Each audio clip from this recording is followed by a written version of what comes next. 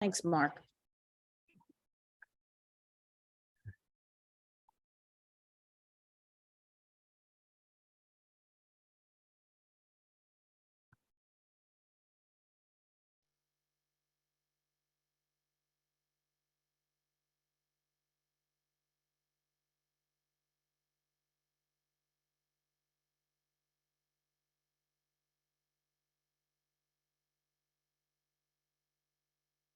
So Donna, I'll make you host now, if that's okay. Okay, yep, and then I'll make you co-host.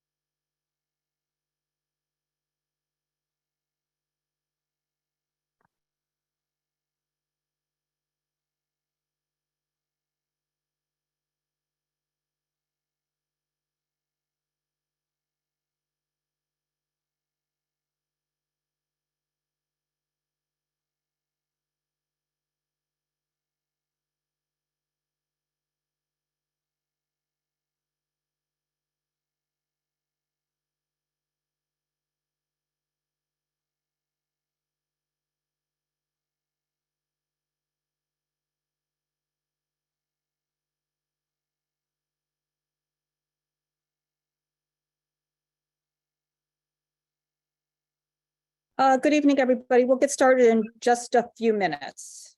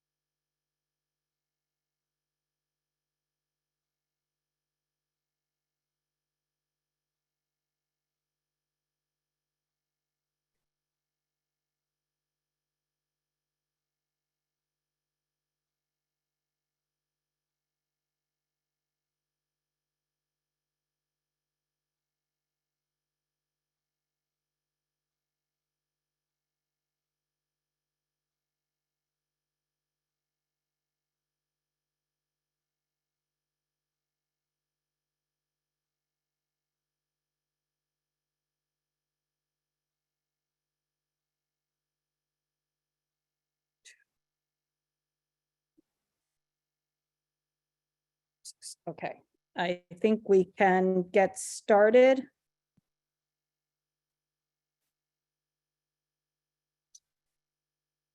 One second. Okay.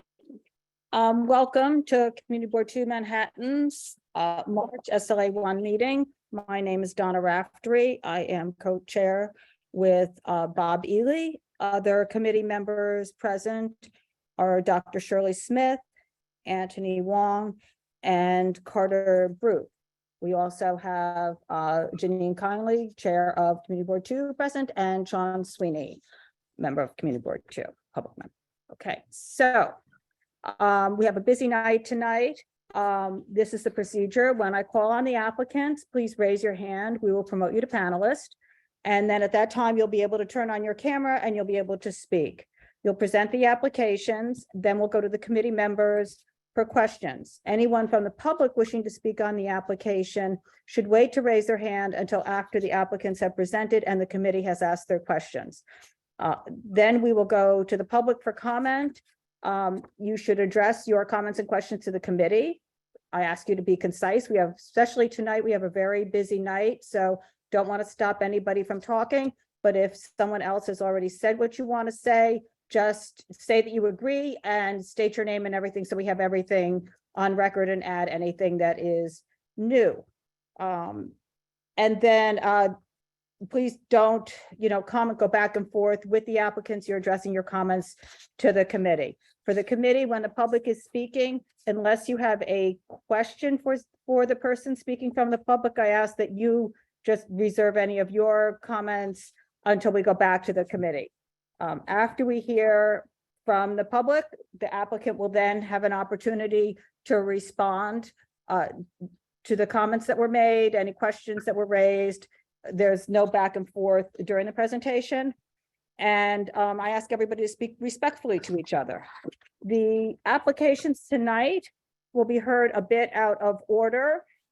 I put the agenda in the chat and just put it in again for everybody. So you can see a link to the applications and the agenda in there. So, and then for the committee, I emailed a list of applications we're going to try to take quickly. I didn't hear anything back from anybody, so I'm assuming there are no major concerns, but we can discuss anything during business session. So first application we're going to hear is New York chapter of the American Institute of Architects at 536 LaGuardia Place, also known as 534 LaGuardia Place. And that's a corporate chain for an on-premise for a tavern. If you could raise your hands, I will raise you.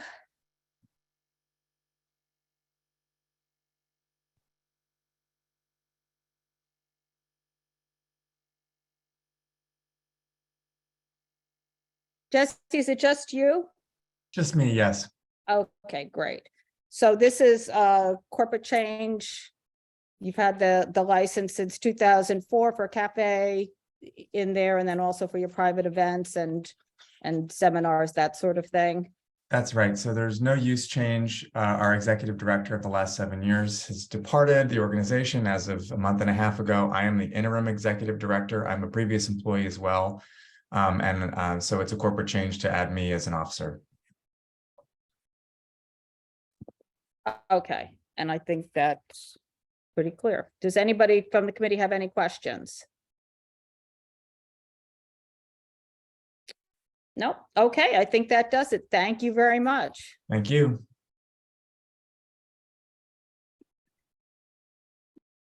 Okay, the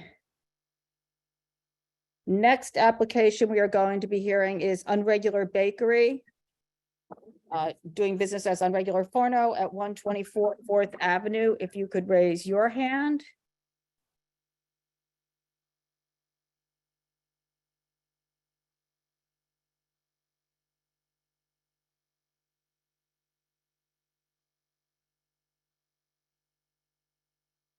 Hello. Good evening, Michael Kelly, representing the applicant. Gabriel Monica is here.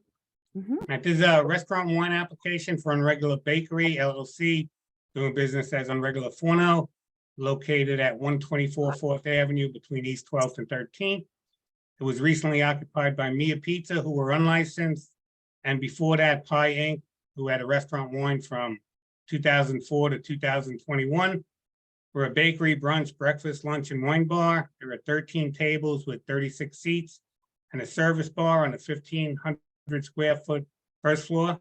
The 400 square foot basement is for storage, sorry. We will have 2 tables and 8 seats on the sidewalk against the building, operating under the open restaurant seating program. There is no street seating, no street shed. Hours of operation, 7 a.m. to 9 p.m. Background music only inside, no music outside. We submitted a petition with 39 signatures. 32 are from our building, which has a dual address, with one of them being 79 East 12th. If you'd like, Gabriel will talk about his experience, and if there are any questions, we'll be happy to answer them. Can you give us a quick background on your experience? Yeah. Hi. I'm from Rome, Italy. I moved in New York in 2008, and since then I worked in the restaurant industry in New York, working my way up from busboy to manager.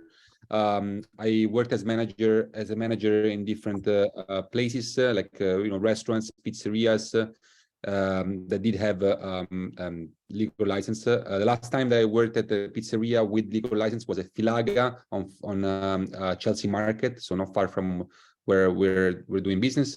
Right now, I'm actually the owner of my own pizzeria, which is also in Union Square. It currently does not have a license, but the neighborhood knows me, my family, my team. For the past 2 years, I operated a business there, and we're trustworthy people and operators. Okay, great. And so the hours are 7 a.m. to 9 p.m. Yep. 7 days a week. It's background music only. Yes. No TVs, and you have outside on the sidewalk, I believe, 2 tables and 8 seats. Yes. Yes. Okay, and those, I think make sure that there's room for them there, but make sure that those chairs stay the way they are on your layout, so that Yeah. they're perpendicular, I think. Yes, absolutely. Yeah, I won't bother any passerby. Yeah, for sure.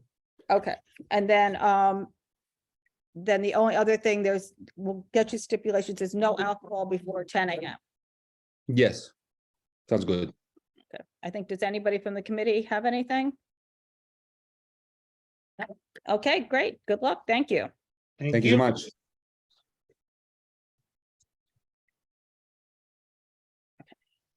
Okay. The next application will be Kazumi Omakase at 31 West 8th Street. This is a restaurant wine license. If you could raise your hand, if you're here.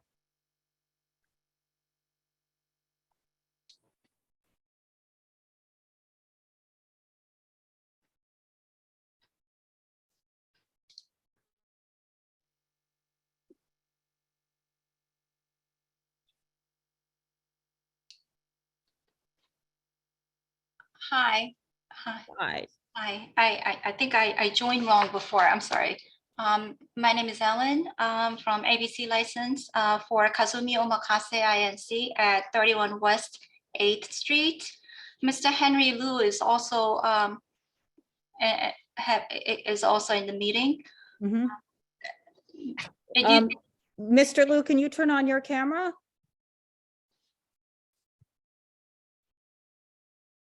Great, thank you. Okay. Okay, go right ahead. Okay, it's a Japanese restaurant opening up. It was never licensed before. It used to be a State Farm real estate insurance agency before. They plan to open up, but we submitted all the documents. Mr. Liu will be the chef along with the Mr. Wang. He's currently working at the other restaurant. That's why Mr. Liu joined. He's the stockholder and the chef. It will be operating. They plan to operate for lunchtime as well. It's very unusual for omakase.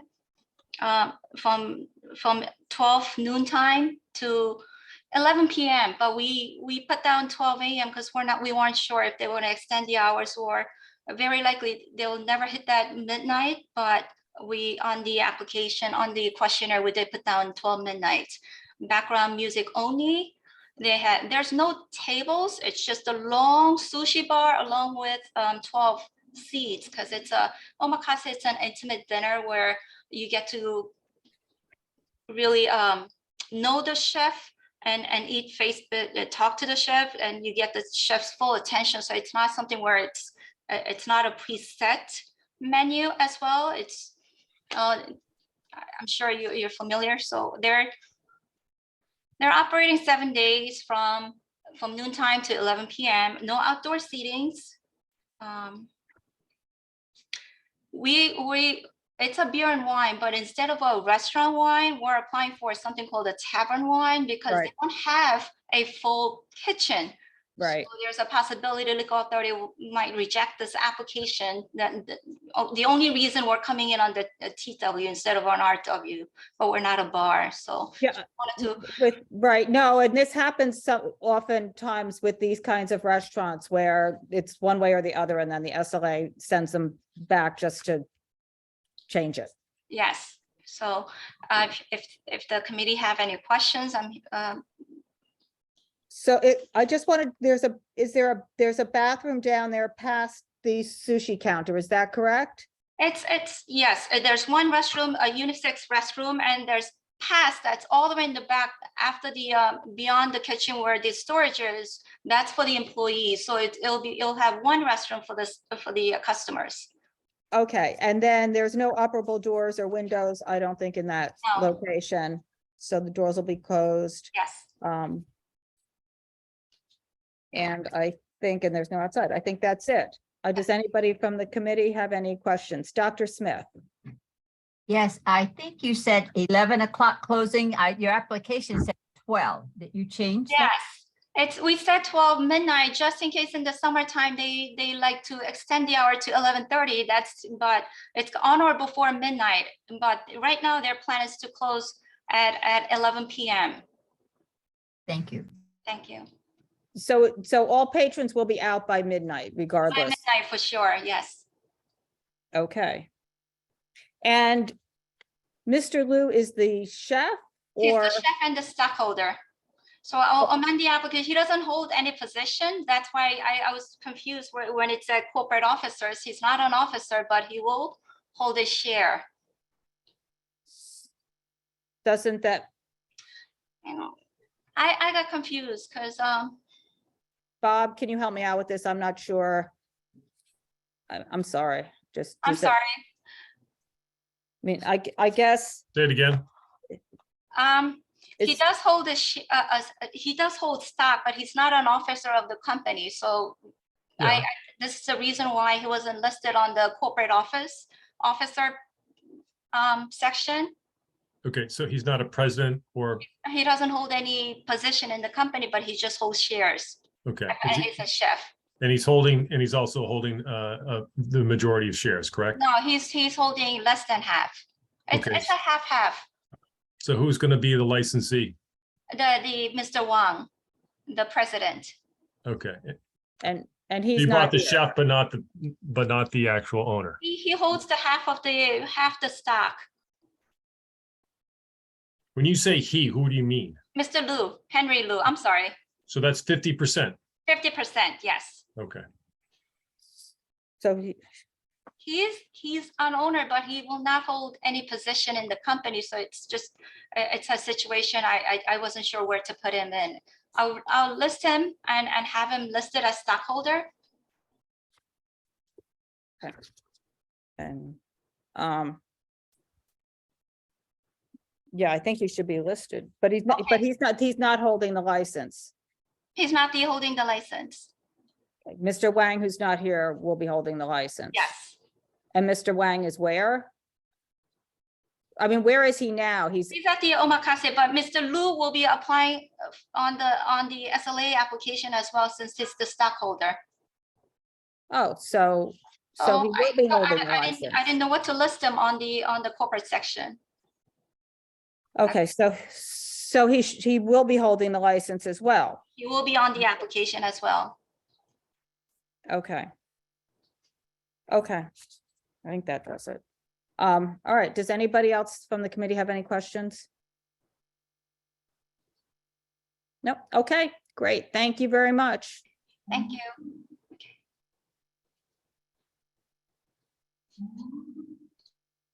Okay, the next application is going to be Shiki Omakase at 73 West Houston. It's a restaurant wine license. If you could raise your hand.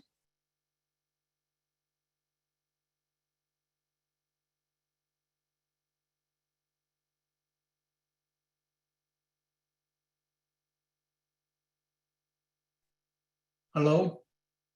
Yeah. Can you turn on your camera? Yes, it's on. Did you see me? Nope. Let me try again. Oh, my screen is clear. Wait, hang on. No. I see, hang on 1 second. You need to be promoted to a panelist.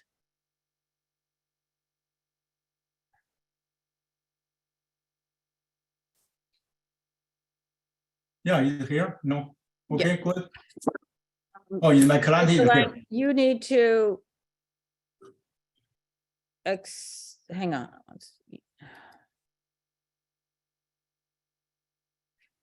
There.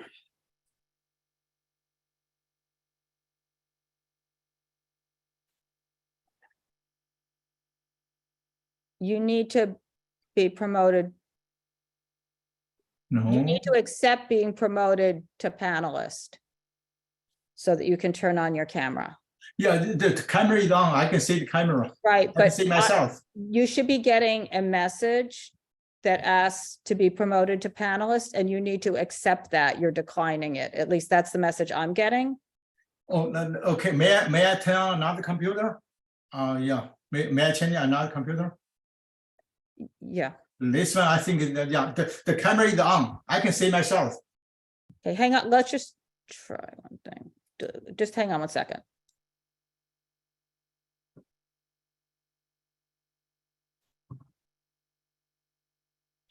So.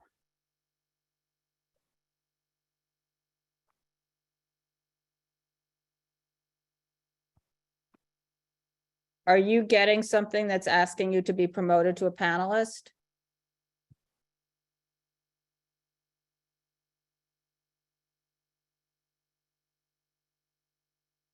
Is he trying another computer? Yeah, I gotta say, I tried myself. Yeah, he's declining.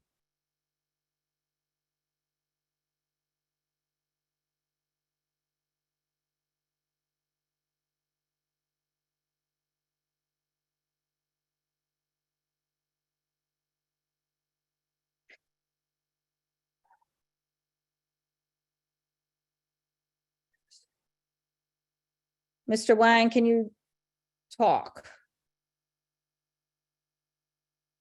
I can hear you. You can hear me, right? Yeah, But you need to see me. Okay, I understand. Okay. I can't see you because you're declining to be promoted. So why don't we just Yeah, why don't we go, Donna? go ahead? We know Mr. Wang. We know Yep. his voice. So Mr. Wang, go ahead. Go ahead. Okay, yeah. Yep. Oh, okay. So this will be restaurant one, and they already have the location in 71 West Houston Street because the space is small, so they extended to the 73 West Houston Street. Will be keep same method of operating and the same principle. Only for they extended one more place. Is same size, same design with West 71 West Houston Street. The hour will be 11 to 12, 7 days a week. 11 to 12 or 12 to 12? Oh yeah, 12 to 12. Sorry, 12 to 12. Okay, and there's no outside seating? No outside seating. No, Yes. the music is background? Background music Only only. Yes. no operable doors? No. No. And this restaurant, Mr. Lin, this restaurant is going to be operating separately from the place next door? Yeah, because they cannot get the building connect together, so they have the two separate application. Okay. So I think that, I guess that means you're doing well in your other business. So good. Thank you. Yeah, the owner is here. Yeah. Does anybody from the committee have any questions? No? Thank you. Okay. What? Turkey. Does anybody? It's ground turkey. Okay, I think Okay. that does Thank it. you. Thank you very Good much. night. Thanks. Bye-bye.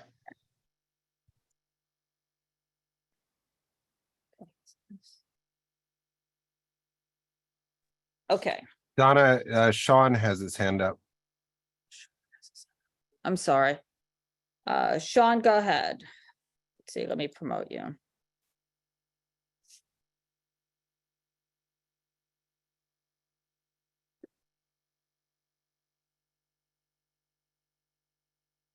Sean, you should be able to turn on your camera and speak. There we go. Okay, yeah, I just want to speak in favor of this. Based on their other operation next door, I live around the corner and I've walked by there 100 times in the evening, and they've been very quiet and peaceful and respectful. That's all I have to say. Great. Thank you very much. Okay. So that does that one. The next one is going to be Bo Tea House, 122 Mulberry Street. You could raise your hands if you're here.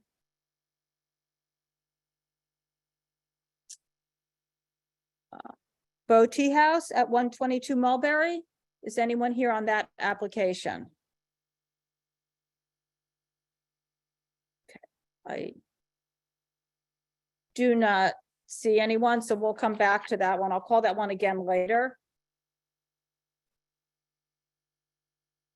Okay, next one. NoHo Cultural Society, Zero Bond. If you could raise your hand.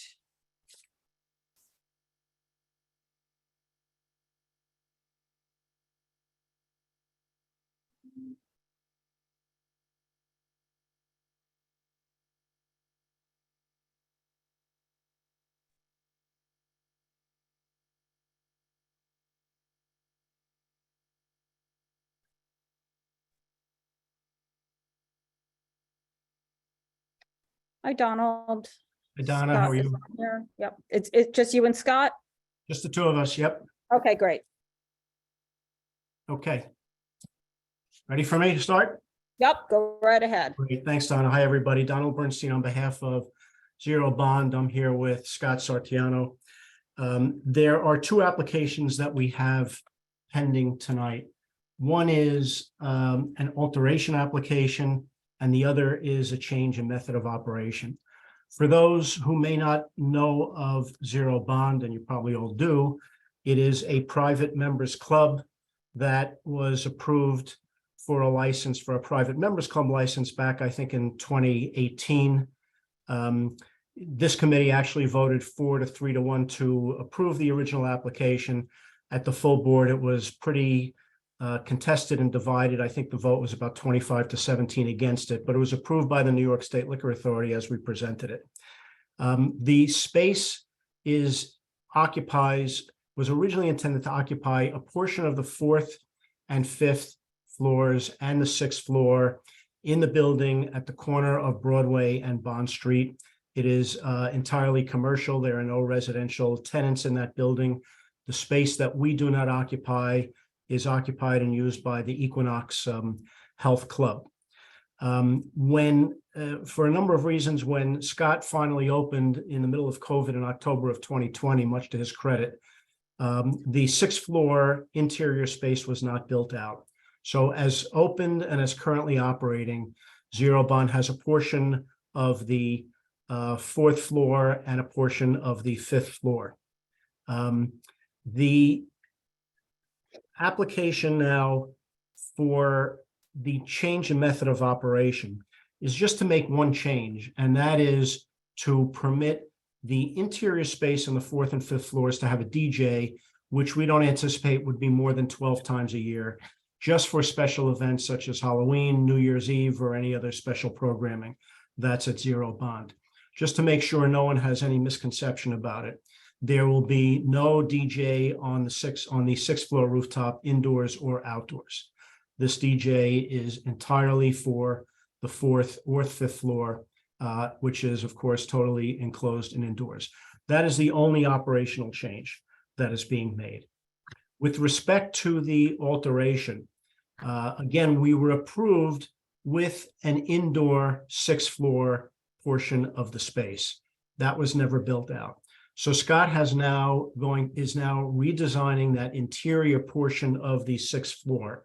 It will not be large. I think it has about 30 seats in the interior, and it is fully enclosed.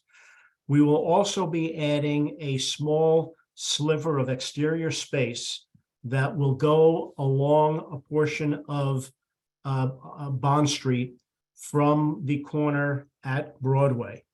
That will also be small. It will have a total of 36 seats.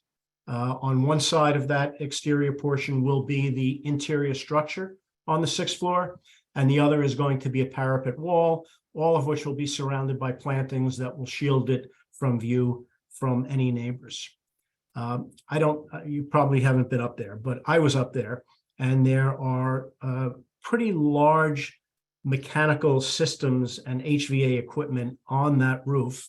You can imagine what's required to service this building, including the Equinox Club, as well as mechanical equipment for Scott. So it's not the quietest rooftop. We have commissioned a sound study from Alan Firestein of Acoustalog, who you are all familiar with. Alan went up there and took sound readings of ambient noise. He took it at the quietest time of the 24-hour day, which he determined to be at 3:30 in the morning. So he studied the sound that would emanate from, actually, he calculated, I think, about 44 or 45 people outdoors, which is more than the seating that we will have outdoors, and found that those people sitting out there and speaking, that sound, by the time it goes up and over the parapet wall and then down or across the street, either Broadway or Bond, into the windows of neighboring buildings, will be below the level of ambient sound. And remember, that's based upon ambient sound at 3:30 in the morning. Of course, the ambient sound is going to be later, between any other time of day. Therefore, the sound emanating from the outdoor space is not going to be heard by any of the residents. Keep in mind that this space, we're not increasing the membership. The membership is going to be the same. So this just allows people who are already members to utilize outdoor space. We all know the importance and value of outdoor space in the city. We knew it before COVID. Even more so during COVID, it has been important. Other members clubs have outdoor space, and this is an opportunity for Scott to have a small sliver of that. You'll also remember that we had filed an application, I guess, 2 years ago to try to get some sidewalk or roadbed seating. You were not in favor of that, and the State Liquor Authority actually agreed that outdoor public space on the street shouldn't be utilized for a private members club. So we didn't have the opportunity to get that, even though, of course, we see hundreds of those all over the city. This is not public space. This is private space. It's an opportunity to use it in such a way that will not cause a disturbance to our neighbors. And we hope that we have the opportunity to use that. We did, let me just touch on the hours. The hours for the interior portion of the 6th floor will be the same as the interior hours of the 4th and 5th floor, which is until 2 a.m. Scott originally wanted to maintain that closing hour for the outdoor space, but he's agreeable to reducing that. I think we're looking for closing the outdoor space at midnight during the week and 1 a.m. on weekends. And not only will there be no DJ out there, but I think we've agreed that we will not play music in the outdoor portion. So only in the interior portion of the 6th floor will have music, and that will have background recorded music only. We have done a lot of outreach, and I sent to Donna, you and Bob and the community board office midday today, and I hope that everyone has had a chance to look at that. A summary, a letter from Scott, and we've gotten 80 letters of support. These are not form letters. These are not petitions. These are letters all individually written by residents in the immediate area. We have, and I just want to review this with you because it's very important. Scott made a real concerted effort to contact these buildings that would be directly impacted or arguably impacted. We have support letters from the buildings across the street from us on Broadway, including 682, 680, 670, and 666. I think maybe the only one we didn't get is possibly the NYU dorm. And that also includes tenant at 682 who lives on the rooftop, who would be directly affected by whatever goes on on our roof. On Bond Street, directly across from us I'm sorry, I'm looking at this, is actually what 666 Broadway is directly across from us, and Catty Corner is one bond. We have support from one bond from a tenant, again, who lives on the top floor of that building, directly across from our rooftop.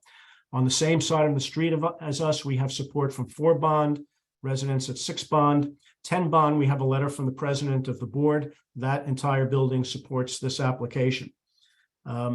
Going down the block, we also have letters from 17, 19 bond, 26 bond, 31 bond, 40 bond, and 22 bond from buildings behind us, 4 Great Jones. And then there is a smattering of letters from other streets, Great Jones, Bleecker Street, and other streets in the neighborhood. And I hope you have a chance to read those. They are strongly in favor of this application. They are supportive of Scott, supportive of zero bond, believe that it is a benefit to the community, that it has been operated well. And let's see, I think in Scott's summary, 5 out of the 6 buildings on the direct block bond between Broadway and Lafayette support the application or have residents supporting the application. And that's all I needed to say. Scott, you can add if you'd like, otherwise we can just take some questions. Yeah, I'll say a few words if that's okay, if there's still time for it. Go ahead, Scott.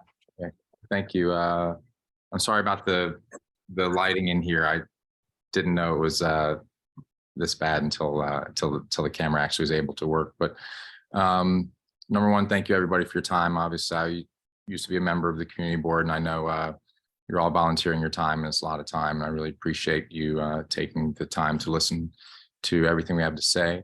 First, I just want to quickly address the actual agenda. Reading the agenda very quickly at first glance, almost read like I was opening a large nightclub on the roof of Zero Bond with DJs, and that couldn't be farther from the truth. Like Donald said, I'm simply asking to take the outdoor space that was the indoor space was already approved, shrink it smaller, and add roughly 40 seats outdoors. And then the second thing is adding DJs roughly 12 times a year on the other floors, nothing on the roof. Like Donald said, no DJs, no outdoor music. The sound test, when you read it from Acoustalog, when I first hired him, I talked about outdoor sound. So if you looking at it addresses, I think, speakers outside and says it still would be okay with outdoor speakers. But after talking to people in the community, I've scrapped the idea of even trying to do that. So quickly, my background, obviously I've been in the neighborhood for over 20 years, opened Butter Restaurant in 2001. I've had other places in the community for decades. I opened Broken Coconut a few years ago, about 5 or 6 years ago on 4th Street. I have lived within a block of Zero Bond for over 4 years. And I recently bought an apartment within a block of Zero Bond. I recently became involved in the Mercer Hotel. My son goes to school a block away. I really am, as vested as anybody in this neighborhood. And while my business is obviously very important, the community is very important to me as well. So I'm as vested as anyone in this community, and that is, being a neighborhood and a community, a partner with the community, is very, very important to me. And then just the support that we received. Obviously, we had a contentious hearing years ago on Zero Bond. We've been open now. We opened in the middle of COVID when nothing else was really open, and it was a very, very difficult time. And going through this has really kind of made me feel even more confident about Zero Bond and what it is and what it means to the community, because we've had tremendous support from the people that we've spoken to. Many people that I didn't know 5 years ago. I think we had about over 20 letters personally written from people on Bond Street. I think there are roughly 8 apartments in the vicinity that could see the roof of Zero Bond. Currently, we'll put large hedges up so that that won't be a distraction. But I think 8 of the 9 wrote us letters approving what we're doing. So the outreach has been great. The overall approval of the community has really made me feel confident and in what Zero Bond is and means to the community. I think that's it for now for me. So thank you all for considering this. Okay, thanks. All right, so I had a couple of questions. So for the DJs, that's just on the 4th and 5th floor, and you want 12 times a year, is that? Right, yes. And then when they come in, would they be piping into the sound system that you have, or would they be able to bring in their own equipment? How will that work? It depends. Most of the time, I would say they would pipe in, but on a handful of times, like a New Year's or Halloween, we would probably bring in extra equipment. So how is it soundproofed inside for that? Because that's different, Scott, than what you're doing now. You know what I'm saying? It's different than what you're doing now, having a DJ. Yeah. So on the 5th floor, the area, there's about a 40, let's say 35-foot barrier between where that would occur and any other residence. And we have soundproof curtains. There are very large arches in the space. So we have soundproof curtains. On the 4th floor, if we ever were to do that, which would be less likely, we actually we actually spent a fair amount of money redoing the windows and soundproofing the windows. There's actually 2 sets of windows on that entire side.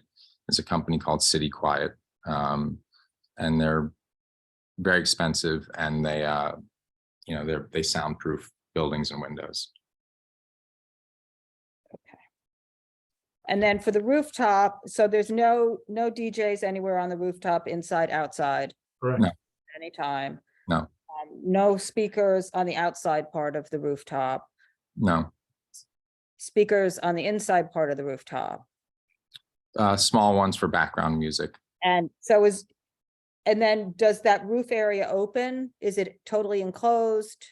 Are there doors that slide open? How is it designed? Can you pull up the picture of the rooftop? So if you're looking at it, there's a staircase being built, and the bar that you see on the diagram, everything in yellow is it yellow or everything the color that the bar is in, I think it's yellow, is indoors, and there are 2 doors I think in the diagram that would open. Okay, yeah, sorry. So the yellow is all indoors, and you see 2 doors kind of adjacent to the staircase we would be building, that kind of funky diagonal staircase. That is where the people would come outside. And you can see that the seating is along Bond Street, but obviously we tried to put as much towards Broadway as possible because there's no residents on that side, and Broadway's much louder in general. If you look at the plan, you kind of see this where it says entry, a yellow. Yeah. The yellow areas indoors. Yeah, You no, see I kind of see like a hallway, and then there's a doorway there. So nothing else opens? The rest of this is all enclosed in glass, or that's what I'm just trying to understand? Yeah, I think the idea is that some of the other areas would be glass, and they would be doors that would be operable that I would close at 11 p.m. And so when those not doors, they wouldn't be doors, it'd just be operable glass that I would close at 11 p.m. So it could open. I guess that's what I'm trying to get at. How much of the structure opens to the outside? Is the whole thing being devised so it kind of can be an open structure, or are they small windows? Are they, what are? No, I'd say about 25% of it. I'm sorry, if you're looking at it, from where the bar starts, you see there's the 4 tops. I'd say about 25% of that section will be operable glass. that I would close at 11 p.m. if not sooner. Okay. And let's see, what else? Then the other thing, all right, I guess. And so when they're open, there can be music on the inside and that will be open. You might have open windows. Yeah, that's a fair point. I would stipulate that I would not use anything inside if those are open. So that if the doors were open, you've got no music inside. Otherwise, if they're closed, you have the quiet background inside. Yeah, I think Okay. that makes sense. Okay. And do you have any flexibility in the hours up there? You want them later, Donna? Yeah, I You want them them later. later? No, I want them earlier. I think I mean, I know we especially for the exterior part, because well, let me ask one other question first. Is all the people that are out there, is the service only to seated patrons? In other words, there's only seated service outside, or so that the number of people is what you are saying in terms of your seating with 36 outside and about 30 inside, or will there be more people than that? you know, I don't think there'll be more people than that. It's you know, there's 36 seats, so predominantly people will be sat for the most part. It's not a very large area. There's not a lot of area for standing. You know, the members club, it's a different business. You know, we're not open to the public, so it's not like people just kind of walk up. And if you came here and observed it, you know, we're never an overcrowded place. You know, we kind of, one of our main things is that there's always room for people, and it's never overcrowded. So you know, there's 36 seats. We don't have lots of people standing around in general, other than maybe at our bars. So I wouldn't anticipate it to be much more than 40 or 45 people ever out there at one time. So would you be willing to stipulate that the service would be to seated patrons only, or does that not work for you? Yeah, just, well, what does that mean exactly when you say service only? I mean, I guess What it means is there's no cocktail parties up there where you have 30 people standing having a cocktail party. People who are seated are served, and that's how they're served, on a seated position. Yeah, I mean, I have no problem saying if people aren't sat that they won't be served. You know, most of our you know, Zero Bond, you know, in general, we don't, it's not like a reservation type thing where we sit people and move people and tell them kind of what to do. But I'll put in there, I don't mind saying that if you're not sat at a table, you can't be served a drink or food.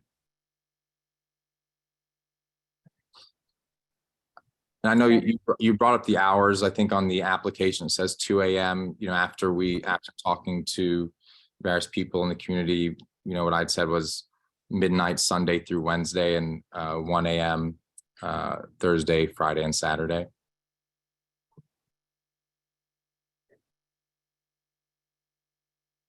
And then, okay, so would there be events on the rooftop, or would the rooftop be more just passive use?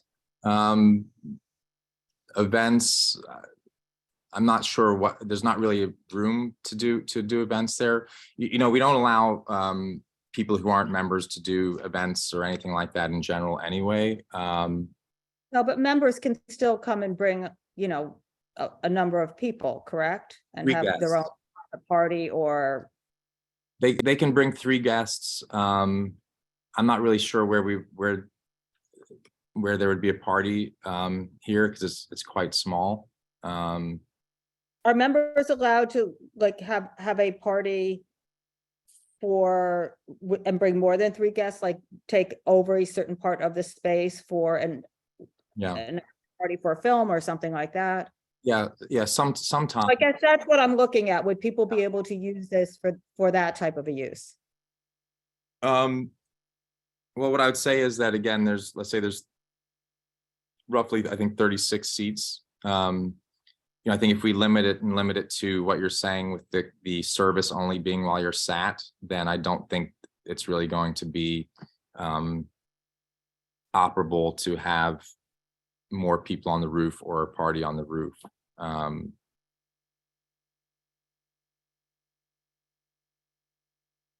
So, you know, could I see someone taking the corner and saying, hey, we're going to be 12 people instead of the usual 4? I could see that happening on occasion, but I don't see anything larger than that really happening. All right.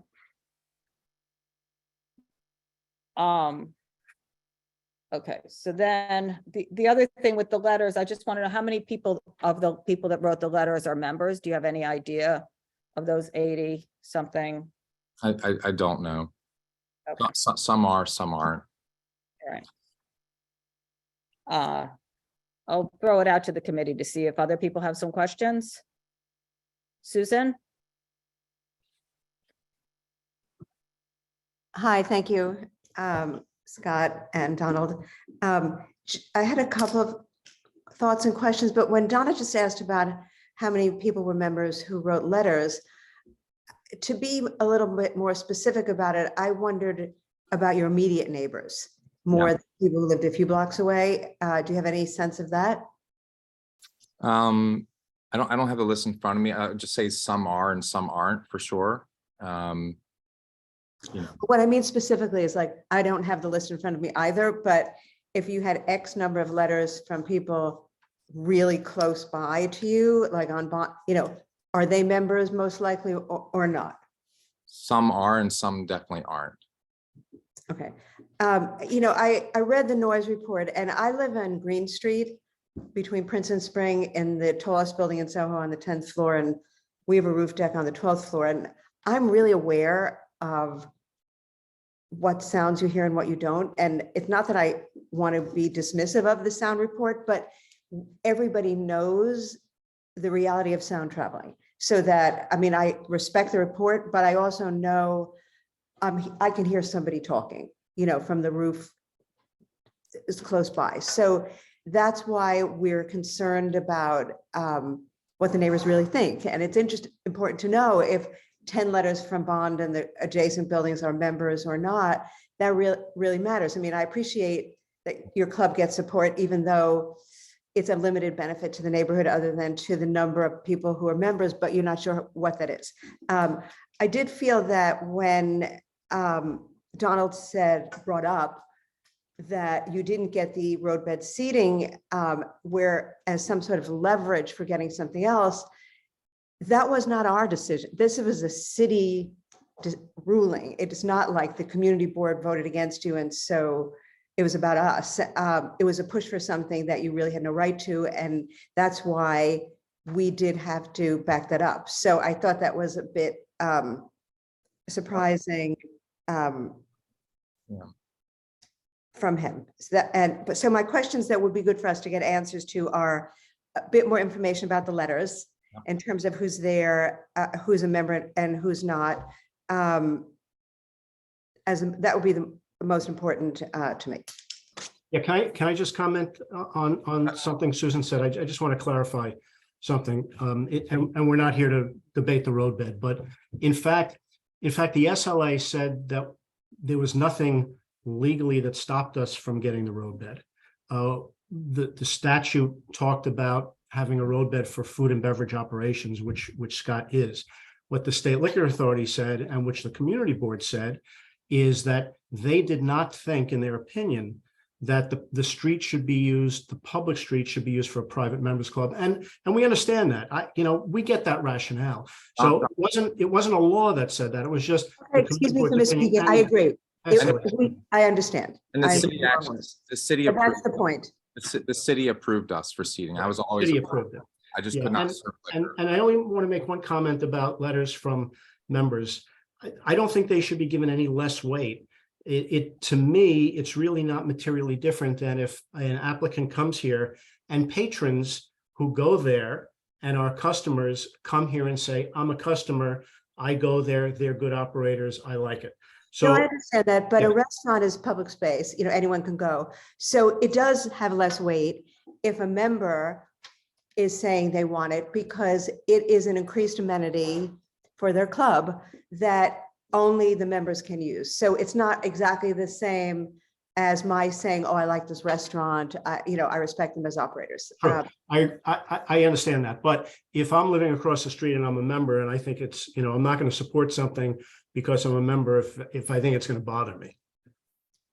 But I understand your point. Yeah. I understand your point. Good, thank you. Yeah, I would just agree with Donald. Number one, the city did approve us for outdoor dining. We were always approved. It was just for liquor. The DOT, I had a permit or whatever it was called. As far as whether people are members or not, I would say that members actually can opine maybe better than someone who's not a member because they know how I operate and what it is. And the people who are members, people in New York, they can go anywhere. They're not going to write a personalized letter that's total BS just for whatever reason. They're not, my membership they're sophisticated. They're not going to do that. And as far as to answer your question, there are many, please do not discount. One of my rules is, and one of the club's rules is, I don't disclose who are members and who aren't. If someone chooses to, then they can do that. Some of the people in their letters, I'm pretty sure did, but don't discount the people there. Like the full board of 10 bond, they're not members, many of them. There are many people within 100 feet that wrote letters who are not members. This is not like a pure member thing. There are people in buildings that didn't approve that are not members who wrote letters. So please don't, I see where you're going, where you're assuming, oh, there's members, so they wrote letters. There are many people out of the ones on Bond Street who are not members. That I can promise you. I know, it just was something that would be useful to know. And I do believe that it benefits the members more than it benefits the community because they're the ones who get to be on the nice roof during the summer. So I don't see that's really debatable. Anyway, I have no further questions. Thank you.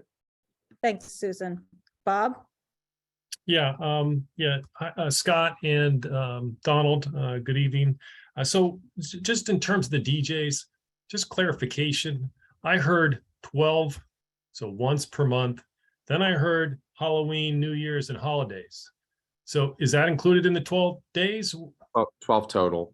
12 total. And that would include like Halloween. That's it. Got it. Okay, that's very helpful. Thank you. And then the other clarification was, I heard no speakers, but I didn't hear no music on the rooftop. We're not having any music up there? No music outdoors. Okay, thank you. That's it for me.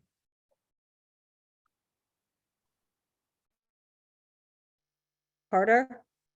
Yeah, I just wanted to wait. Mr. Bernstein, I just wanted to correct you again, and we have all of our board members. The committee did not approve this the first time.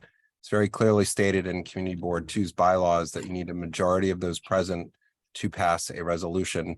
And you'd incorrectly argued that at the Liquor Authority. You repeated it again tonight, but I just wanted to make that clear, just so everybody knows that a board position only carries if the majority of those members present vote in favor of it. Yeah, I said the vote was 4 to 3 to 1 to approve. No, but it wasn't to approve. That doesn't carry. The vote was to approve. I didn't say it was approved. Okay, it's semantics. I didn't say it was approved. You've repeated that error and it's been picked up by other people who've misinterpreted you. And so I just appreciate that you not keep repeating it. It didn't carry. So there was, in fact, no position from the committee. Anybody else from the committee have any questions? And I just had one more question with the DJs. Are those for events organized by the club for all members? Or are those events that members are hosting and having other guests come to?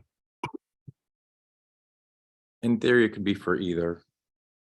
Because I know, and just so everybody knows, I live within a football field length of the establishment. And I think that if it's members, you have a much different type of movement in and out, and there's significantly less impact.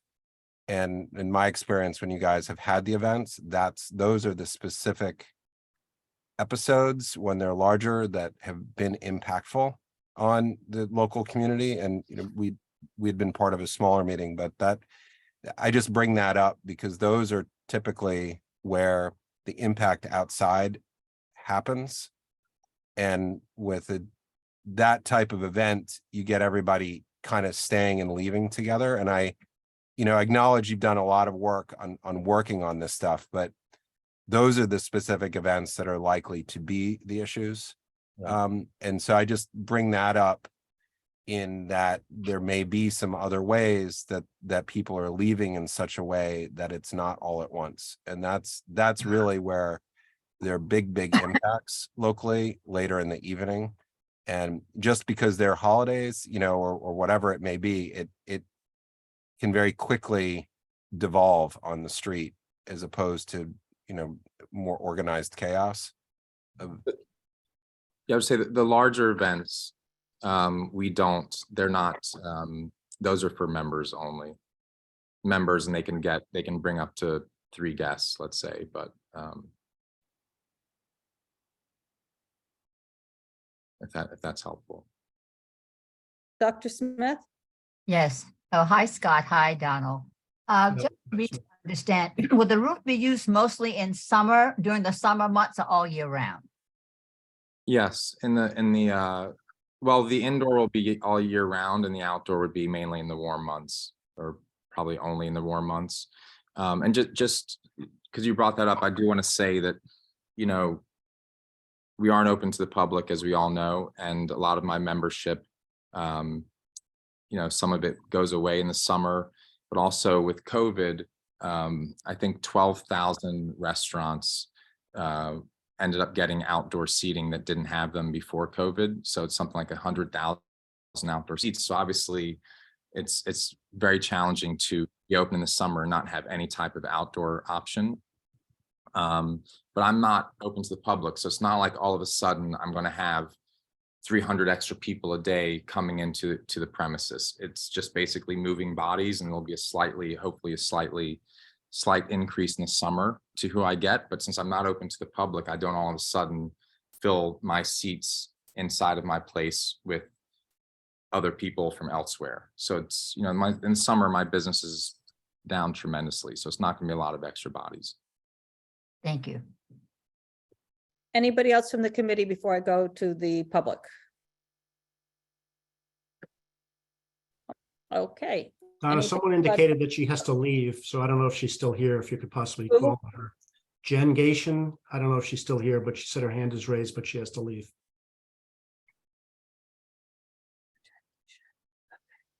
Okay, I'll promote Jen.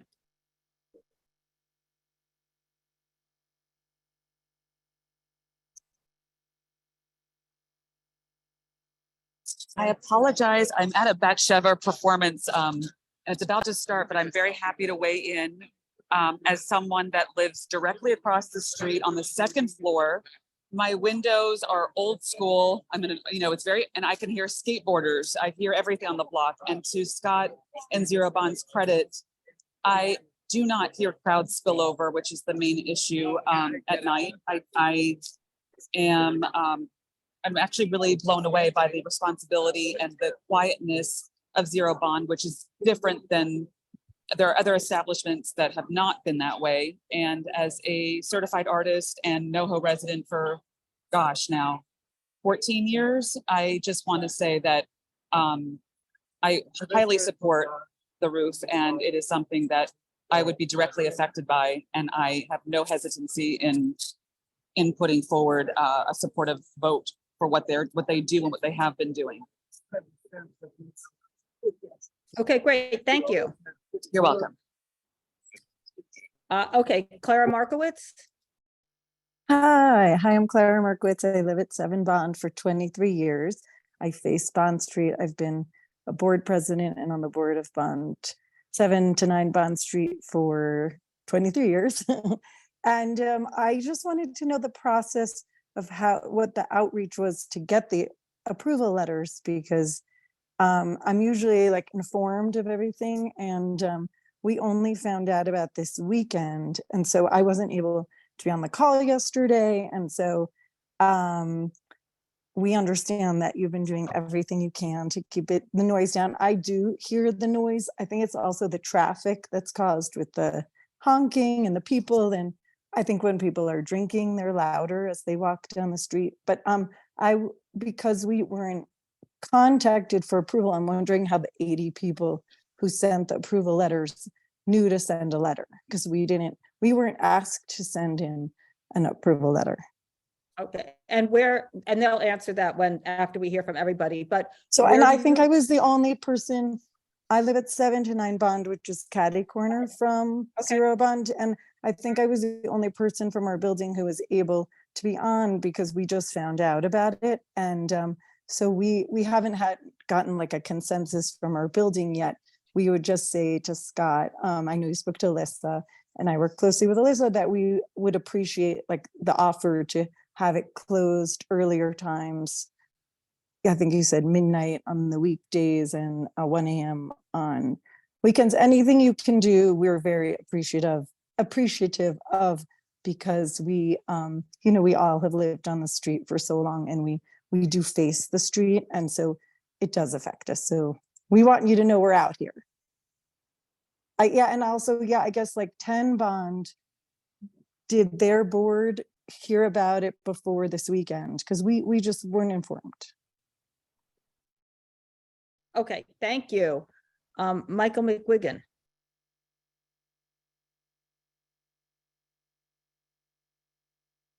Unmute. Can you hear me now? Yes. Hi, how you doing? Okay, thank you for holding this. Hello to everyone, Scott and Donald. I'm Michael McGuigan. I'm a 44-year resident at 2 Bond, considerably older than 44, but been here 44 years. And I'm just going to try to hit some notes very quickly. Yeah, there was no outreach to Bond Street, and I can tell you for sure that there are no letters of support from 2 Bond Street. We're very affected. In fact, I want to make a point about the map that's on page 26. That is a like a survey. I don't understand why it's done this way. The applicant is here. Then there's the driveway, which is Shinbone Alley, which is right next to our building. Then it looks like it's saying there's a commercial building and then a residential building. But the commercial is our basement and first floor space, and the residential is on top of that. So 2 Bond Street is in fact right next to the alley, which is right next to the applicant. And I'm a little skeptical about some things. I know the application is asking for a DJ for 12 dates, as if a DJ wasn't allowed until then. And I can guarantee you there was a DJ on many nights there, very loud. In fact, to the point where we'll also actually have a retainer with Alan to come by and do a soundscape when it gets out of hand, which it had in a couple of dates back in April, and then even on a Monday in May. And there was calling police and angry letters to Scott. Now, I do have to say that I will acknowledge that 0 Bond definitely took steps to mitigate the noise. And since some of the work that he says that they did, new windows and other things, yes, that has very much improved the noise. But I have to point out that on the first time there was licensing, the residents here, especially in our building, were going to say, it's going to be noisy and there's going to be traffic. To which we were said, no, they're going to limit the cars to Broadway, and the sound will only be ambient. The music will only be ambient. That didn't happen. Now, I do again acknowledge that 0 Bond took the effort to stop the sound, but they shouldn't have had to do that. If they knew in their hearts the music was not going to be ambient, they should have had those mitigating soundproofing in altogether. And I also, again, have to wonder, well, how could there be asking for DJs if they've been having DJs for a while? The other issue is according to the map in the presentation that Donald and Scott just did, I noticed that they very distinctly did not mention that there is all open space right here on the alley, right across from our building. They kind of mostly just spoke about the space that's on Bond Street. Now, again, we're skeptical. I'm definitely going to say there'll be complaints about the sound, but I can't see how they can mitigate that with soundproofing here. The walls that are going to be around this bar are not going to be, masonry walls like you already have in the other floors, which does mitigate the sound somewhat. And especially being open till 2 o'clock, I appreciate them saying that there won't be any music up there, but I got to say I'm skeptical. And the chatter is also something that is very intrusive. People whispering in the alley during the day, we can hear it. That alley is like an echo chamber. And there was, and the other thing was about limiting, I don't know, man, it kind of sounded like there was a little hemming and hawing about limiting the number of people that would be there, and that if, maybe members could bring in more people, or maybe a lot of members. They had a party there for the mayor's inauguration. That was one of the truly loud, and I don't know if they're all members or what, but that was a very loud noise. If he's saying they're going to limit attendance on that top floor, and which I keep saying top floor, but it's a roof, it's a rooftop. So they're building something on actually a rooftop, which is open. If they can't limit the number of cars that are on Bond Street, which they have not been doing at all, and there is an issue with the honking and all, I don't see how they're going to limit also the crowds that will be up there and making noise. If they're not limiting the cars, I don't know how they're going to put that limit. It's all about enforcement. So I can see, again, they were a good neighbor, and they did some mitigation to keep the volume down. That worked. But I don't know, man, I'm skeptical now that only now they're asking for DJs like they hadn't had them before. So I'm not really sure what's in store. But now you're repeating yourself, so that's Okay, I'm done. Thank you. Let me ask you a question. Did you say Al Firestein comes to, is it Al Firestein? Who comes to your place? Did you say somebody comes to your place? He hasn't actually come to our place yet, but Al Feinstein, I don't have his contract in front of me. He's Acoustonomics. He's actually the same guy that Scott had used to do a test. And I know Scott has said in the past that we've refused him coming to do a test in our building. That's not entirely true. The problem is we don't see the value in doing a test when there isn't a problem. I mean, I assume they would, say they're cranking up the music for a test, but it's not a real world condition. When it's 2 o'clock in the morning and it's really loud, that's when now it's voices. And and the voices, I'm not sure what's going to happen with the voices, but I'm skeptical on that too. Okay, great. Thank you. I just say a few things. Can you wait, Scott, until the end, or do you? I just try not to have the back and forth. Yeah, I think there's something that's really important. Michael McGigan has been on an email chain about this, and every resident in 2 Bond. Today I did an outreach. I mean, you're on 5 or 10. We're not, Scott, you're going to hear more. So let's let's just go through everybody. Because I'm sure you got more to say. Constance Patton.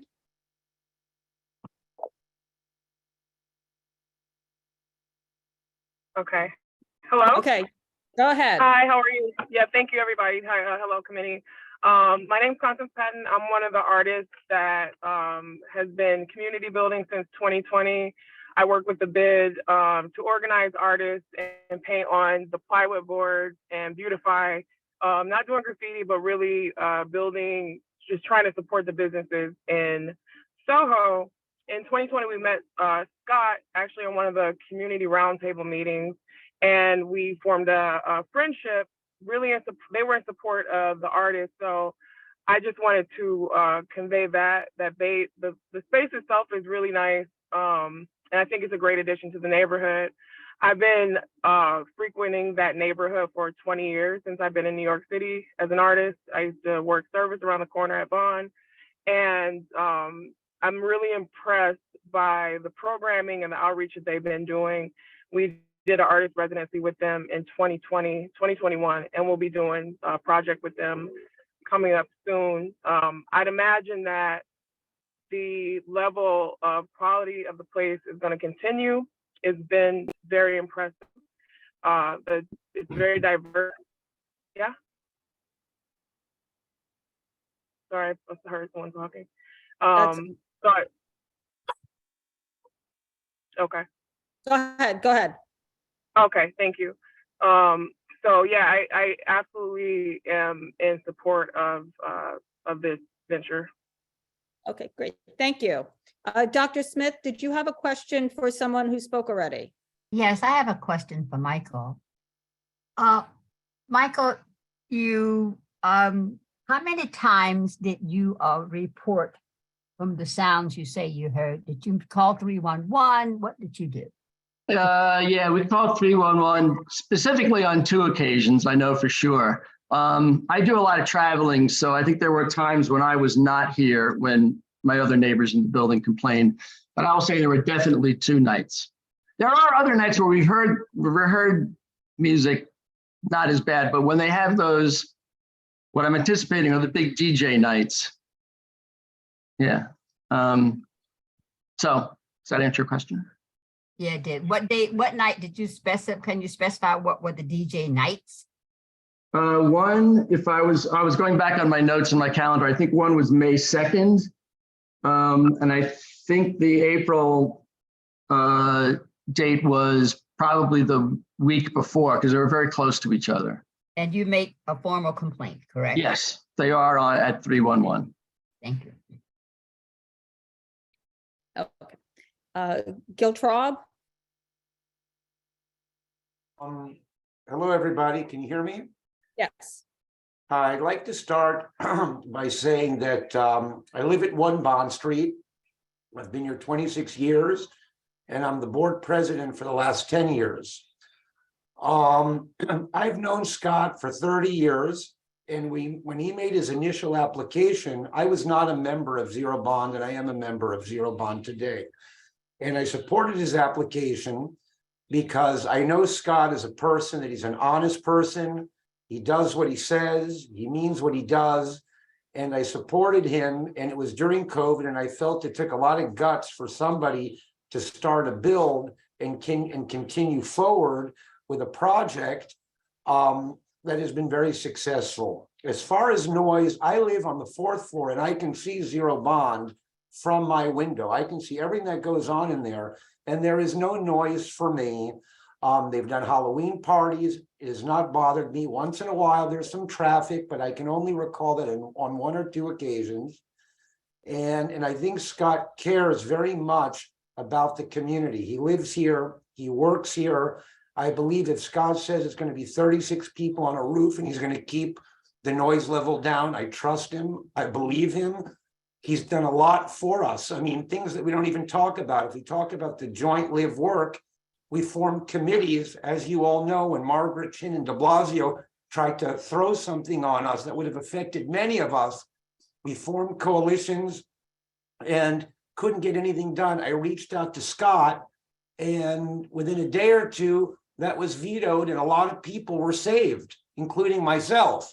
So as far as a person who cares about the community, would be very upset if there was noise, would be very upset if he disturbed people. I trust him and want to give him an opportunity to move forward with this because I believe him. Streetwise, the garbage is maintained. Believe it or not, I see less rats now. He has a security guard downstairs that deals with people if they're, for whatever reason, noisy. They bring them in. He's got a security moving cars on certain nights. So I don't think there would be any reason whatsoever, based on what I've seen to date, to deny him his opportunity to have an outside roof. Moreover, if we look at Bond Street between Lafayette and Bowery, with all the outdoor seating, that's noise. I don't have that kind of noise on my block. I have friends who want out of Bond Street between Broadway and Bowery because of El Buco and Fish Cheeks, and all these paid people that have taken advantage of the outdoor seating that goes far later than 12 a.m.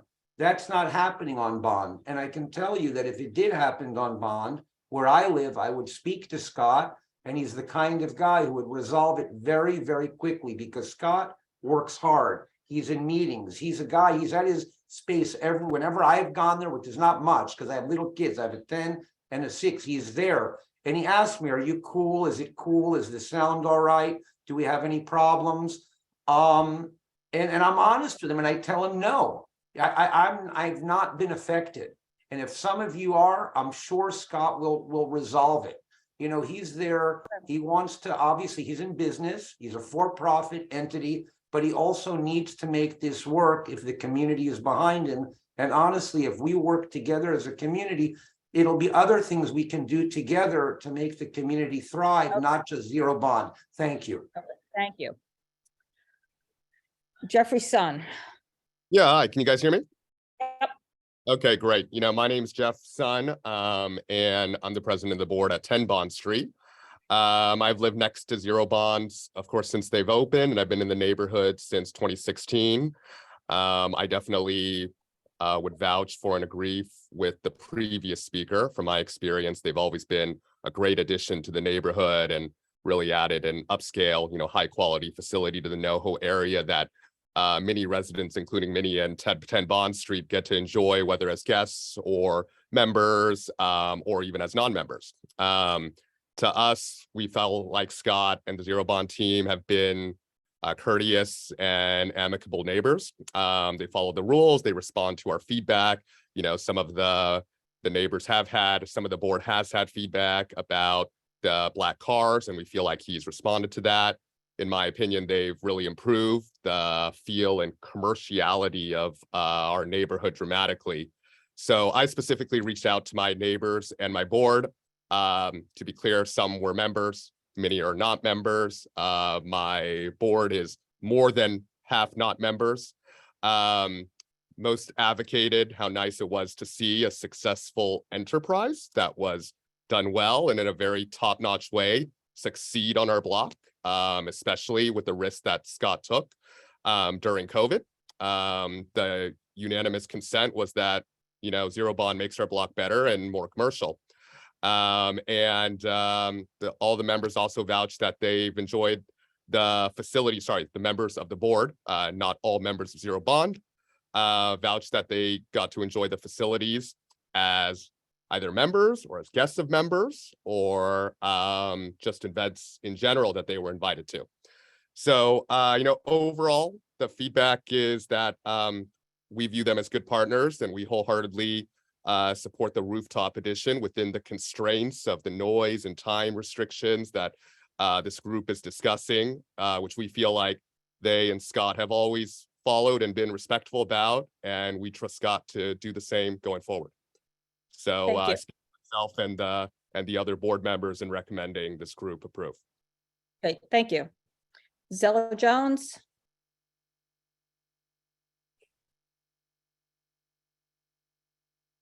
Zella? Yeah, I'm here. My fingers are a little slower than I am. Okay. I can reiterate a great deal of what has been said favorably regarding Zero Bond. I am speaking for myself. I'm a 50-year resident of NoHo.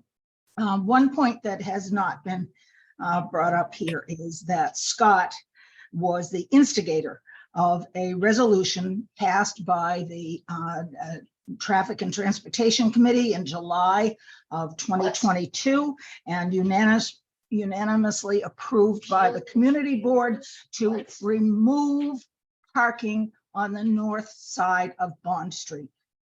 That was directly in response to his neighbors and in collaboration with number 2 Bond Street after many meetings and discussions regarding the traffic and the possible disruption, not only of Zero Bond, but of Bond Street, the Japanese restaurant, and a variety of other players here.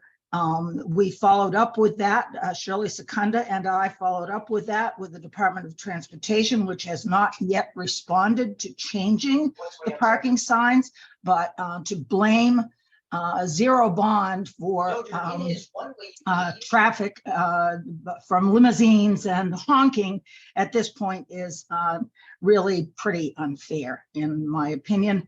And he has done everything in his civic power to ameliorate that situation, as has Community Board 2. The addition of Zero Bond to NoHo overall has been enormously positive. The influence of his membership and the diversity of his membership and the diversity of his community outreach and benevolent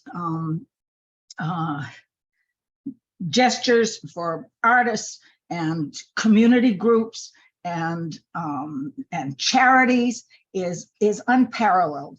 The Zero Bond as a members club devoted to civil conversations in a neighborhood that is live work, that has always been the live work neighborhood of New York City has been tremendous. And the respect that it has shown to us and the respect that it has shown to its neighbors and to its non-members is really unparalleled. It's an example. I trust what he intends to do. I've had innumerable conversations with Scott about amendments and things that could make the outdoor installation more appealing to the neighborhood. I have helped in outreach to many, many buildings surrounding the results of which you have in your packet. I think this is definitely deserving of approval. Thank you. So Zella, just let me ask you, is Scott a member of the NoHo Broadway stakeholders or not? He is, and he is a member of the board for many, many solid reasons. I am speaking individually as a person and not for the NoHo Neighborhood Association. Okay. I feel that the packet that you have substantiates the numbers of people living in NoHo that you need to hear about. I am not going to represent an association because I don't want there to be any kind of conflict of interest. Is that clear? That's very clear, and I appreciate that. And then the other thing I just want to ask you then, you're fine with the hours, the 1 o'clock in the morning on the outside and the 2 o'clock in the morning on the inside for the roof? I would appreciate a slight reduction there. I'm particularly in a slight reduction and possibly a consideration of it being in warm months. I don't think that materially affects Scott or his intention here, but if it ameliorates any opinions of the SLA committee, that it be in something like April to October. I think that's worthy of more discussion. At the same time, I have no reason to believe that Scott is going to renege on any of his promises as far as neighborhood ambience is concerned. Great, thank you.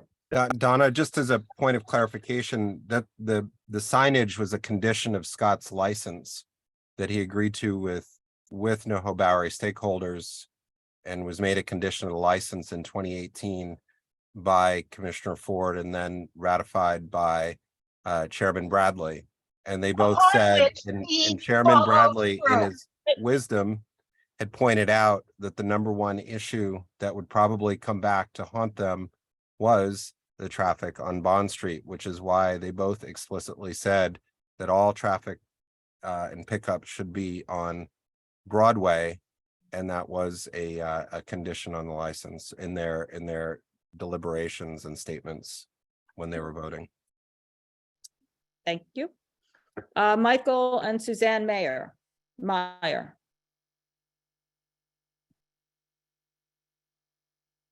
Michael and Suzanne, I don't know which one of you. Okay, hi. Can you hear us okay? Yes. There we go. Hi, hi Scott, hi everyone else. We've had a place at 2 Bond for 30 years. We've raised a family there. I think if we lived at 10 Bond or 7 Bond, we might have a very different opinion than we do now. We're very friendly with him. He's a really nice guy. You know, our building is basically 25 feet away from their building.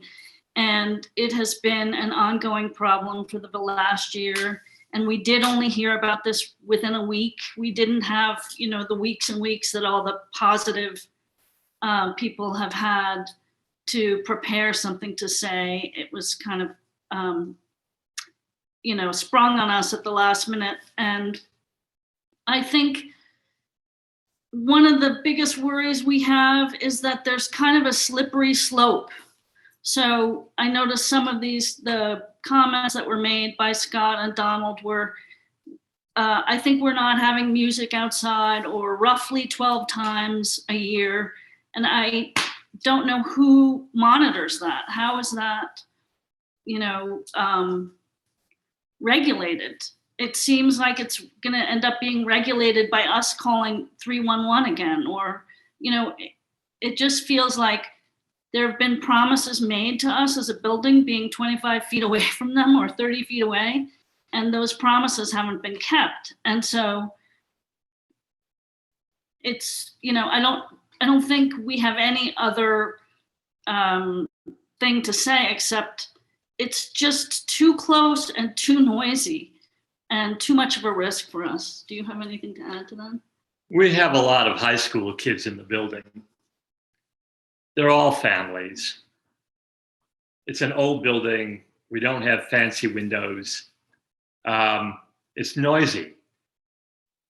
Music has been a problem. Scott took steps to ameliorate it. It was great. Music on the roof, talking, it's going to be really loud.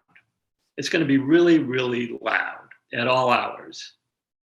And our sound engineer, who Scott and Zero Bond hired to do their study, said as much.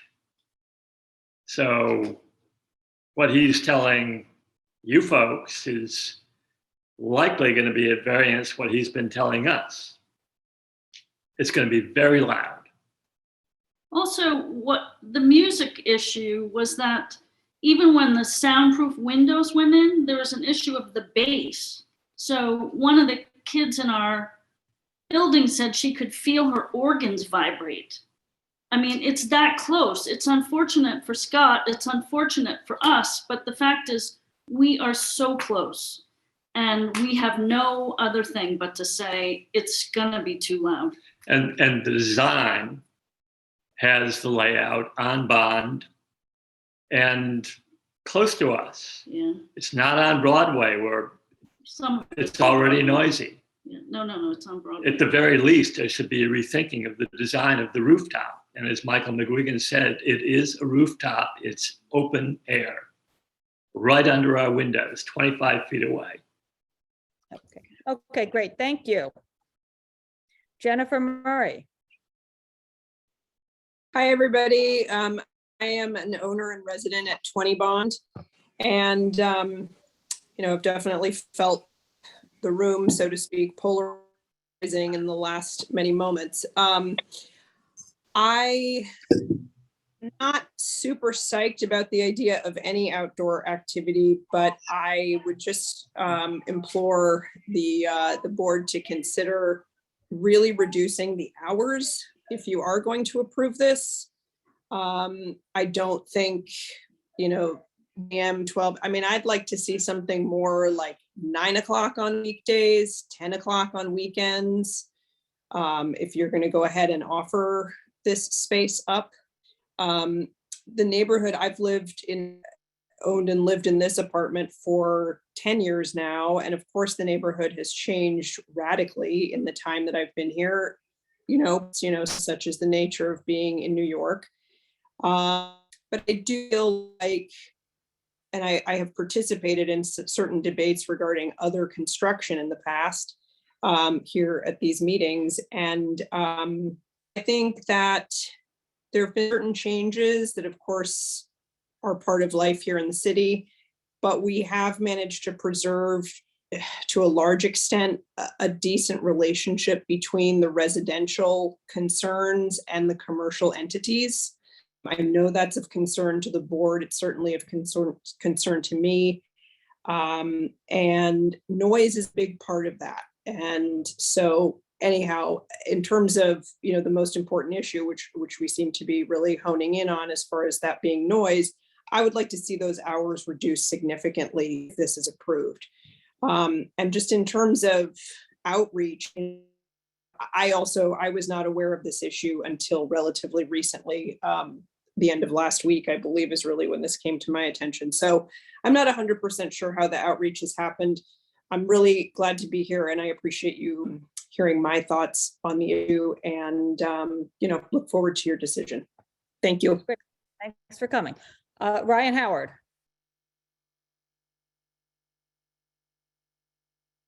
Ryan, you are muted.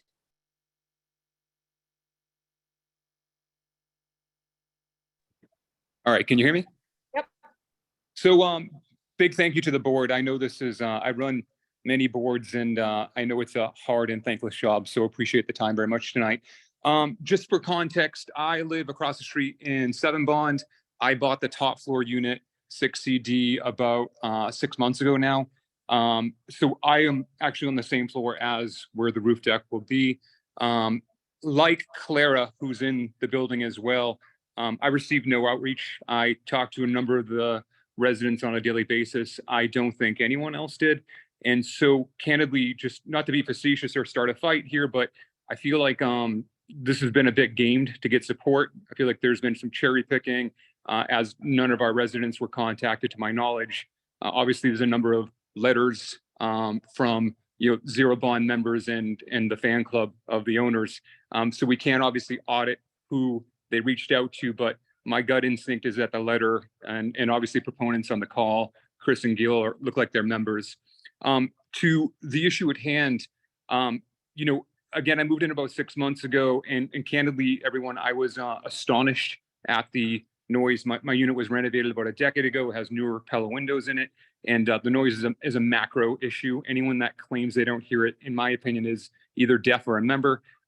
So I actually, they mentioned city quiet windows. I spent $30,000 on the entire Bond Street side of my building to put those windows in. I can definitively still hear the club. During certain events, most weekends, I can hear the bass. When patrons leave, they're incredibly loud. Sometimes they're screaming. I'm down there often. I get home late. I've never seen security intervene. The street is constantly double parked. If you are coming home via car, Uber, Lyft, you are hard pressed to get into your own street. There's just, black cars, black vans lined up and static. No one is, I've never seen personally anyone attempt to move them. And their security, I've never seen them intervene. Just a couple of final notes. Again, I'm a younger guy. I go out often. I'm not a member of the club. It's just not my scene, but there's definitely bangers over there. Serving 36 people on the roof. I think the couple that just spoke, they talked about policing it. Once this is approved, I've lived next to a club before. Once this is approved, it is up to us to call, and we call 311. It's a black hole. No one calls the club. If they do, no one answers the phone. The music doesn't get turned down. So, I think that's really problematic. It cannot be enforced. I do think that the gentleman, guys, no respect, but I thought, the music answers, the number of people on the roof, I thought it was a little wishy-washy. I am violently opposed to the hours. Just 2 a.m., it's already too loud hearing, and that's inside, hearing people outdoors where it cannot be enforced, where it can be, a party up there. It's going to be incredibly loud. One last note is that, it sounds like the gentlemen are massively as individuals in service to the community. And, I just got here. So, I appreciate that, but I haven't realized that. But the reality is that the club is a private, elite, private application, paid only club. They're not parity with the restaurant. They're not serving the public. So, is it in service to the general public? In my opinion, hands down, no. So, the consideration here, again, that was mentioned from members and them intervening, it definitely should be distinguished versus, a property owner that lives across the street that's a non-member that's affected by this every time they're, having a decent scale event, which is candidly almost every single weekend. Okay, great. Thank you very much. All right. Forno, a board member, go ahead. Yeah, hi. I'll be brief. I understand, you have a long agenda, and I've been there. I know what this is all about. I just wanted to say, I looked at the agenda, and it looked to me like there was going to be a disco on the top of the of Zero Bond. The way it was written, that's how it appeared to me, which I was very surprised about. And now I'm glad to see that it's not that at all. And I think that all of people's fears were pretty much addressed. A lot of us know Scott from his time on the community board, and I think we know he's a substantial person, and he's demonstrated on over and over again that he's very helpful to the neighbors, and he tries very hard to deal with the problems that are brought to his attention. I can't speak to what noise will happen in the future, and this last speaker was pretty passionate about his fears. I don't frankly think that will happen. I mean, outside, if you don't have music, my experience has been if you don't have music outside, it's not very noisy, it just isn't, you know, and the number of seats, the noise going out into the ether, I just don't think it will be such a problem to people. But many people have said that the club has not been a problem to them. And I think that Scott has demonstrated in the past that he's a very good operator, and he will seriously address the problems that are brought to his attention. And I encouraged the last speaker, I'm sorry, I don't remember his name, to get in touch with Scott and talk about his concerns and talk about how they can be addressed going forward. But other than that, I mean, I just don't see any reason to deny this application. And I think we all understand that, you know, for me personally, COVID totally changed my approach to these things. I mean, who would have dreamt in 2018 and 2019 that we'd have all of that to deal with? And it wasn't fun and it wasn't easy. And, you know, people now have changed their behavior. People do want to eat outside. We have to deal with it. And, you know, there's a lot of controversy about what the mayor will do about the sidewalk. We're not talking about what the mayor is doing now. No, I'm talking about the sidewalk sheds, you know. I know, that's what I mean, but that's not pertinent to this conversation. Well, it's not pertinent. I'm just saying that we have to deal with all of this stuff. And I think that outdoor dining is here to stay, and we all have to live with it. And I think there are ways to live with it. And the bottom line is the concerns that people have should be addressed directly with Scott. And I feel confident that he will do everything possible to allay fears and solve problems. Thank you. Thank you. And I just want to address the one issue since it's come up more than once. The way the agenda is written is basically the way the text was given to us. And it does not say that there will be a DJ on the rooftop. It says that they are adding DJs to the licensee's method of operation, in addition to doing a separate change to change the seating on the rooftop. So I just wanted to clarify. Let me just say. Oh, this wasn't addressed at you. I was just addressing it because it came up more than once. So this didn't just have to do with you. It has to do with, the remark was made more than once. So I'm just making sure to clarify that. Okay, thanks. Okay, I see no other hands from the public, so I am going back to the committee, and first I'm going back to Donald and Scott to go ahead and address anything. Yeah, there are multiple things that I want to address.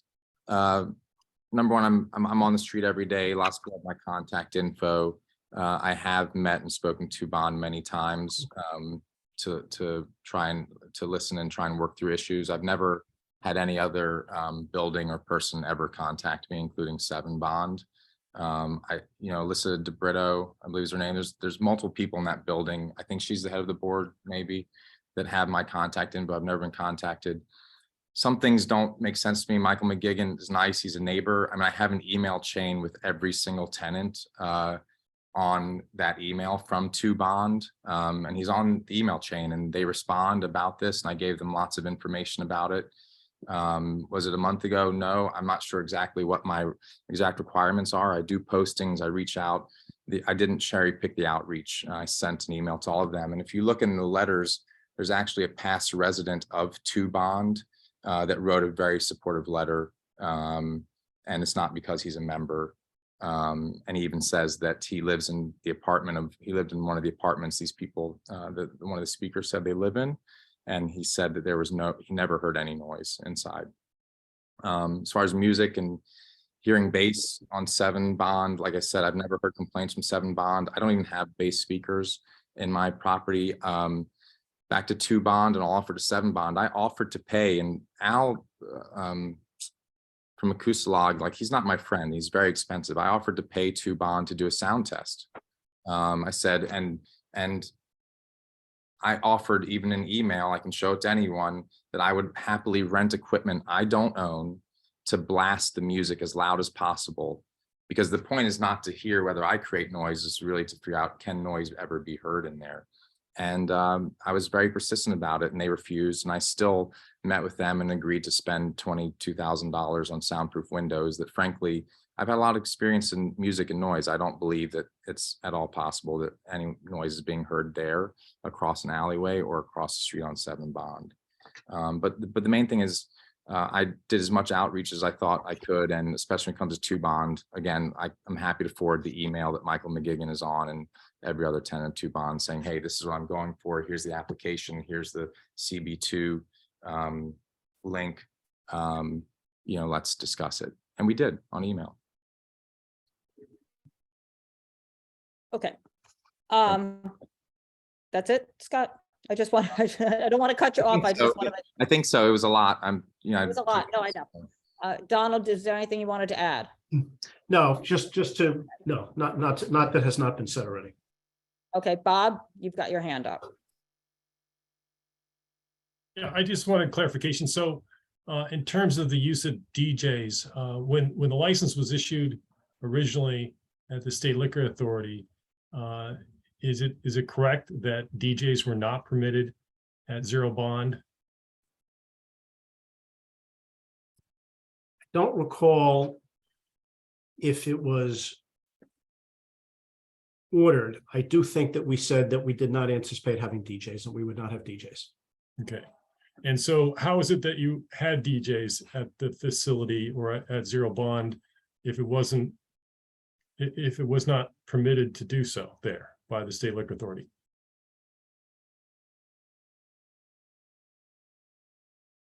It was a mistake. Okay. I wasn't sure what it was, and I can't remember either, but yeah, it was something that Donald and I discussed recently, and it was a mistake. And back to what 2 Bond said, I've been open maybe, I don't know, like 800 or 900 nights, and he brought up, I think 2 to 3 nights he said that there were issues.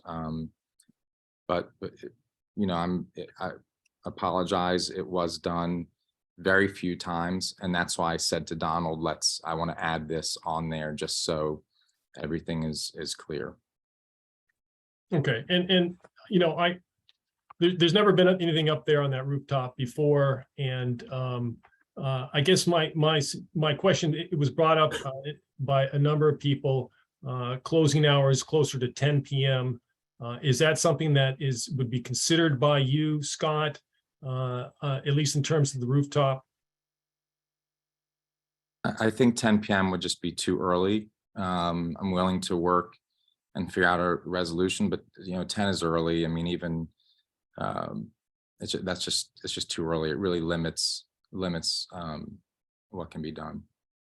Okay, that's it. Thank you. Does anybody else from the committee have any questions?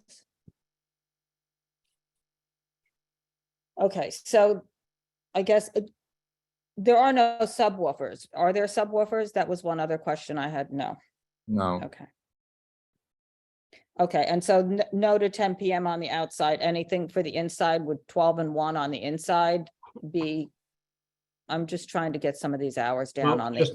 Just to refresh down on the 6, even though it wasn't built, the 6th floor was approved indoors for 2 a.m. So. Okay.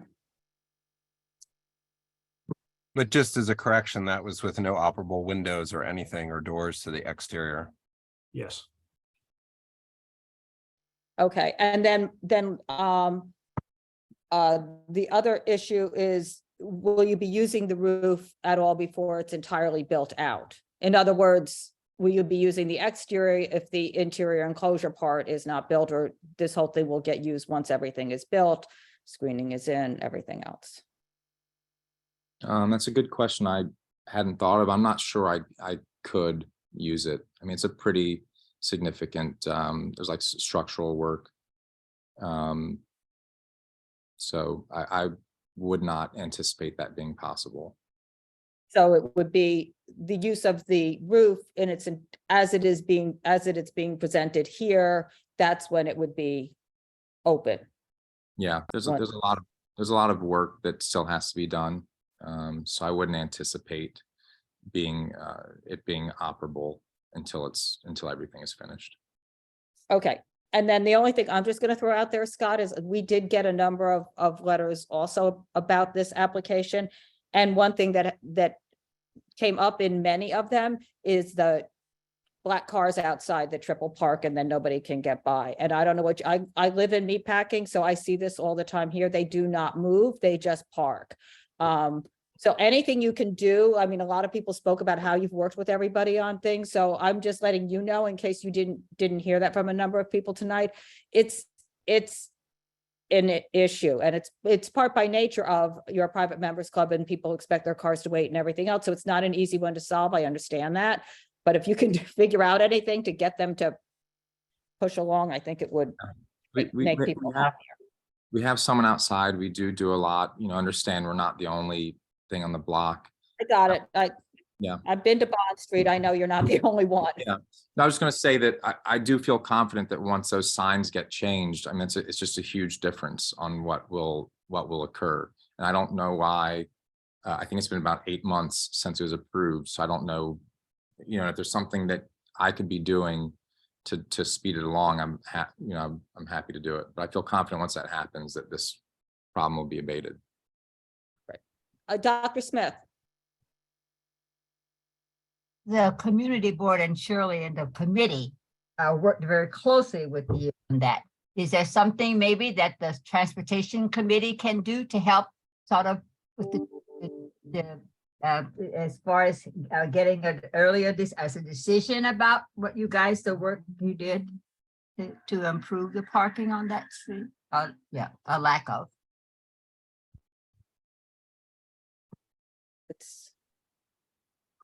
I think we got the approval for the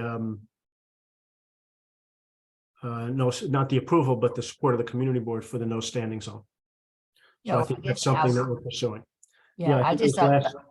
Yeah. Okay, I just thought maybe I just asked, maybe is there something else maybe that the transportation committee could do, maybe since they support this effort. So just a question, just a thought. I was going to say, I know I've reached out to Shirley Secunda. I think she's the head of the transportation committee. Yes, she is. Sometimes it just takes them a long time. Takes a really long time to do, sometimes 10 years. So if you get it done before then, that would be great. It's a slow process. Good luck, Scott. Good luck, Scott. Thank you. And just as, for a place with a 20 or 25 foot frontage, changing the parking regulations is generally only hotels that have parking regulations that are changed in front of them that way, because the regulations there are consistent throughout the area with sort of the cross streets on that side where there's metered parking. Some of it's commercial, some of it's for cars. So the city may not take our recommendation. It's not a guarantee just because we make the recommendation to them. And that's just speaking to the complexity here of trying to resolve this problem. And it's also why both Commissioner Ford and Chairman Bradley made Broadway such an important part of the waiting area when they approved the license there, made very clear statements about pushing that. And obviously we all know it's very difficult to make for hire cars do that work. But, the observation that somebody on the block had made to me, and I have not looked closely at this, but I will going forward, is that there are actually many private cars that are double parked out in front. So I don't know if that's the case. And Scott, you can sort that out, but that was an interesting observation that somebody had made, because the Ubers wait 5 minutes and then they leave. But if they're cars that are out there waiting for long periods of time, that exacerbates sort of the whole issue. So I don't know if that's true or not, but that was raised, and sort of this is some of the complexity of moving people around. And Bond Street Sushi's shed doesn't help anything. And, cars don't seem to want to pull in ahead of that and wait if there are spaces available. Instead, they all seem to double park in front of the sheds. It's a complex issue just for anybody who's not familiar with this area with the traffic. Yeah, I would just say regardless, it can always be better, and that's my goal, and it's not ignored. And I will definitely work double time to try and make it even better, and also do some outreach to see if there's anything that I can do to get the signs changed quicker. Okay, anybody else from the committee?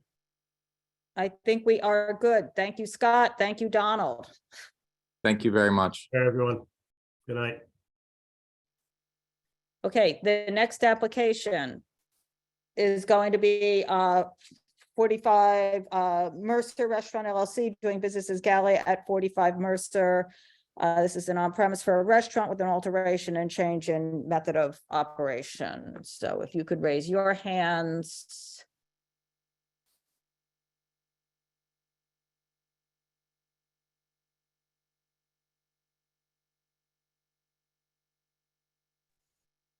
And if there's somebody from the public who wants to speak on this, which I have a feeling are people, if you could not raise your hands at this time, just so.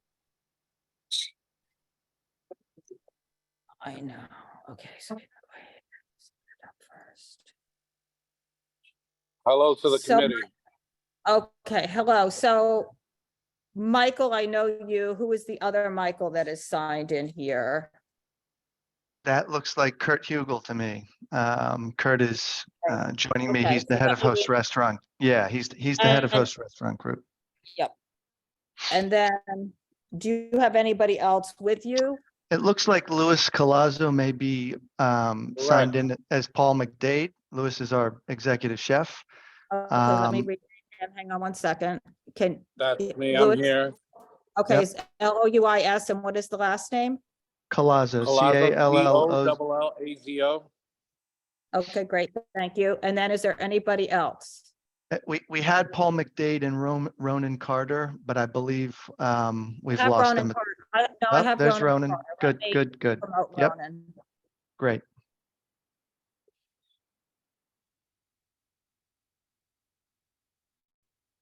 I think, hang on one second, I'm not sure I spelled Kurt's name right. Just want to make sure. Yeah, It's Kurt is HU. correct. Oh. His No, last I name is did- no, spelled I didn't do the last name. I didn't do the H-U-E, last name. H-U-E-G-E-L, Bob. Huegel, okay. Correct. Okay, and Ronan, you should be able to turn on your camera, and Paul, you should be able to do the same. I've actually unfortunately had to get in the car as my. That's fine, it's fine. So I don't It's want to fine. turn on the camera just for safety. No, reasons. please don't. Okay, go right ahead. Okay, thank you, Donna. So my name's Mike Palutis. Good evening. I'm here on behalf of 45 Mercer Restaurant LLC.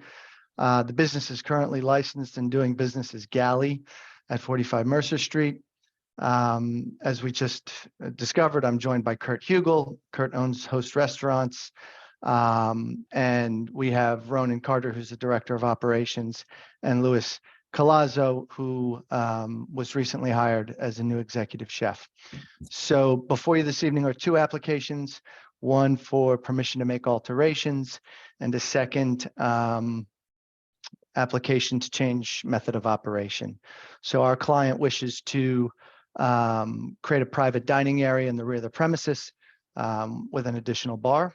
That's the alteration application, and extend its closing hours of operation until 2 a.m. That is the application to change method of operation. This location's been licensed and been operating as Galli since 2012. And Mr. Hugel and his team feel that at this point, a rebrand is necessary in order for the business to really prosper and be viable. The rebrand will include an elevated food offering, which is why Mr. Colazzo has been hired, and a revamped cocktail program. And what the team is hoping to do is use the room in the back for corporate events and for private dinner parties.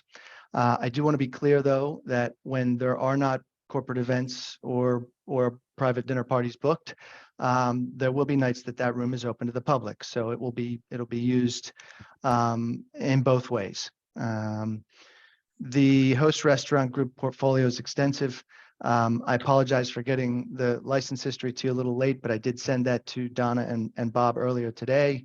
Host is operating, I think, 8 locations throughout New York City. Obviously, they've been operating here in your district since 2012. Actually, it may not have been 2012. It may have been 2015. I think that Kurt bought the business from another group. So I think it's about 8 or 9 years that Host has been in the space. As far as I know, there have been no SLA violations issued at this location. I think they've got a good, clean history with the State Liquor Authority. It's a small establishment. The interior retail space is I believe, less than 1,500 square feet. There will be no TVs. There are no TVs, and there will be no TVs. There's no security personnel, no live music, and no DJs. After the completion of the alterations, there'll be a total of 50 seats at 22 tables. I believe there's a typo in the questionnaire. It is 50 seats at 22 tables and 16 seats at the 2 bars. The roadway seating contains 6 tables with 12 seats, and as indicated in the questionnaire, will close no later than 10 p.m. We did reach out to the Mercer Street Block Association, but did not receive a response. And we have communicated with the Broadway Residents Coalition in an effort to answer some of their questions. I think I looped Bob and Donna in on that email thread. Our client did submit 11 pages of signatures in support of these applications. And with all of that in mind, we are happy to answer any questions that the committee has. Okay, so the hours now currently are 11 and 11 and 12, that's correct. and that was when the restaurant first opened. I believe that was one of the big discussions that happened at that time. What was the 11 and 12 o'clock to have it be a restaurant and not a bar, because the place before it was problematic. Understood. So Kurt was not before you on the initial application, but he did buy the LLC. So he inherited those stipulations, and we understand that. And he was a partner back in 2016, though, correct? He came on. Did he? Kurt, can you answer that question? Were you involved at the inception when the application? No, not in the inception, but then Right. 4 or 5 years later, did you Correct. come on there? Okay. That's right. That's right. Okay. And so one of the questions, Michael, when you said about the second bar, that part of the reason to have that was to make it easier to serve the patrons in that back room. So why not a service bar instead of another full bar? You know, they want to be able to use the back room, Don. I mean, it is largely because they want to be able to service that space, which will be private, not semi-private. But they want to be able to have people sitting at the bar, and if there's money exchanged for drinks at any point, it becomes a customer bar, and they need an additional license for it. And honestly, it just gives you flexibility to be able to do more things inside of the space. So when it can be used as a private space, it allows it to be self-contained as opposed to having to go back and forth. So it just provides some flexibility inside the space for a revenue center of having private events that it hasn't really had before. So I think some of the concerns that people have, and which were addressed in the various resolutions, was it's a pretty quiet street. And so you're asking to extend the hours by 2 to 3 hours nightly and then add another bar. And the concern would be creating more of a bar scene than the restaurant. That was a big conversation when it first opened. But that isn't totally correct, if you allow me to interject in this point, because we're also offering a early breakfast and brunch detail menu. So it'll be open to all applicants, all through the Walking District. That really is a non-factor in that area at this point right now. If you would look closely, our closest competition is on Sullivan, Prince, and Spring. The only two establishments is the one to our right, if you will look west, which is the Antique, and then a block and a half down, which is the other restaurant. Anything else on Mercer, there's anything else. So if we're providing that service, then we're providing the service to that community, and that's an add-on. Okay, but I guess some people in the community might say having a later night bar in that quiet area might not be what they would consider the add-on. No, I don't think anybody has an issue with breakfast and lunch. No, and I understand that. And you can also look at the history of the establishment that I've run. Since I purchased it, we've had no problems with the community. We've had no complaints. So we run the place correctly. The difference between 12 o'clock. Again, if we were going to have problems, you would see the problems at 11 o'clock that you would see it at 12 o'clock. Or we've run a very good business there with no problems from the community for a long time now. Okay, so, and then I'm just going to do one little statistic, the percentage of space going to bar is going from 13% to 28%. So that's, because it's not a huge space. So adding another bar with that much seating, that's the difference it makes in how the space is being used. Then the other, yeah, go ahead, Michael.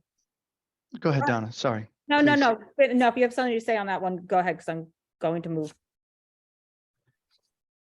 No, I don't have any, that's fine. Okay, so then the other question I have is on the roadbed, which I believe is currently there in the street. Correct. Okay, It is. so just so you're aware, you may not be aware, I believe there is a utility cover underneath it, and roadbed structures are not supposed to be placed on top of them. So that's one concern with that. The other concern with that is that there's advertising on it, I believe, and there's not supposed to be any advertising on the roadbed structure. So both of those things are issues. Whatever needs to be done to bring the shed into compliance, they will commit to doing. And you had down that the shed closes at 10 o'clock. Correct. That's correct. And to the extent that changes need to be made, Donna, in order to bring the shed into compliance, we will work with this committee to do that. I mean, you've seen me do that before. We'll do it here. It's not a snap of the fingers, but it can certainly be done. And this is a cooperative group. Okay. And then last question, and then I'll go to the committee. You added another bathroom too, correct? We did. There's a second ADA compliant restroom that's being added about midway through the space, I believe, on the right side as you walk in. Okay, great. All right. Anybody from the committee have any questions? I don't see any. Anyone from the public here to speak on this? If you could raise your hand.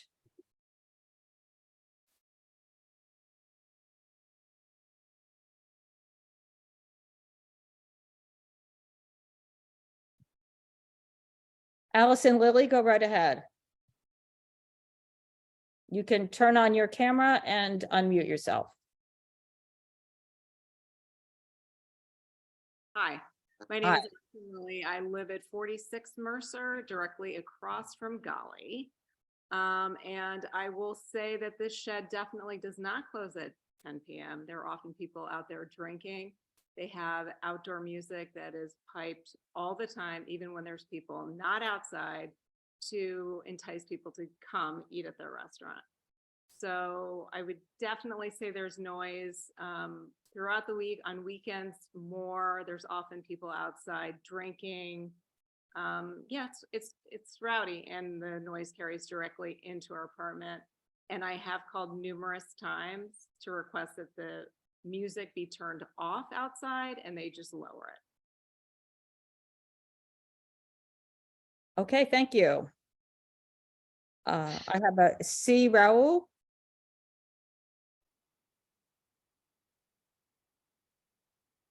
C. Raul? Raul? You're not. Hello? Yes, hi. Hello? This is Karina Rayo and my husband, Richard Cates. We live at 47 Mercer, and we're in our car, so we apologize if the sound is not great. My husband's president of the board of 47 Mercer, which is right next to Galli. Before I put Richard, I just want to say that Galli as a restaurant was wonderful until they were noisy at night, but it was a nice place to have dinner.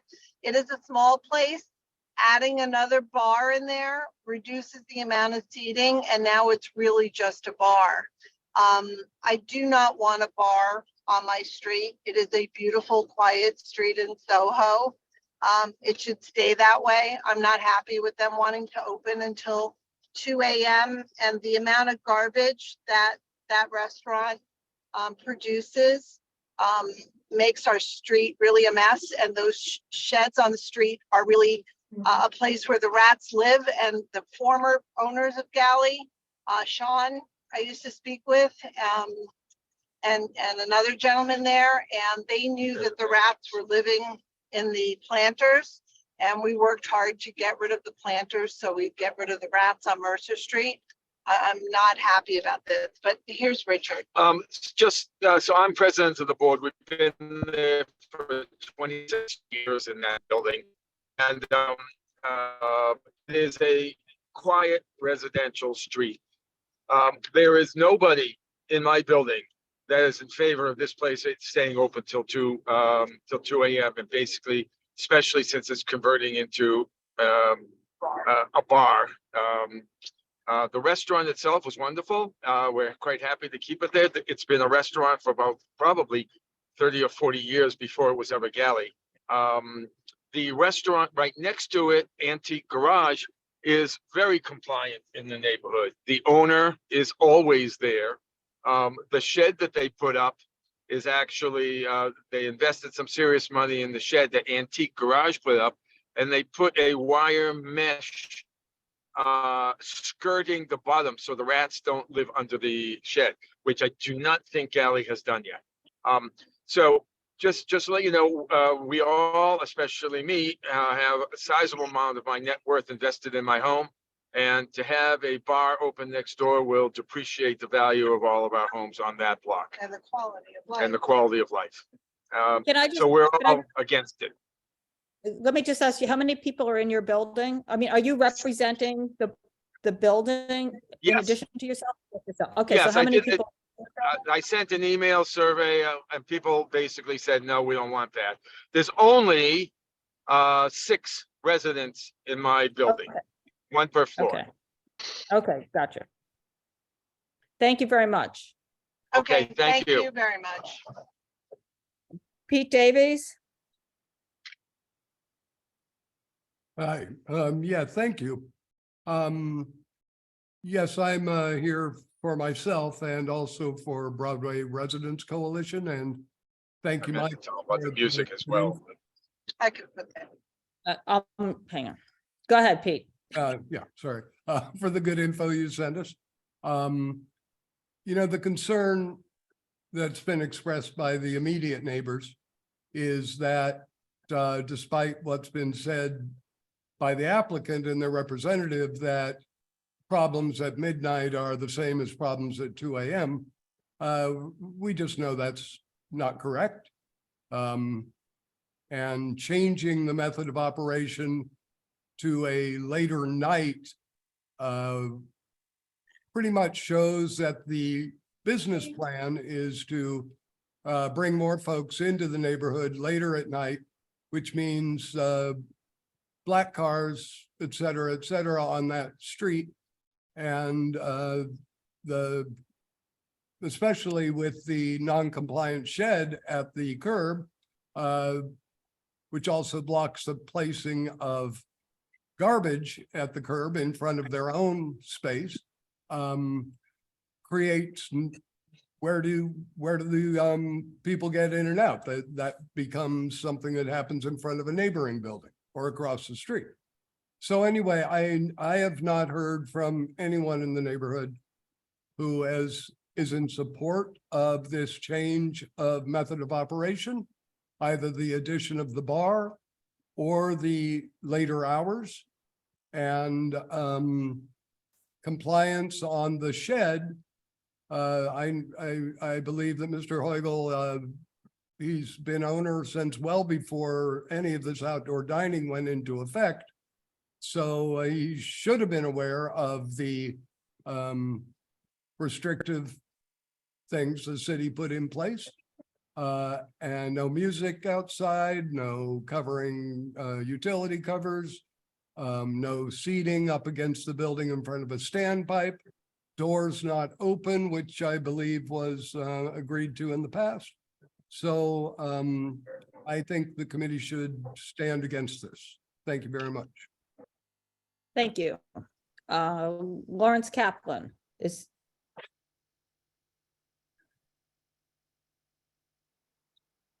You're muted.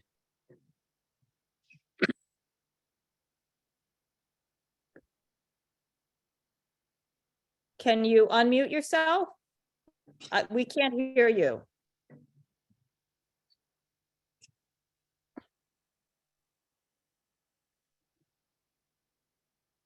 Still muted. Yeah, it's on the screen itself. If you use, it's on the Zoom screen itself where you can unmute yourself.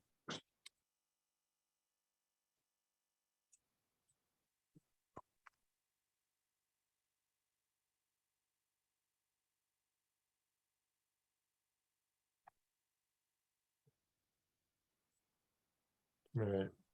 Now you may be frozen. Yeah.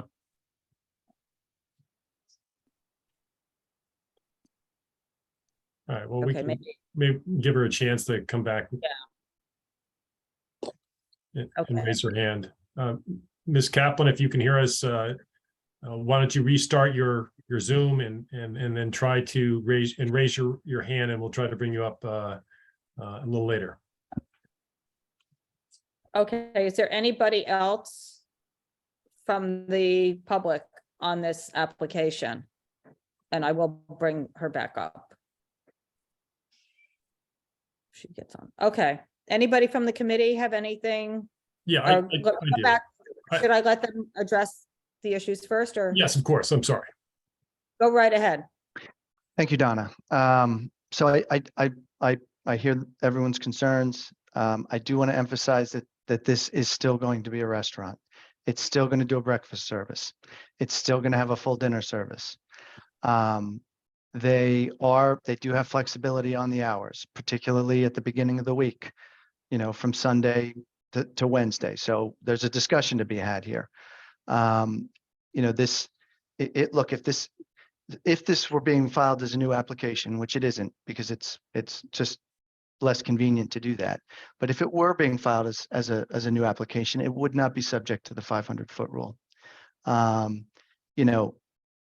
But we would still be filing it as a restaurant.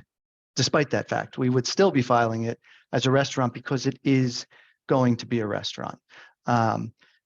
This group wants to come to some sort of agreement with this committee. That is the reason that they're here. And so to the extent that we can work through some of these concerns, we want to do that. I understand that the garbage is collected daily to address that issue. I also understand, and I've asked this question, and I've been assured that the outdoor speaker that was there has been removed. That's correct. Yeah, I understand that was done several weeks ago when this new management team was put in place, and when they took over really the day-to-day operation, the hands-on operation of this store. So I understand that that's been done. And again, with respect to the sidewalk shed, whatever needs to be done to bring it into compliance, we will do that. So Kurt, if you have anything to add, please. No, just the idea that again, I've been a restaurateur in New York City for 30 years. The idea that the adding of a bar in order to do private events takes my restaurant and turns it into a bar is just not what it is. The idea for what we're doing and the team that I put together with bringing Lewis in is to elevate the dining experience, to upgrade the entire cocktail program, to change and upgrade the interiors of a space that's kind of gotten old and tired over these last 10 years. That's what we're in the process of doing. We're updating our restaurant. So the idea of people just chiming in and saying that it's now a bar is just not the case. Okay, I'm going to go back to the public Ms. Kaplan, I think you look like you're Yes. unmuted. Okay, yes, we can hear you. Go ahead. Christ. Okay, hi. Yes, my name is Amy Kaplan and I'm the board president of 46 Mercer, 473 Soho Apartments. And for the whole entire, I represent the building, and we are opposed to the hours going from the 11, especially since you want the 2 a.m. to be every day of the week. So I can understand you wanting to add breakfast, and that would be nice. But as far as the hours, there was a problem, as mentioned much earlier, of the timing, and the neighborhood and the street, as everybody's mentioned, is very quiet, and 11 o'clock is really a great time. But extending it to 7 days a week, 8 a.m. to 2 a.m. is just over the top. Now, I know that you mentioned that the speaker came down that was wired above the front door, which they said, oh, absolutely cannot be taken out. But the music over the last number of years has been playing outside, whether they're diners or not, no matter what time of day it is. And we've called 311. We've gone in and tried to be neighborly before we called 311, saying that we need to have it down because we also work here. Because of COVID, not only did you get your shed, but we are working in our homes and we hear the bass, we hear all the music, and people have actually commented, where am I? Because they can hear the music through our windows. And we too got very, very good windows to break to the sound so we wouldn't hear anything. So we want to know and confirm that there will be no music in the shed. Is that correct? That's Want to correct. make, and I want to make sure that we can do something about the hours. Amy, we're not doing a back and forth with you. You Oh, just talk okay. to the committee and then. Okay. So any of the points you Understood. need to make? No, it's basically that. Everybody's mentioned the rats. We'd like that to also be, and the garbage, attention to that, because there was about a few weeks ago that the garbage sat in front of it, in front of the ad, in front of that, a whole bunch of garbage. And so if that could be taken care of too, that would be appreciated. Thank you. Thank you. Okay, Bob, I believe you. Yeah. So Michael, you just mentioned that I know the 500, this is a method of operation change for an existing license, correct? It is. I mention it, Bob, because, you know, there is a different path here that could be taken that's not being taken, which is to just apply for a new license and do a transfer, which would entitle them to a temp, and that application wouldn't be subject to the 500-foot rule. They're not doing that, right? They're coming here with an application for permission to make alterations and to change their method of operation. It's, you know, it's the simplest and most straightforward way to proceed, and so that's what they're doing. So I was making the point also that, you know, but there's more than 3 licenses within 500 feet. So I mean, you're saying that the 500-foot rule would apply. Not according to LAMP, there's not, Bob. Okay, because I just looked at it. Just making sure. Okay, I looked at it also. We're I'm good. looking at it. I have it up on my screen. I just want to make sure why you said that. Now I understand. Okay. Okay. That's all, Michael. Okay. Is that it, Bob? That's it for me. Thank you. Okay. Carter? So I went and posted the notices around here, and it looks pretty residential to me. I mean, you had made a statement earlier that this was commercial, but there looked like there were quite a few residential units in the area. I was struck by the number of rats on the street. Truly, you know, there are 4 or 5 running. I was there at about 11:15 to 11:30 on Saturday night. And then the other thing was the almost complete absence of people that were on the block. There were maybe, you know, 1 or 2 couples that were on, you know, a block here or there, a couple of individuals, and that was it. And Antique Garage had closed down. Your doors were already locked at 11:30, I think, and closed. But there's a tremendous opportunity for impact here on residential units, and I think that's the concern that you're hearing. And it sounds like, to really get anybody to go here. It's a transformation into a destination location, which has a big impact on the residents. And, you know, if you're saying you're friendly to the residents, that's what's, you know, that's the impact. But there's really, you know, it's just the rats were quite striking how many there were. I was actually speaking to somebody on the phone and commented on it, that between the corner and looking up the ear space, I saw 5 rats crisscrossing individual separate rats. And I just bring that up because that's, you know, the sheds create these problems, and really not paying attention to that is an affront to the residents. And it is why we all get upset, for those of us who live in the community, when we see that happening. You know, this has been front and foremost a big issue. And then secondly, it's also an affront to see advertising on the outdoor structures. So I will leave it at that. Thank you. Okay. May I, Donna, real quick? Yes, go right ahead. So I understand that as part of the renovation here, they're willing to stipulate that they will actually build that shed and do it in a way that will hopefully mitigate whatever rodent activity is taking place there. I also want to point out they're not the only restaurant. There is another restaurant next door. This new management team tells me they're doing what they can to reduce the rodent activity.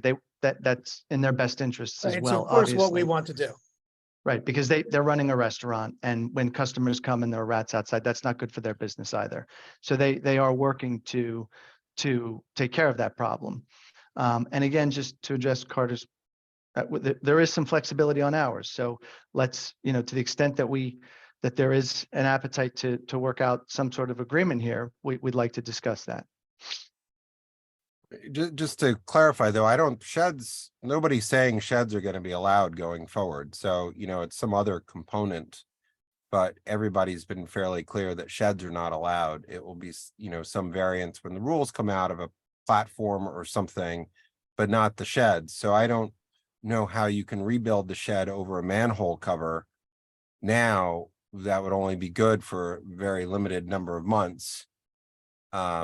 You know, going forward, and it's upsetting that nobody's taken any steps for mitigation to the problem to now, because I mean, you know, look, it's obvious. I'm not rolling around your space and walking around there all the time. And when I walked by and you hear the residents saying it was right there, you know, there's no mystery. So and I'm not saying it's you or the other restaurant, but you should both be working together. And even if there is a problem, that's when people join together to deal with the issue. But I just bring it up because I was just very struck by that issue when I was walking by. Thank you. Okay. So on the hours, I mean, everybody seems very happy with the 11 and 12 that exists right now. So you tell me what I mean, Could we move to 12 o'clock, you know, Sunday, Monday, Tuesday, Wednesday, and have the slightly later hours Thursday, Friday, Saturday? and what is slightly and close at 2 on those evenings? So you want 12 Sunday to Wednesday and 2 Thursday, I mean, Friday, that we're Saturday. as a compromise position, I think that's something that's amenable to the group. And what about the shed? What do you, I mean, so to If Carter's it's over a point, manhole cover, it should be removed. it to the extent that it's over a manhole cover, it has to be reconfigured. I mean, I haven't seen it. I don't know where that manhole cover is in relationship to the overall structure, Bob. They'd like to keep what they can in a compliant manner. So what they will agree to do is bring it into compliance. They've done that at other locations. They've had DOT come out and inspect the sheds at other locations, and they've gotten, you know, sign off from DOT, and they're happy to do the same thing here. I understand that the advertising needs to come down, and it will. And even if it's short-lived, and even if they're only using the shed for a short period of time, because to Carter's point, you know, the permanent program is likely to not allow these structures. then at that point, the shed's going to come down because it's going to have to come down. Because that's when the permanent program's put in place, that will be the law, and they'll be required to do that, and they will. Right. And I also just wanted to address the advertising. The advertising is not something for us or something that we're selling space. We've taken it down before and it gets put back up. And we take it down and it gets put back up. So So that's not yours, Kurt. no, it's not our, it's not Who's our. do- Okay. Well, we'll keep taking it down then. So we're doing our best, but it's not our advertising and not space we're selling. Maybe if you didn't have the walls on the side, then people wouldn't be able to put the advertising on it. But I want clarity on something because I'm very confused. Kurt, you have been involved in this for at least, what, 4 years now, 5 years, 6 years or something? Longer, yes. Okay, so this is not, you're not new coming in, No, not a corporate change, really. no, No. Okay, so you've been in place, so whatever new management is coming in, you have been managing this with the speaker outside and with the roadbed shed and this, just to end with the good restaurant that everybody has liked and the closing hours that's worked for everybody and the space that hasn't caused any problems to anybody aside from the shed and the rats. correct. Okay, so I just wanted clarity on that. Yes. Okay. All right. Anybody else? And Carter? Donna, just because it's going to come up later, would you be agreeable to closing at midnight during the week and one on the weekends? Kurt, that's something you're gonna have to speak to. I mean, I think with where we are and what we're looking to do in terms of, in terms of the dining, in terms of what we're looking to do inside of the space, I think that, what we're asking for with a 12 o'clock close during the week and those 3 nights at 2 o'clock is something that's comparable to, to a business of this type that, that would exist in the area. Okay, I'm just not familiar with many, but I just asked the question because it is going to come up in our discussion later. So I just wanted to make sure it was clear so all the committee members had heard your answer to that. Thanks. Okay. Okay, let me just, no, I can't. I can't go back to the public once you spoke. I'm not going back again. She won't go back. Okay, Karina, go ahead, because I didn't announce it in the beginning. So go ahead. For anybody else on any future applications, and I should have said this at the beginning, and from now on I will, you have an opportunity to speak. And it's one opportunity, especially when we have a night like tonight. So Karina, make it quick. Okay. Hi, it's Richard again. I'm just going to point out that I know the space very well. I've been in the restaurant. I'm a regular. I've been in the restaurant 40 or 50 times. The existing bar goes from the front door to the kitchen. That occupies, I estimate, 25, maybe as much as 30% of the space, which is a long, skinny space. If you put another bar in there, right, then you're going to be using probably almost 50% of the existing space as a bar. So I think it's becoming not a restaurant which has a bar. It's becoming a bar which serves food. Okay, we got that. That's going to be. I'm sorry, sir, but that's just not the layout of the restaurant. Okay. Donna? It's just Donna, not. Wait, no, I want to go back to Carter's question. Go ahead, Mike. They will, if it brings consensus here and in an effort to demonstrate that they are going to remain operating as a restaurant, they can agree to 1 o'clock on Thursday, Friday, and Saturday nights. Okay. All right. And that's a 1 hour change every night of the week is what that amounts to. It's slightly a slightly later hour than what's currently permitted. And it's still in keeping with restaurant hours, in my opinion. I think that would alleviate a lot of the concern that was voiced. And hopefully and I know Carter said that you said that would be raised later. So if it is raised, that's something that I was just told they would be willing to agree to. All right. Great, thank you. So Yes. we will discuss it during business. Thank you very much. Yeah. Okay, I think that does it on this one. Thanks for coming in. Thank you so much. Appreciate it. Thank you Appreciate all. your time. Have a nice night. You too. Okay, the next application is going to be Likeminded Hospitality at 43 MacDougal Street. If you could raise your hand.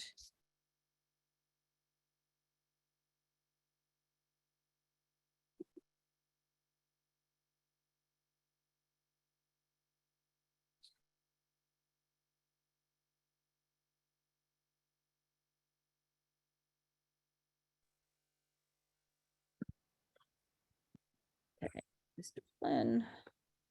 Okay, Good evening. How is it doing? good. How are you? I'm fine, thank you. I should have Mr. Montanari with me. Is he on? He is on, Yeah. yes.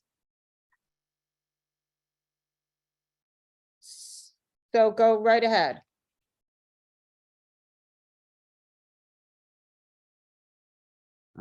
Terry, Mr. Flynn, you are muted.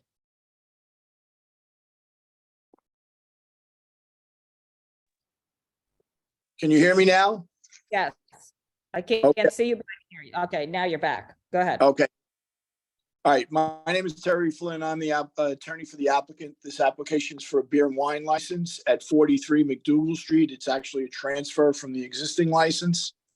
This will be an Italian restaurant. There are 18 tables and a food counter with a total of 100 seats. The hours of operation will be between Sunday and Wednesday will be between noon and 11 p.m. Thursday will be noon and midnight. And Friday and Saturday will be noon and 1 a.m. There is only background music. There is no promoters, no dancing, no live music, no DJ, no TVs. There will be occasional parties for small birthdays or retirement events, things of that nature. I will be happy to answer any other questions you have with regard to the application. So please ask away.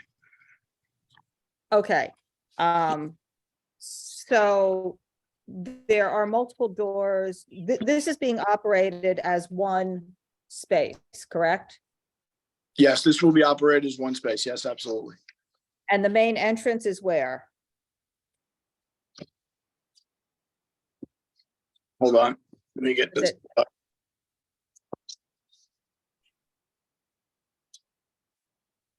The main entrance should be, hold on, let me get the ground floor. I apologize.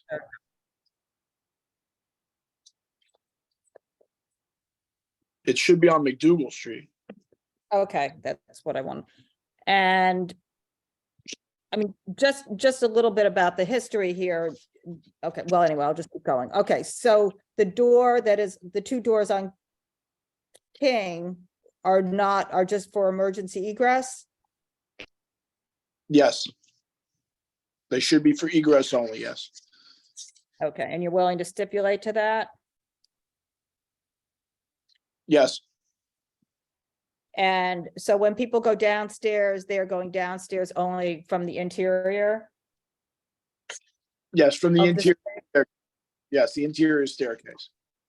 Okay, and then is there any live music, piano, acoustic music, or anything of that sort in this No. application?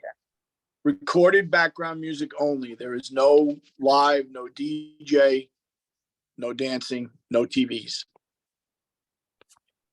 Okay, so there's a stage I see. Why is there a stage? Where do you see? In the basement, in the stage? I'm sorry, I just want to downstairs, follow it.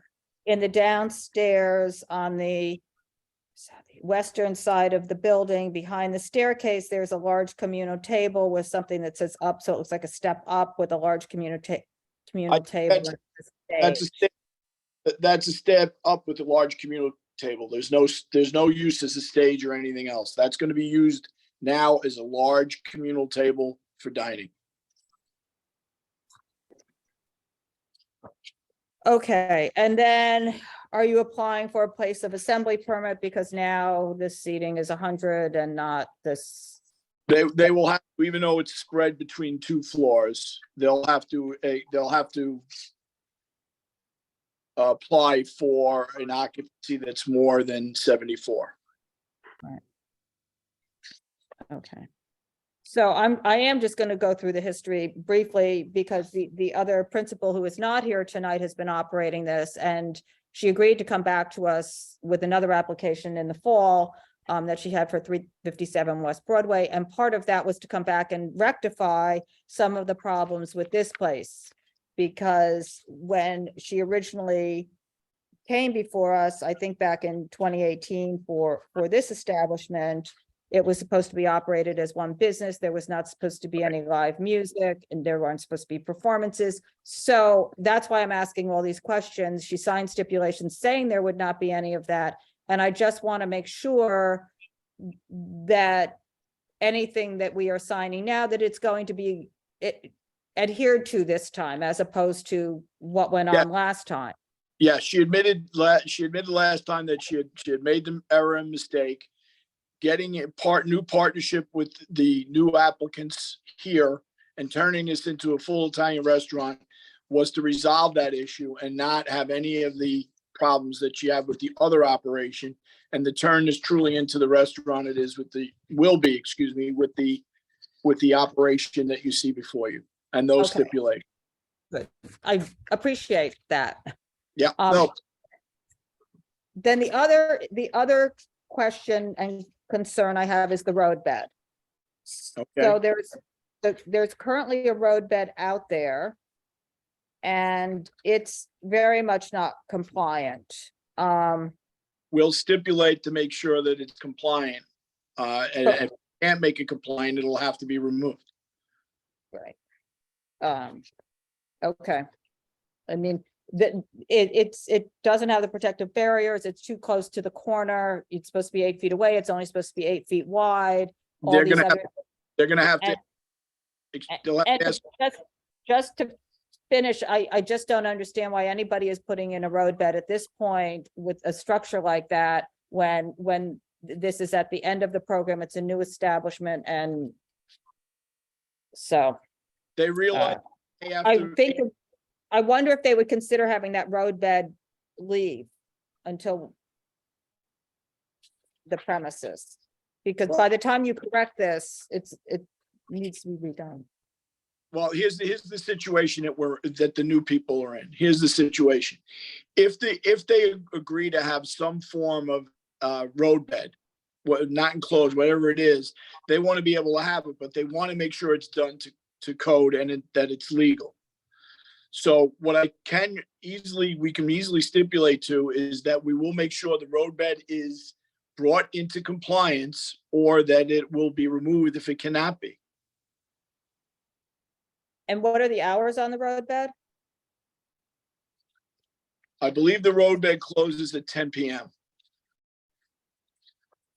I don't see our outdoor addendum filled in with this application. So,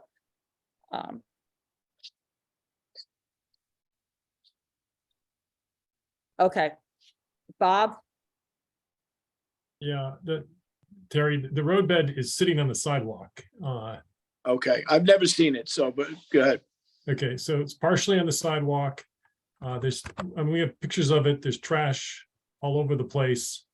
It's basically located on the side of the street where you've got an emergency exit only. So, that was the big concern the last time that I confronted this issue with the lady who is not here tonight, was that doorway, which is on King Street, which is supposed to be for emergency egress only, was being used to service the outdoor shed. Okay. Let me just do this. Mattia, can you hear me? Yeah, I can hear you. Do you have an objection to them if we do not use that roadbed and we remove that roadbed? I don't think so. I think it's fine. I mean, this is a I mean, in a way, I mean, we are from Italy.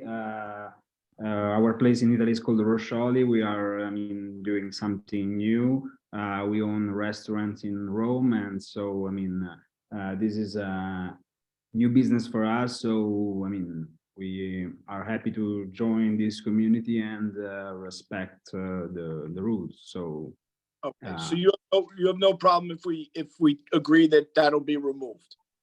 yeah. Okay, so in answer to everybody's question, we'll agree to take that out of the application and have it removed. Thank you. Because that's where we have a bunch of opposing emails, and there might be people who want to speak tonight, but it really had to do with the roadbed. Thank you. Then since it is the way it is and the client has no opposition to it, it will be removed. Then we'll remove it from the application. And so when will the roadbed get removed? I mean, I realize. We just discussed. Put it this way, it'll be removed within a reasonable period of time. They're not looking, they're looking, quite honestly, they're looking to try and get this premise done and opened as soon as possible under the new operation. So they're not going to want that roadbed there. Okay. If the roadbed is the way you're saying it is, and it creates a garbage situation, they're going to want it out of there because they're starting a brand new operation here and they want it to dovetail with their operation in Rome. Okay. Does anybody else from the committee have anything before I go to the public? No. Okay. Is there anybody from the public here on this application?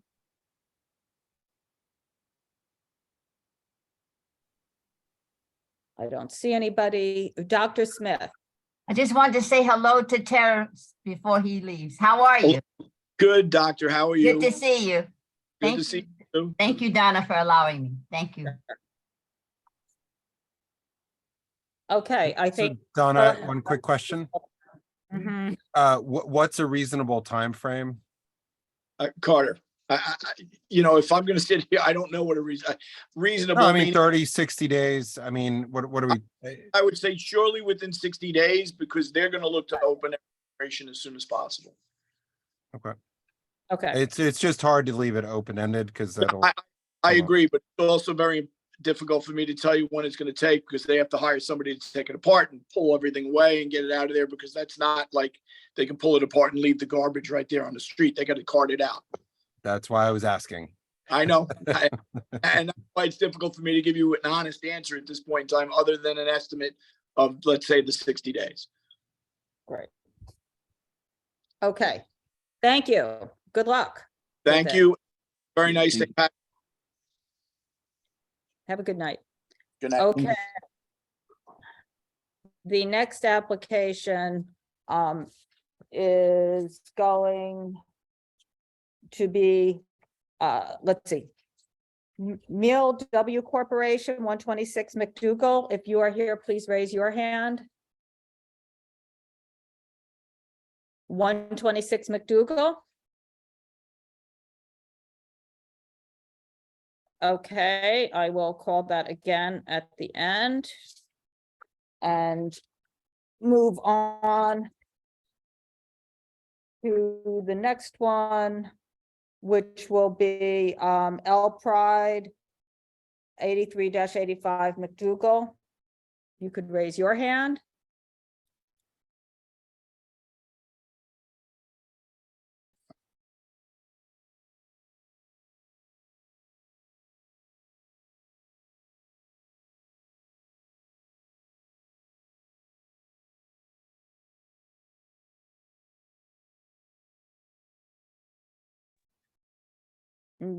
You should be able to turn on your camera. There you go. Hello, everyone. Hi. It's just you? No, LP Hoffman should be here as well. Let me just follow up with her. Yeah, she's okay. I see her. She didn't raise her hand. Let me pull her.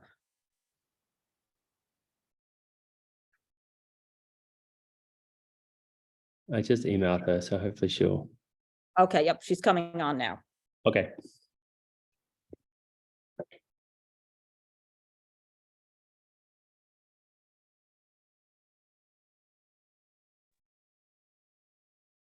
Hi, I'm sorry, my 8-month-old is not being cooperative, so Okay. I'm sorry. Trying to get her to bed before we were up, but so. Do you want me to move on or what? I mean, No, I have. that's okay. Now that I got the papers in front of me, we're all. Yeah. She can participate, You LP. can see a hand every so often for now. Okay.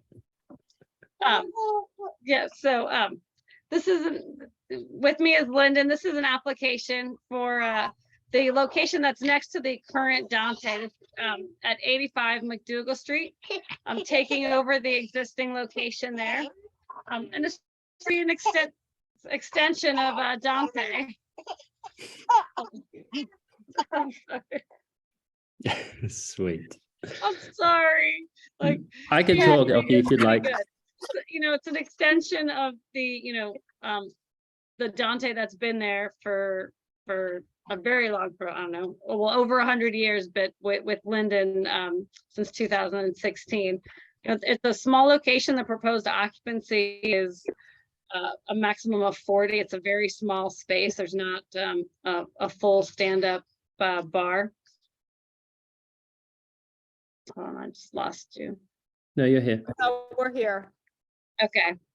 And I think the method of operation is very familiar. It's essentially an extension of what you see there now, but a full kitchen. It will actually increase, be more food because there is a full service kitchen from the existing location.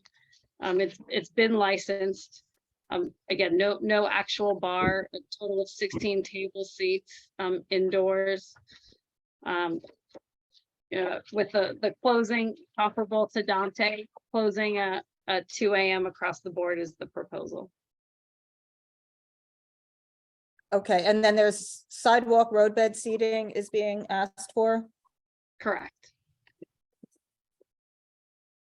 And that will close at what time? 10? Yes, I believe, yeah. Okay. And is there flexibility in the hours here? The previous people close it at midnight, 7 days a week. And I think there's flexibility. Yeah, I think there's some flexibility in the hours. Yes. so I'd like to propose 12 o'clock at night, 7 days. I don't know. Is that something you? How late you are you could- operating with Dante now on next door? We have a license. We have the license till 2 Thursday, Friday, Saturday nights. But to be honest with you, we're rarely there. We're rarely there past 1 o'clock. So I mean, I think that a compromise of 1 o'clock we would be certainly amenable to.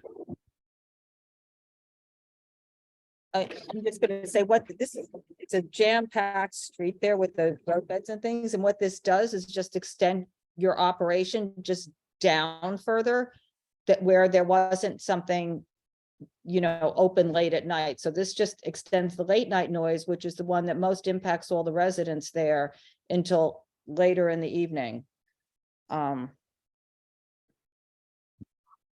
I'll see what other people say. So you're saying you could do 1 a.m. 7 days a week? Yes. Okay, then my next question would be, because that's such a narrow street, because we don't know the permanent program, is this roadbed necessary? Because of the size of the space, as Elke said, it's such a small space. We would like the opportunity. The road there is so small. The impacts on the community around there with all this outdoor dining really impacts the quality of life for the residents there. And I'll go to the public and see if somebody's here on this, and we don't know what the future program will be for the road beds. I mean, sidewalk, but the road beds. So I'm wondering if you would consider eliminating the road bed. Are you currently using the roadbed at the Dante location? Yes. There was a roadbed previously in front of what was Abigail's kitchen. We actually paid to have it removed. Because after they left it there. So we organized to have that cleaned up and removed ourselves. And I think we would like the opportunity to have something in place that abides with the guidelines, even as they're adjusted. But I'm happy to also hear from the public in terms of their thoughts on it. Okay. All right, I'll go throw it out to other committee members. Bob?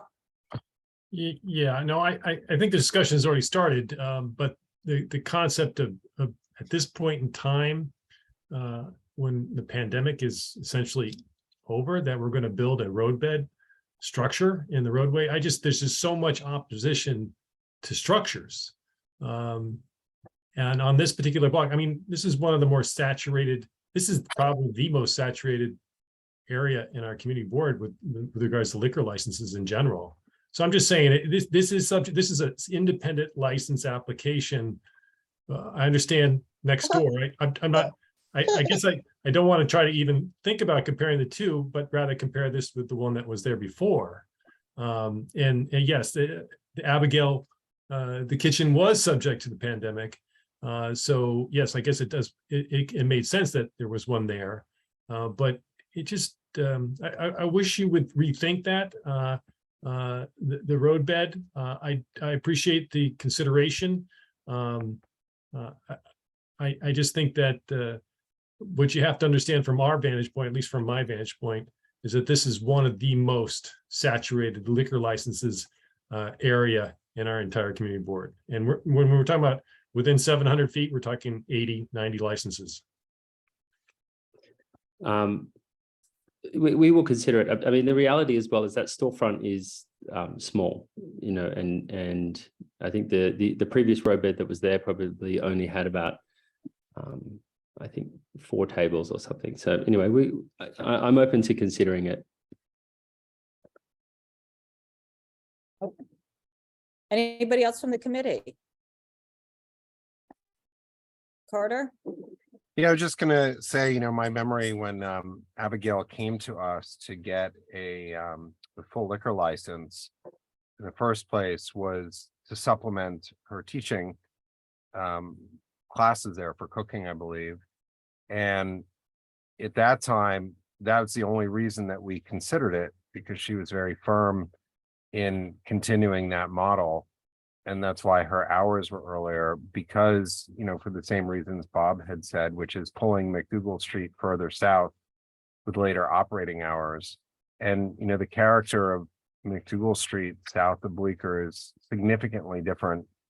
And I think that Dante has complemented that, but, when you switch things up, but pulling it down further with all late night hours past midnight is really the tipping point. And the roadbed dining in particular areas like this in the application we just heard further south on MacDougal have changed the entire character of the area. And maybe with the new plans and the new designs it won't feel that way when they eliminate the way the sheds are built. But it really does create an impact by pulling stuff down in a very, very different way. And I don't think that we ever would have even considered that this location have a full liquor license had Abigail not operated for so long and asked us to consider it in the particular way that she did. And so, there's a balancing point here, because I think you've done a very good job with Dante. But it's the impact of just later night movement, constant of just the whole circular area, not necessarily comparing you to north of Bleecker Street, but it's just the entire magnitude of everything. And I think that you guys have been very successful, and I wouldn't expect you to be any different, but I bring this up because at that time, it was very difficult for us to consider this, and everybody is speaking as if it's just a foregone conclusion that there would be a full liquor license, when we've had in the last 2 years 30 to 40 applications every month plenty of them are on previously unlicensed spaces. So the expansion of eating and drinking in this area is huge. And, you know, to say, oh, we want a full liquor license here because there was one before, you know, that was a very specific set of parameters why the board considered it.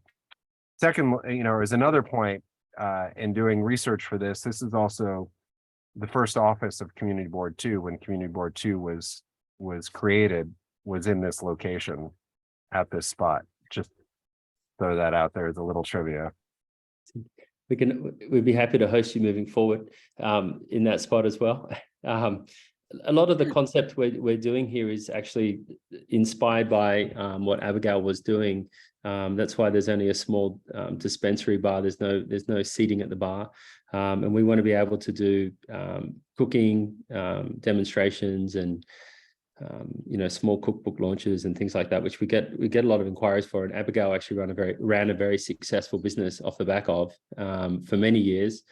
And you know, I think unfortunately, you know, when she did leave, we saw the opportunity to kind of carry some of that on. So you know, I think that for us, you know, that's the intention, because obviously the space isn't connected at all to Cafe Dante. There's an apartment corridor that divides the two spaces, and so we wanted to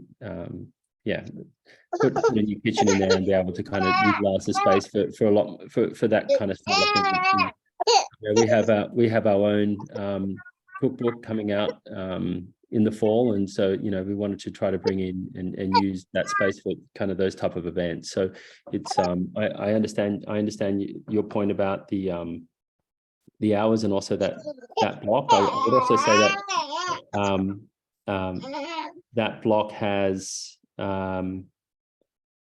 you know, when it was closing early, especially during the pandemic, that block at times felt pretty unsafe, to be honest. And when the restaurants were dark down there, especially having my staff leave, you know, when we were closing at 10 o'clock and so forth, it felt unsafe. So, you know, I'm not saying that opening to 1 o'clock is a safety measure, but, you know, we don't have any intent to throw crazy wild parties in there. We've been there 8 years, and, you know, we certainly have seen a shift in consumer behavior as well, where we used to have a full restaurant at 12:30 or 1 o'clock with diners pre-pandemic. Post-pandemic, we seem to see people coming in more for lunch, and it quietening down, you know, into the evenings, at least from our customer base. So that being said, I think to the point that, you know, Abigail Kitchen was perhaps a unique situation. I think this is also a fairly unique situation. This is not even just another operator coming into a previously licensed location. It's you know, an operator who's been there for 8 years, looking to continue operations. There's sort of no more proven concept or proven operator than that as well. So I think, you know, sort of some of the unique situation that Abigail's had, certainly Dante does as well.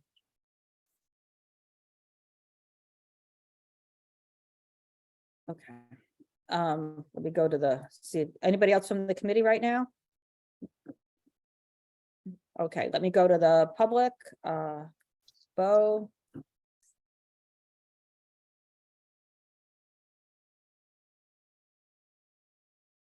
there's anybody else here from the public on this, please raise your hand now. Bo, you should be able to turn on your camera and speak. Yeah, hi. Hi, yeah, thanks. I just wanted to say, you know, I understand all your concerns about what the previous operator was doing and the conditions under which it was granted and all of that. But the fact is, you have Lyndon there, who's an exemplary operator, in my opinion. Things change, neighborhoods change, as we all know. I think when we find someone who operates as well as Lyndon does, we should bend over backwards, frankly, to grant him a little bit of living space. You know, I think it's just very important going forward that we have people who know what they're doing and who are responsible and who we can go to and the public can go to if they have concerns. And the Linden has proven himself over the years to be just that kind of an operator. And I would, I understand Carter's points, and I think those are all good points, but it's just a new day. Somebody was there and now they're not, and somebody else wants to take it over. And we're lucky we have someone who has a history in the community, and I'm sure is here to stay. And I think we should grant his requests. Thanks. Thank you. Thank you both. I do not see anyone else here from the public on this. So, Lyndon, where are we at with, like, so the hours you said was 1 a.m. 7 days a week you could do? Yes. And that's what the best you can do there. And what about, to Bob's point about the road bed? I think. Go ahead. I mean, I would like to. I mean, you guys are obviously a little bit closer to this than I am. Do you have any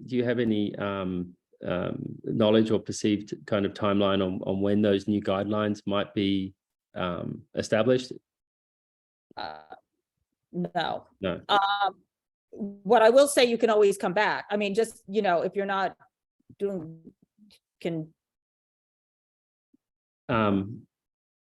we would like to participate in the open restaurants program, which would allow us to have sidewalk seating I mean, the sidewalk seating, I don't think anybody has an issue with. Okay, and so then I'm happy to once we won't be open because we need to obviously do a renovation in the space until, I would say, until the fall. Maybe I'm happy to come back and discuss the road bed then, when hopefully we'll have some clearer guidelines about what they're proposing. Okay, great. Appreciate that. So you're looking for 1 a.m. 7 days a week. So I just want, when we go into business, we can discuss this. 1 a.m. 7 days a week. The sidewalk seating will close at 10 p.m. I don't have any operable doors or windows in this space. And I mean, aside from the main door that goes in, are there any French doors or anything? There is a bifold door, yes. Okay, so will you agree to be closing that? Or at 10 p.m.? Yeah.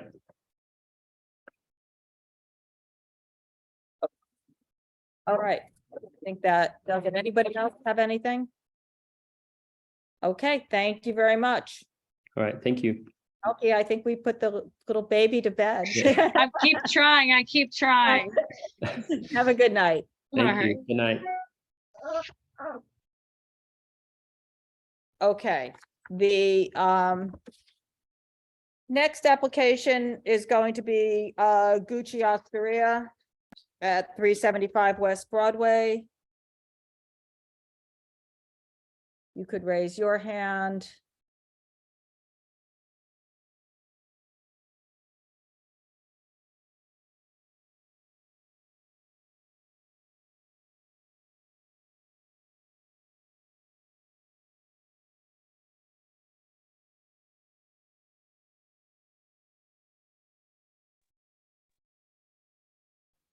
Hello. Hello. Let me make sure Mark and David are here. They are. All right, Donna, shall I begin? Okay, go right ahead, Max. All right, good evening, CB2. My name is Max Bookman. I'm an attorney. My law firm is Bazetsky and Bookman, and it is nice to see all of you again. This is an on-premises liquor license for the Gucci store, which is currently on West Broadway. It's also on Worcester Street. The premises goes through the entire building, so there's entrances on West Broadway and on Worcester Street. The nearest cross street is Broome. With me is Dave Warren. He's general counsel for Gucci America, as well as Mark Laval. He's the senior director who will be responsible for F&B at the store. So as I said, this is an existing Gucci store. It's been open since 2018. And what they're proposing to do is add an all-day cafe, food and beverage component to the store. You may not know Gucci for F&B, but this is not their first F&B operation. They have a Gucci Osteria restaurant in Los Angeles. which they've operated for a few years. They also have outside of the United States eating and drinking establishments in Florence, Tokyo, and Seoul. This location will not be a restaurant, as I said. It'll be a cafe. There'll be a coffee bar component to it. There'll be a food component, not full restaurant menu. There'll be an offering of beer, wine, and a craft cocktail menu as well. The F&B is going to be limited to the West Broadway side of the store, and we submitted what pretty decent floor plans with the application. And if so, I encourage members of the committee to take a look at those if you haven't seen them already. There's a zoomed out version that shows the entire store, as well as a zoomed in version that just shows the F&B area. Both of those versions have a red box, and that red box has a label which says that food and beverages will be confined to this area. So we're offering that to you as a stipulation, as well as we'll offer that to the State Liquor Authority as well. That area is the cafe area. The rest of the store is remaining the same. And the way that they're designed in the cafe area is that there's a sort of natural, pinch point where the cafe area clearly stops, and there'll be signage there that says, no food and beverage beyond this point. It'll be monitored and controlled by their staff. And that's true for all hours of operation. 28 seats and 6 bar stools on the inside, so not very large. Outside, we are looking for an outside component. We're looking for a small sidewalk cafe, 2 tops, 4 seats. And that's pushed up right against the building wall. And that's tucked behind the stairs that jut out. There's some stairs that go out a few feet. And the 2 seats, this is also on the floor plans, the 2 tables, don't extend beyond those stairs. So there's no constriction of the sidewalk by placing those 2 two tops. We are also looking for roadway dining as well. There will not be any roadway structure. The roadway dining will be composed of movable materials only. There will not be any platform. There is a manhole cover, and we're going to comply with the current DOT guidelines on that, which is that we are not to impede access to the manhole cover. So there won't be a platform. It's just movable materials, basically safety barriers, some easily movable tables and chairs, and 3 umbrellas.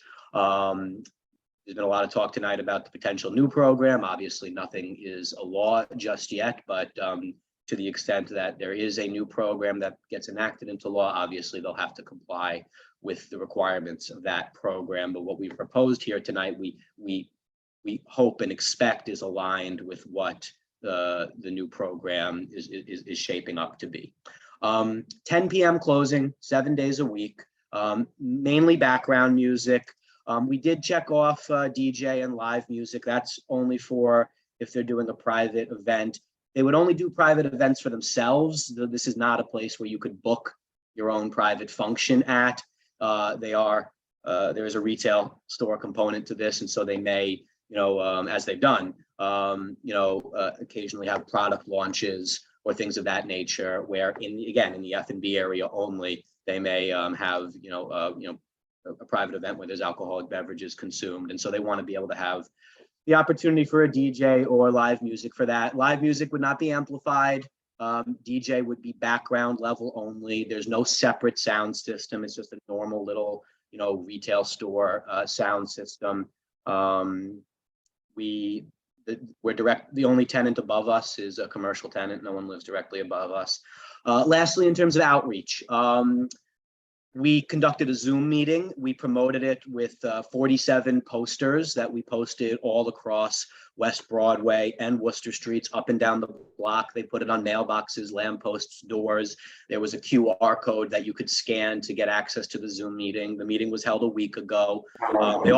They also had a dedicated email address, Gucci liquor license inquiries at gmail.com, that was posted on those postings, and it was still out there for people to submit inquiries to. 3 residents did attend the Zoom meeting, which, as I said, was held last week. They asked questions. questions were answered. There was one question about the manhole cover, which was addressed, and we're addressing it here as well. So with that, I will pause, and we're happy to answer any questions that the committee may have. Okay, Max, first question, what are the store hours? The store currently operates until 8 o'clock, 7 days a week. We're not looking for that to change. So then my question would be, when the store closes, I guess primarily people are entering the restaurant from West Broadway. They're going to enter the cafe area from West Broadway. When the store closes, they're not going to be able to enter from Worcester Street anymore. So because the store will be closed, because there is that natural pinch point anyway, it's easy to maintain access to the remainder of the store. So to the extent that they are open from 8 to 10, and they would put a barricade that prevents anyone from entering the remainder of the store during those 2 hours. So that leads to my next question, which is, where is the bathroom? So the bathrooms are, and this is why we do have to license the whole store. The bathrooms are outside of the red boxed area. You have to go into the store to use the bathrooms. It's not ideal for the 8 to 10 hours, but what we are proposing to do is, if people need to use the bathroom, then that we will have someone walk them to the bathroom. Is the bathroom is the bathroom located just right outside that nook, kind of behind the books there? Is that? That's one of the bathrooms, Donna. There's additional bathrooms further towards Worcester Street as well. Right. But what you've identified is one of the bathrooms. All right. All right, let me go to the committee. Susan? Thank you. Hi, everybody. Could you elaborate a little bit more on the music component? The DJs and live events, particularly, I'm asking this because they're occurring after the store is closed. So this is unusual, and I don't really have a handle on what the plan is. Sure. So let me answer that with 2 points, Susan. One is the plan is, the focus of the F&B operations is really not after 8 p.m. This is to complement the store. So we put 10 p.m. on the form. The aspiration is to have the ability to keep the F&B open until 10 p.m. But, speaking candidly, there's not, that's not the core of the proposal here. The core of the proposal is to have this complement the store experience. So that's just, that's just one thing. The second thing is, like all of these retail stores, they have product launches and private events from time to time.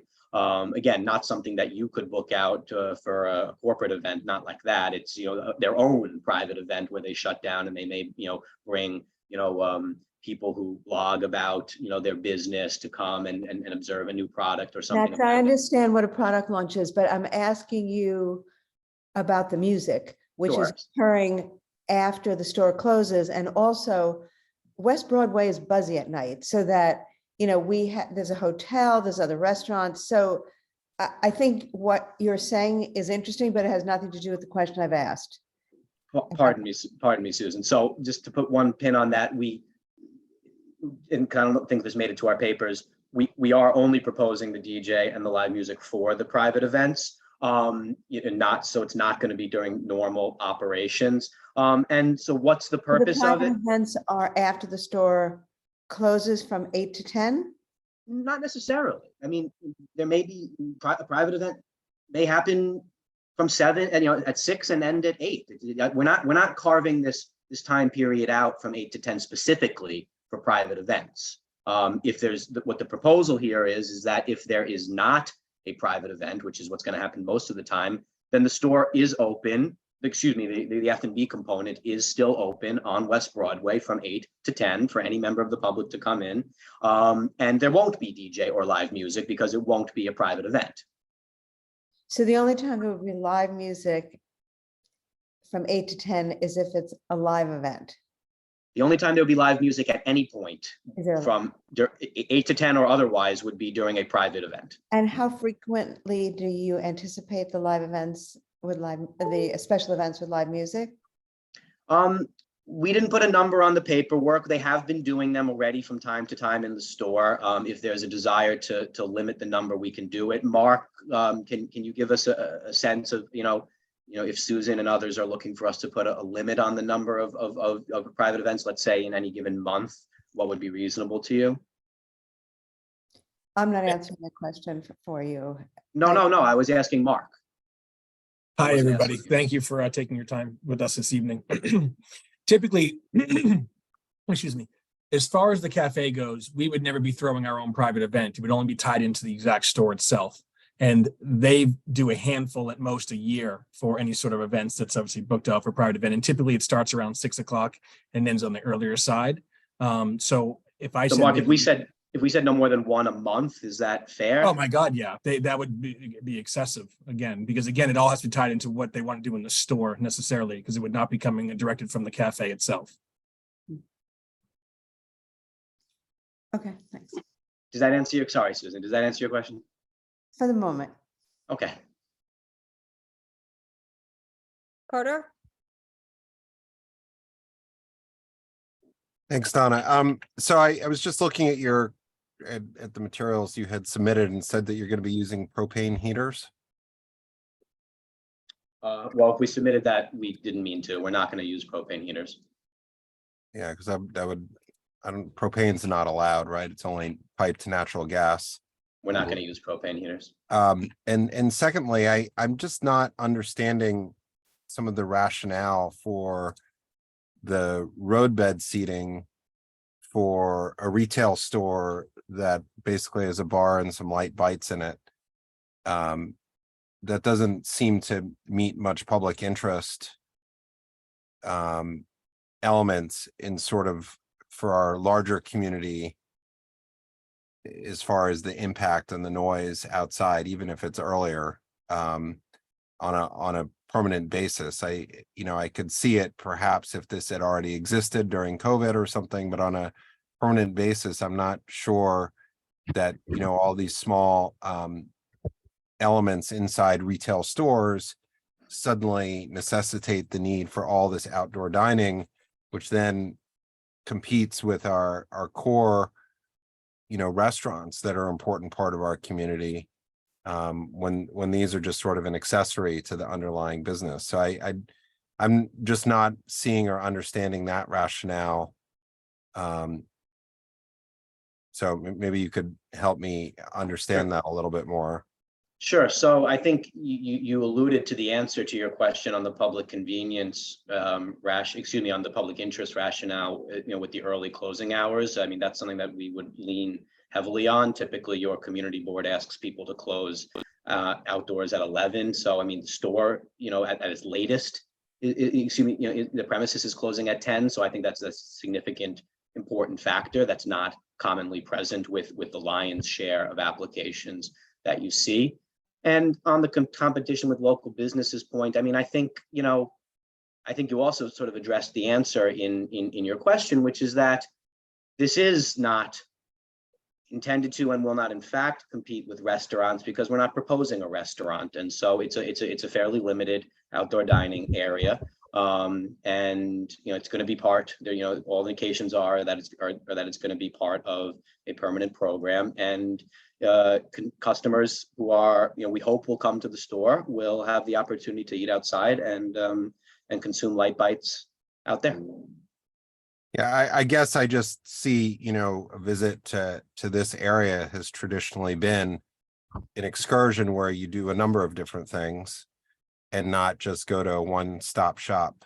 And that's essentially what this becomes when you have everything under one roof.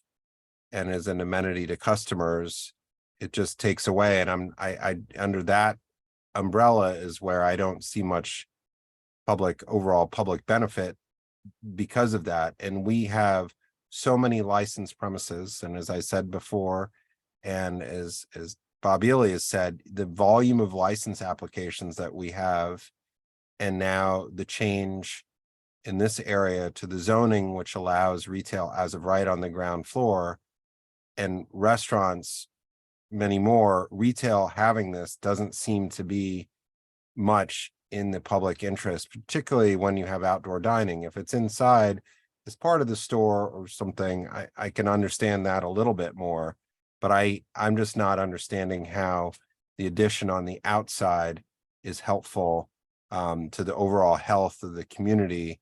And particularly since eating and drinking seems to be a mainstay right now that is working out okay. So I'll just leave it at that. Well, if you'll just give me the chance to maybe give you one additional, try one additional reaction on you there, Carter, which is, I mean, you mentioned concerns about, overall health of the businesses in the neighborhood as well as, and, you have before as well. And I think that is fairly considered as part of the overall consideration of public interest. And increasingly what we do see is for, retail businesses, there is an increasing desire for them to have an F&B component to them. And there's a major shift, as we all know, to online shopping. There's increasing needs to justify brick and mortar retail stores, and part of the answer to that call is to have small, admittedly accessory F&B components to it. And so to the extent that helps, stores continue to have retail offerings and not go vacant, I submit to you that that's in the public interest. Understood. It takes away all the shoulders for a lot of restaurants, on the business of a little bit before dinner. It takes away from a glass of wine and having an appetizer as part of a trip to the community to walk through the retail stores. I understand your point, but it's also harmful because that's what facing a challenge when you talk or just walking around. You see a lot more emptiness in the restaurants around the earlier hours, which a cafe of this type sort of takes away from that. But I understand both sides of it. Thanks. Thanks, Carter. Anybody else from the committee? I'll go to the public on this. Let's see. Okay. Second. Pete Davies, you're up there. Go ahead. Okay. Hi, Mark. Hi, David. Good to see you again. I'm really confused right now. Your application, what we spoke about on the Zoom, was for 1,494 square feet of licensed area, with 1,268 square feet of that on the ground floor to 26 square feet in the basement. Limited to the front portion of the ground floor of Gucci, which it takes up the entire ground floor, which is, according to New York City Zola, 11,139 square feet. And Mr. Bookman just said, we're licensing the entire store. So your application doesn't reflect that, either in the diagram or the numbers you presented. So we didn't talk about that because that's not what was presented to us. Now we're being told, oh, well, yeah, it's 10 times more about than what we told you. And you haven't addressed the standpipe outside where you're putting a table. So that's a concern. And there's been no mention of the ADA component for access into the space, which we discussed in the meeting.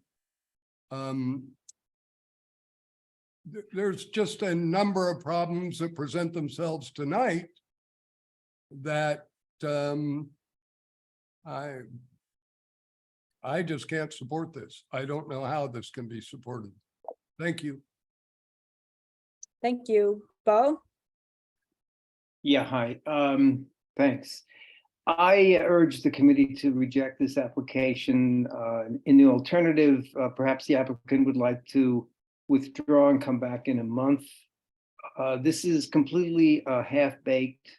I don't understand what this business plan is. I don't understand what you're attempting to do. I don't know what the hours are for what areas of the operation, what you're actually requesting. And it doesn't pass the smell test with me. And I would offer the applicant the opportunity to come back, or I think we should reject it. Thank you. Thank you. Jeffrey Rowland? Hi, yes, I'm in agreement with both Bo and Pete on many of the issues. I see absolutely no need for them to use the roadbed, and I really don't want to see any more barriers placed in our streets. And for me, that is a non-negotiable item. Any of the other issues, I would be willing to compromise on. I have concern about the ADA access. Once the store is closed and the cafe is open, I don't see how you're going to handle that. That is some issue that is above my pay grade. But as far as street barriers go, absolutely vote this down. Don't give them this permission. That's my view. And I live around the corner, so I'm concerned about that. Thank you very much. Thank you. And then we have Darlene Lutz. Thank you, Donna. I appreciate it. Good evening, everybody. Darlene Lutz. I am a longtime resident in this corner of Soho. On what West Broadway is frequented by me every day. I have issues with everything outside now. But in particular in Soho, and I want to put this message out. If people wanted to bounce back, we got to clean it up. We have to get the visual clutter off the streets. It is imperative, because this is the reason that people come from all over the world to stroll around Soho, not for the sheds and the stuff on the street. So, and I also want to give a shout out to Carter for bringing up the fact that, yes, every additional little place that people can sit down and drink takes away from already established businesses, and we're just getting inundated. Some of they're not doing as well as they could be. So I think they should just scrap the entire thing. Thank you and good night. Thank you. Is there anybody else here from the public? I see none. So. Sure. Go ahead, Max. Thanks. All right. On the first comment about confusion about, what square footage is and the licensed premises is, we make every effort to make that clear in our diagram. We have to license the entire store in order to comply with several particularities of the ABC law, one of which is the bathroom requirement. So we have no choice but to license the entire store. We are offering as a stipulation to you and to the state liquor authority to voluntarily limit alcoholic beverage and food, so all F&B consumption, to the cafe area that we've shown on the diagram with the red box around it, which is very small. So, I understand that's a little unusual, but it's not unheard of. And so I think for the purposes that this committee is typically concerned with, which is quality of life, how big of an area are we talking about, how many people are, could potentially be consuming alcoholic beverages, it's this more limited area that's of relevance. The larger footprint, if you will, is really just for the SLA so that we can comply with several requirements of the ABC law. But if we have your approval, it'll be in your stipulations. It will be in our submission to the SLA that we are limiting F&B, including alcoholic beverage consumption, to the cafe area and monitoring it in the way that I've described. On the standpipe, yes, there's a standpipe up against the building. It's not going to be blocked. It's movable tables and chairs. We're not building any structure, so we don't think there's an issue there.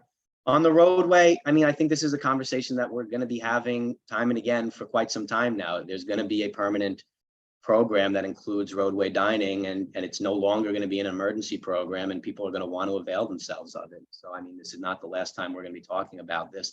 We're going to have to come up with compromises that are more than just, we don't want it, because I don't think, and it's my bet to make, not yours, I suppose, but, I don't think the state liquor authority is going to, categorically, even in 500-foot law cases, just exclude anybody who wants to have roadway dining. I think what we propose to you here is fairly limited compared to what your committee typically reviews: early hours of operation, no permanent structure, just safety barricades. I mean, that's, we've been here tonight hearing about lots of structures. We're not building a shed. So I think, considering all of that, I think what you do have here is a pretty fair proposal.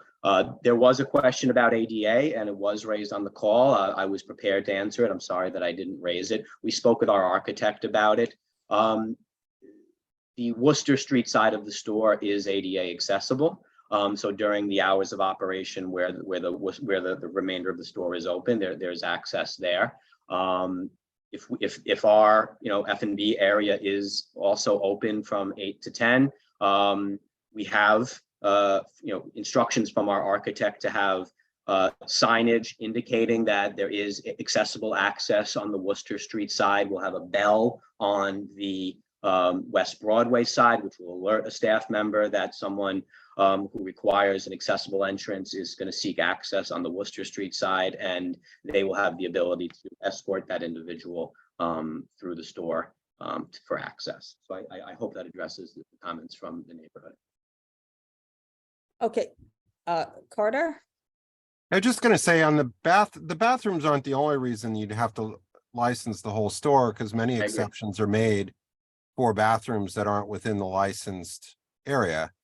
And we've heard several, but that's not the only, there are plenty of exceptions. And I think we've been told the various rules and regulations about that they don't have to be, they can be proximate to the area, but not within the licensed premise, right? But available to customers. So if that's the reason to license the whole store, that doesn't seem like it holds water, since we've heard the argument on the flip side as well, that a premise doesn't even have to have a bathroom because they have access to a bathroom that is not part of the licensed premise.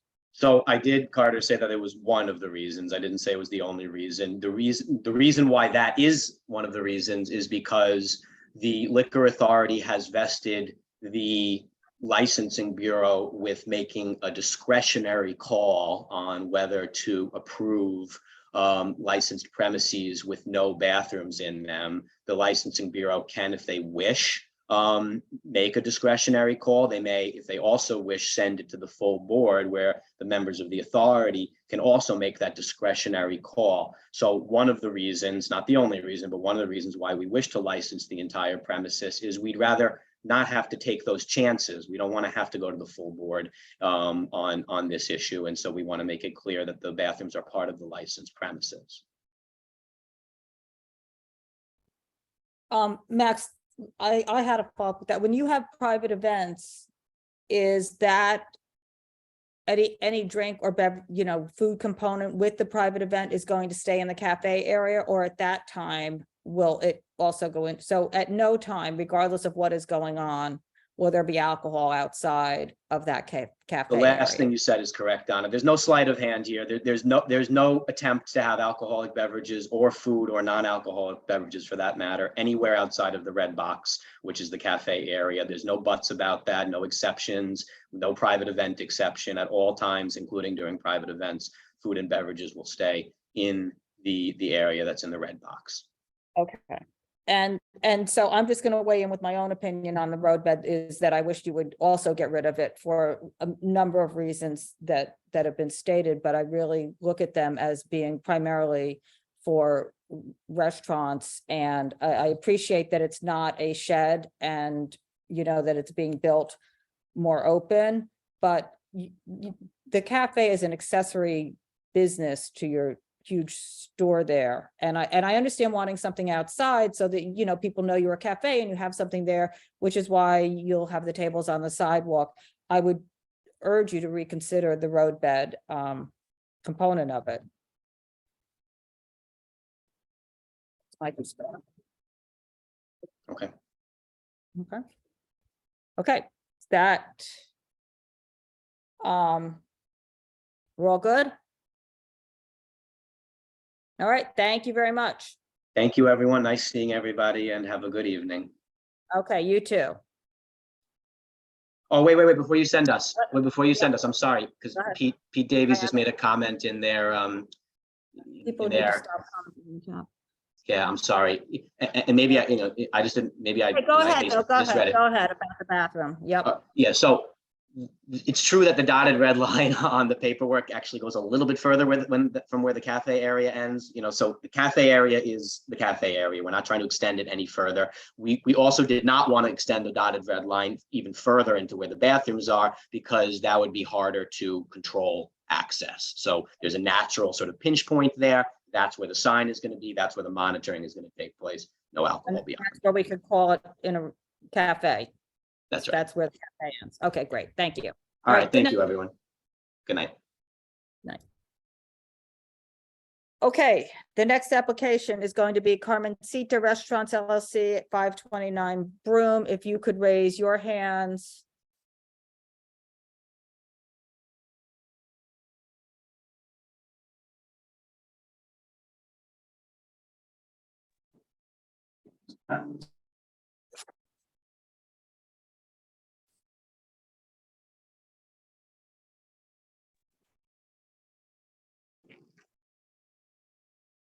And is the applicant here? Yeah, we're all together here. I'm just gonna Okay. change the camera here for you. Give me one Okay. second. There we go. All right, how's everybody doing? Good. Bringing up the rear here, I guess. Yeah. Yep, sorry. All good. right, go ahead. Joseph Levy here from Helbron Levy on behalf of the applicant, Mercer Restaurant LLC. I have with me the principal on the application, across the table, Andy Diaz. I'll have him introduce himself to the board first, and then we can jump into the nuts and bolts of the application. Hi, everyone. My name is Andres Diaz. I've been in New York City, and I'm a member of the Soho community for over 15 years. I did as an employee, worker, or resident, now as an operator. I'm very excited to introduce to the community a new tapas restaurant, French inspired in Soho. We have a great team of people, all LGBT. So we're very excited to be part of this, continue being part of the community, presenting this fantastic menu that we have been working on for a couple of months. Thank you. So the address here is 529 Broome Street. This is the lower level. As you're familiar with the space now, it's Black Tap upstairs and Black Tap downstairs. What Black Tap is doing is they are retaining the upstairs separate space, and they're going to continue to operate that as Black Tap. The downstairs space, they are selling the assets of that business to Andy. So this is a transfer. Andy is operating his own restaurant in that space, again, separate and apart from the upstairs space. This is the subterranean part of the unit. It's approximately 2,000 square feet. You have 13 tables inside with 50 seats. You have one bar inside with 5 seats. There's no usable outdoor space here. This was a point of contention years ago that they wouldn't use that backyard and back door. They will not be, as Black Tap didn't. Again, restaurant concept here. Most all of the same stipulations that Black Tap agreed to, Andy will agree to as well. The only exception to that is he would like to push it an extra hour across the board. So Black Tap, which closes at midnight during the week and 1 on the weekends, in a perfect world, Andy would like to close at 1 a.m. during the week and 2 a.m. on the weekends. Background music, restaurant concept, despite the fact that it's background music only, he's also committed to installing significant soundproofing here to ensure that he has no issues. And again, his direct upstairs neighbor is going to be Black Tap, the restaurant. No outdoor seating at all here, backyard, roadway, sidewalk. If you have any questions, we're happy to answer them. Okay, so that seems, I see security on here. Yes. So the idea here being that, again, restaurant, not nightclub security, but there are stairs to get down here. So his concern is just to make sure he has someone stationed in the front, whether it's security personnel or a front of house member of his team, to ensure that, you know, there's safe access to the space. He makes sure he keeps people moving. There's no lines outside, things like that. Okay, so, and then the place next door, does he have that place too? Yes, as you see in the application packet, her name was Carmen, is also one of Andy's spaces, and that is right next door. Okay, you want to tell me a little bit about how that one operates? Sure, you want to talk about? Yeah, it's a restaurant. We operate Tuesday to Saturday from 6 p.m. until the stipulation hours. We do a lot of family style dinners, and it's mostly focused on like dinner parties that of like 5-6 people. This new concept is going to be a little more focused on like smaller groups. So on a completely different menu.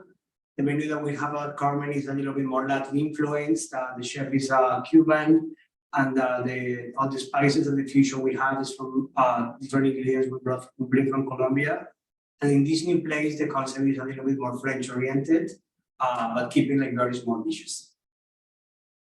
And he also has a space on Howard Street, which I believe is within this board's jurisdiction as well, which has been applied for and is actually appearing in front of the full board, the Liquor Authority, tomorrow. I believe he did get community board approval for that space, but for whatever reason, there was a determination that the burden wasn't met. Okay, and so now I'm going to go back to the other place. Are there DJs or music or dancing in the other place next door? Her name is Carmen. Yeah, I mean, I'm one of the partners. My partner hosts a few events, so they've been DJs for a few nights, and there were a couple of complaints from the neighbors, but I think they were addressed already, and the whole soundproofing process has been started already. I have one of the best companies in the city, I believe.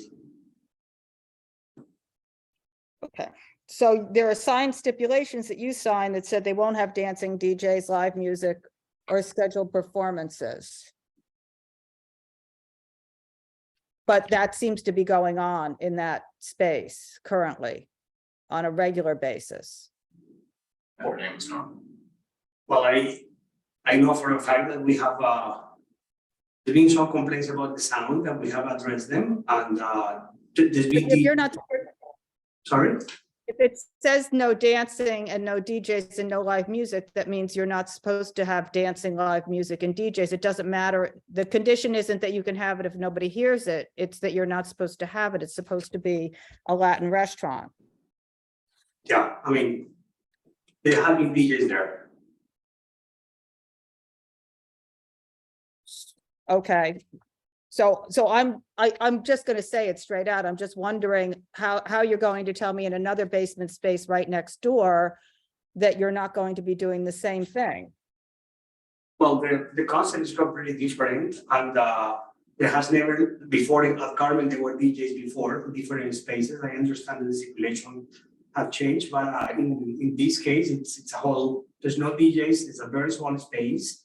And the hours we're proposing are not like late nights or anything like that. Okay, I'm going to throw it out to the committee. Does anybody have any questions? Porter? Yeah, I mean, you can get your license revoked. So, you know, I don't know why we'd give you another one. I'll just put it at that and just cut to the chase. You're doing everything that you said you wouldn't do. I went by the space on Saturday night at 11:45. You had a line of 15 people outside. You know, there's noise, it's messy. If you want to open the place next door, it's the same thing. I mean, these are all things you promised you wouldn't do. We gave you an extra hour on Saturdays to be late. And, you know, it's everything that you said you wouldn't do that you're doing. And I don't know why we would, you know, even there was even an application that came before our landmarks committee to have operable windows in the space, and you agreed that you'd never have them and that you wouldn't change them. So I just don't know why we'd even, you know, just based on character issues, why we would consider this license if you're just going to extend all that stuff next door. And, you know, that's about it.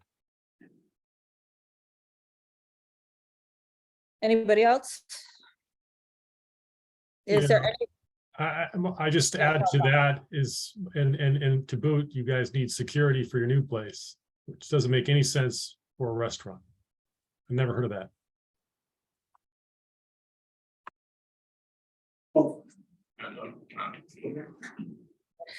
Is there anybody here from the public on this application?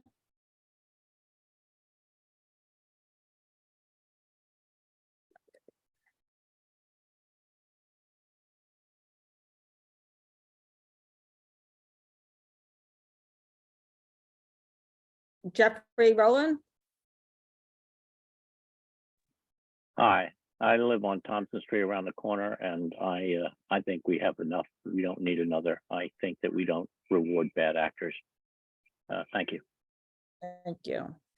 Darlene Lutz? Hi, thank you again. These, the Carmen Cita and Carmen's above there is all residential. It's, as to my knowledge, it's all residential residents, and it's also rent regulated. They're rent regulated buildings, some of the last in Soho. And, you know, that people, you know, don't show up, it's because they're just so beaten down by everything that they've been experiencing with, you know, the noise levels. I mean, Black Tap was brutal. So, and Carmen's is. So yeah, I would 86 this. Thank you. Thank you. Okay, I think that does it for them. Anything to add, say? Are you asking us? Yep, I'm asking you. So look, there's only so much I can say here. Obviously, stipulations are stipulations that are meant to be followed. I wasn't present on the last application. I didn't do that one. I wasn't privy to those conversations. What I can say is just on this particular application, he's looking to do a different concept. He's looking to agree to stipulations that he will comply with. I appreciate your position that he hasn't complied with the prior steps. So why would he comply with these? And all I can tell you is that I'm going to advise him that he needs to comply with the stipulations that he signs, because that's how you stay in business in this city. But other than that, like I said, you know, by and large, the stipulations will be in line with what was there previously. That's what he's looking for, and he's hoping to transfer the assets of this business. Okay, all right. I think that anybody else from the committee have anything? Carter? I just want to say, you know, your client came to us and said they wouldn't do all those things on their current space, and now they want later hours, and this is next door. It's just going to extend the problem. And I mean, this is the kind of thing that you know is precisely what makes the folks up at the SLA a little bit apoplectic, is when you don't do what, you know, there's no question here. It's no gray area. It's blatant, you know, it's supposed to be ambient background music noise, no DJs, no live music, no performances, no dancing. I mean, the model of that business can't exist is the way it's done now, and adhere to the way that business was presented to us and what they agreed to open and operate. And that's doesn't happen very often that this is the case, but this is one of those examples where it is. And I think that you might have a discussion with your client to reconsider just this, because we're going to include that in our resolution. And I'm sure it might be better for you guys to try and correct it without, you know, asking for them to do enforcement in that type of manner. So I'll just leave it at that. I mean, it's very rare that we're in these situations, and you know that I wouldn't say that lightly, but this is just absolutely not at all what this business next door is supposed to be. And I don't know why we'd open up another basement next door or downstairs till 2 a.m. that would just exacerbate all these other ongoing issues. Joseph, I'm just going to say, go look at their Instagram account, because this isn't, the DJs are not once in a while. It isn't just kind of, it happened a while ago. It's all over Yeah, look, I'm gonna have to go, not that I don't believe you guys, of course I do, I'm gonna have to go look at the steps of the other place and check it out and obviously advise my client accordingly. You know, look, we did a degree of our homework here in terms of calling the board to find out if there have been any other issues or complaints about the space since the initial complaints came through before the soundproofing, and we were told there were none. So we're operating probably under the incorrect assumption, not having been involved previously, that everything was generally copacetic. So apparently that's not the case. So it has to be addressed. Great, thank you. That's it. Thanks, guys. Thanks a lot. Okay, give me 1 second. I'm just going to call again, just to make sure. Meal W Corporation doing business as Munchies at 126 MacDougal, if anybody is here on that application. Okay, and then the other one was Tea House at 122 Mulberry Street, if anybody is here on that application. Okay, I see no one. So let's take a couple-minute break and come back, okay?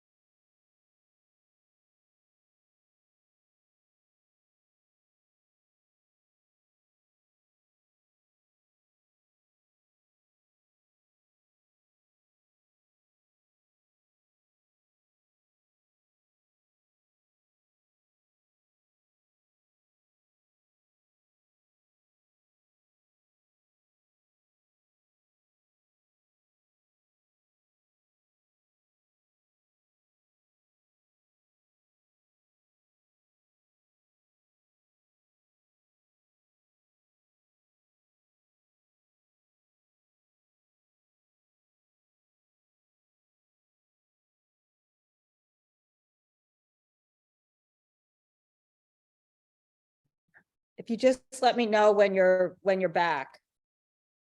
Yep, presently here.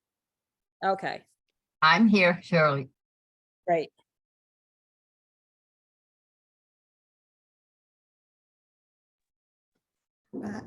Back. Okay.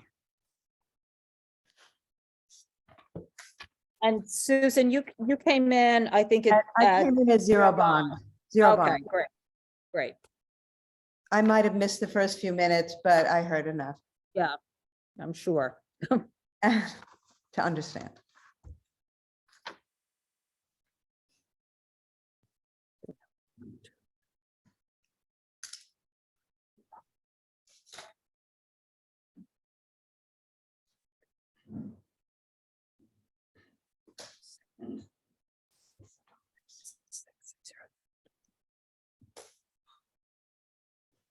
Okay. Oh, myself. Dr. Smith is here, Susan's here, Anthony is here. Carter, are you here?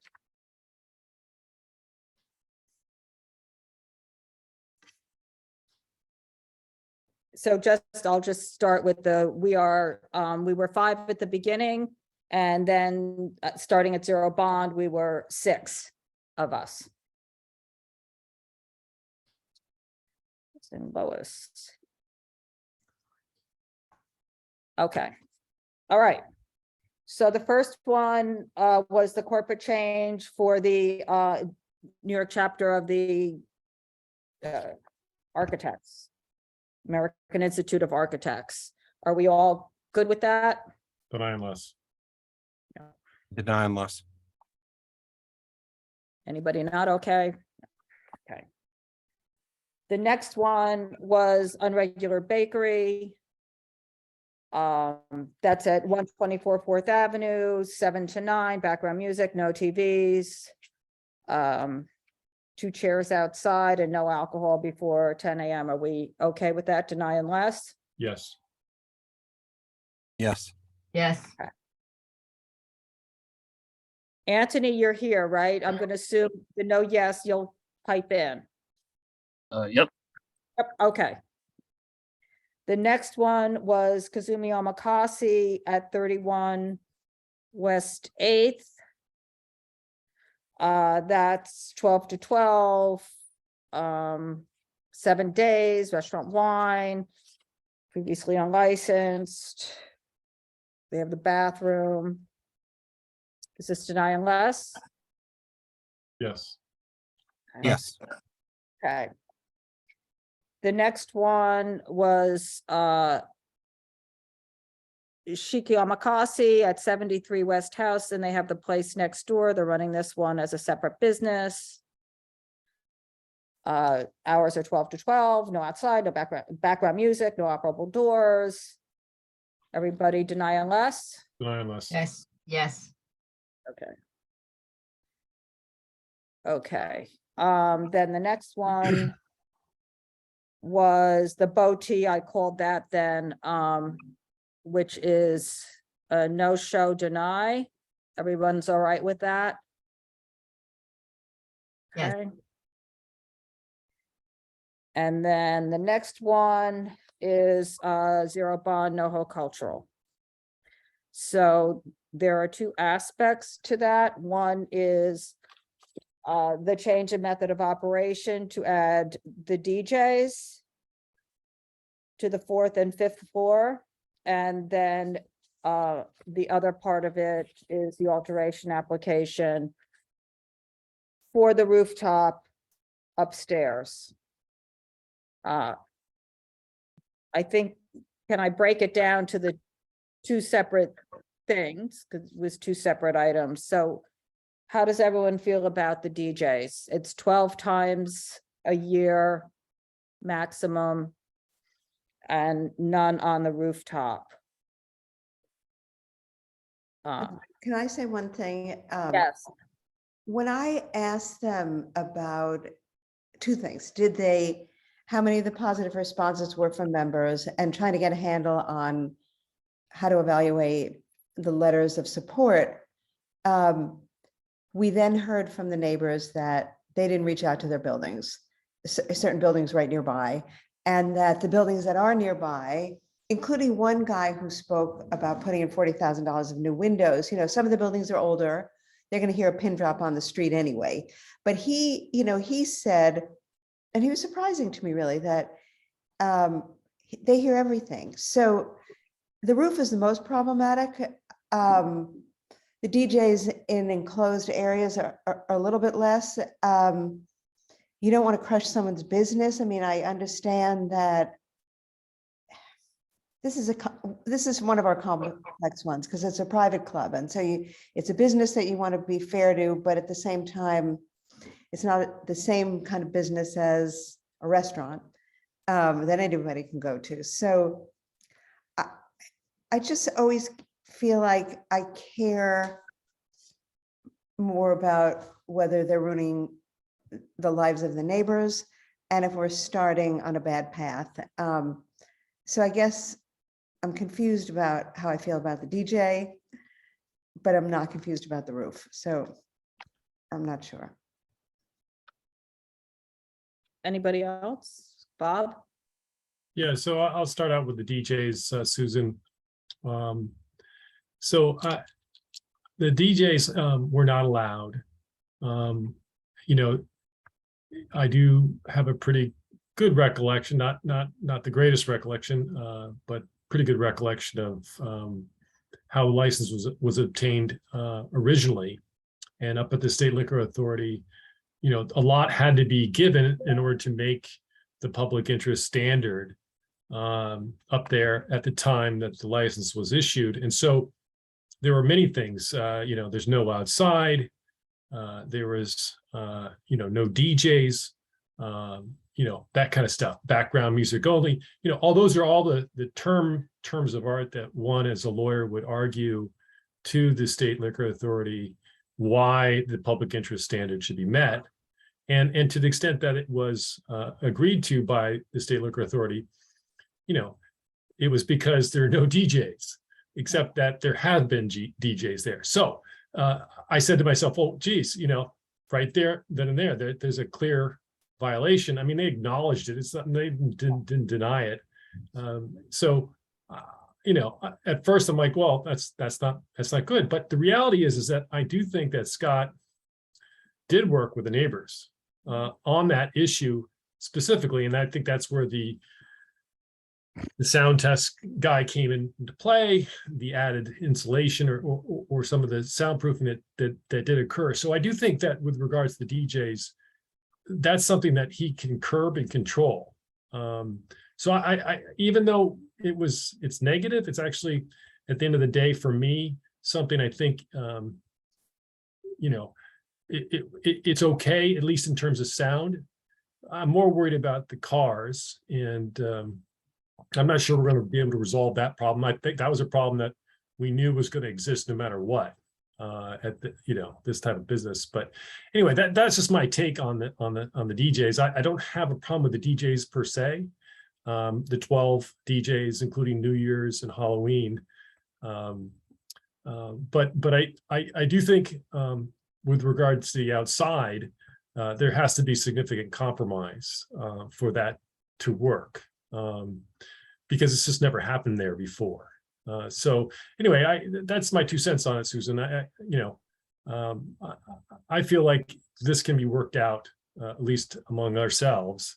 I think that we can come to a compromise on hours on the outside.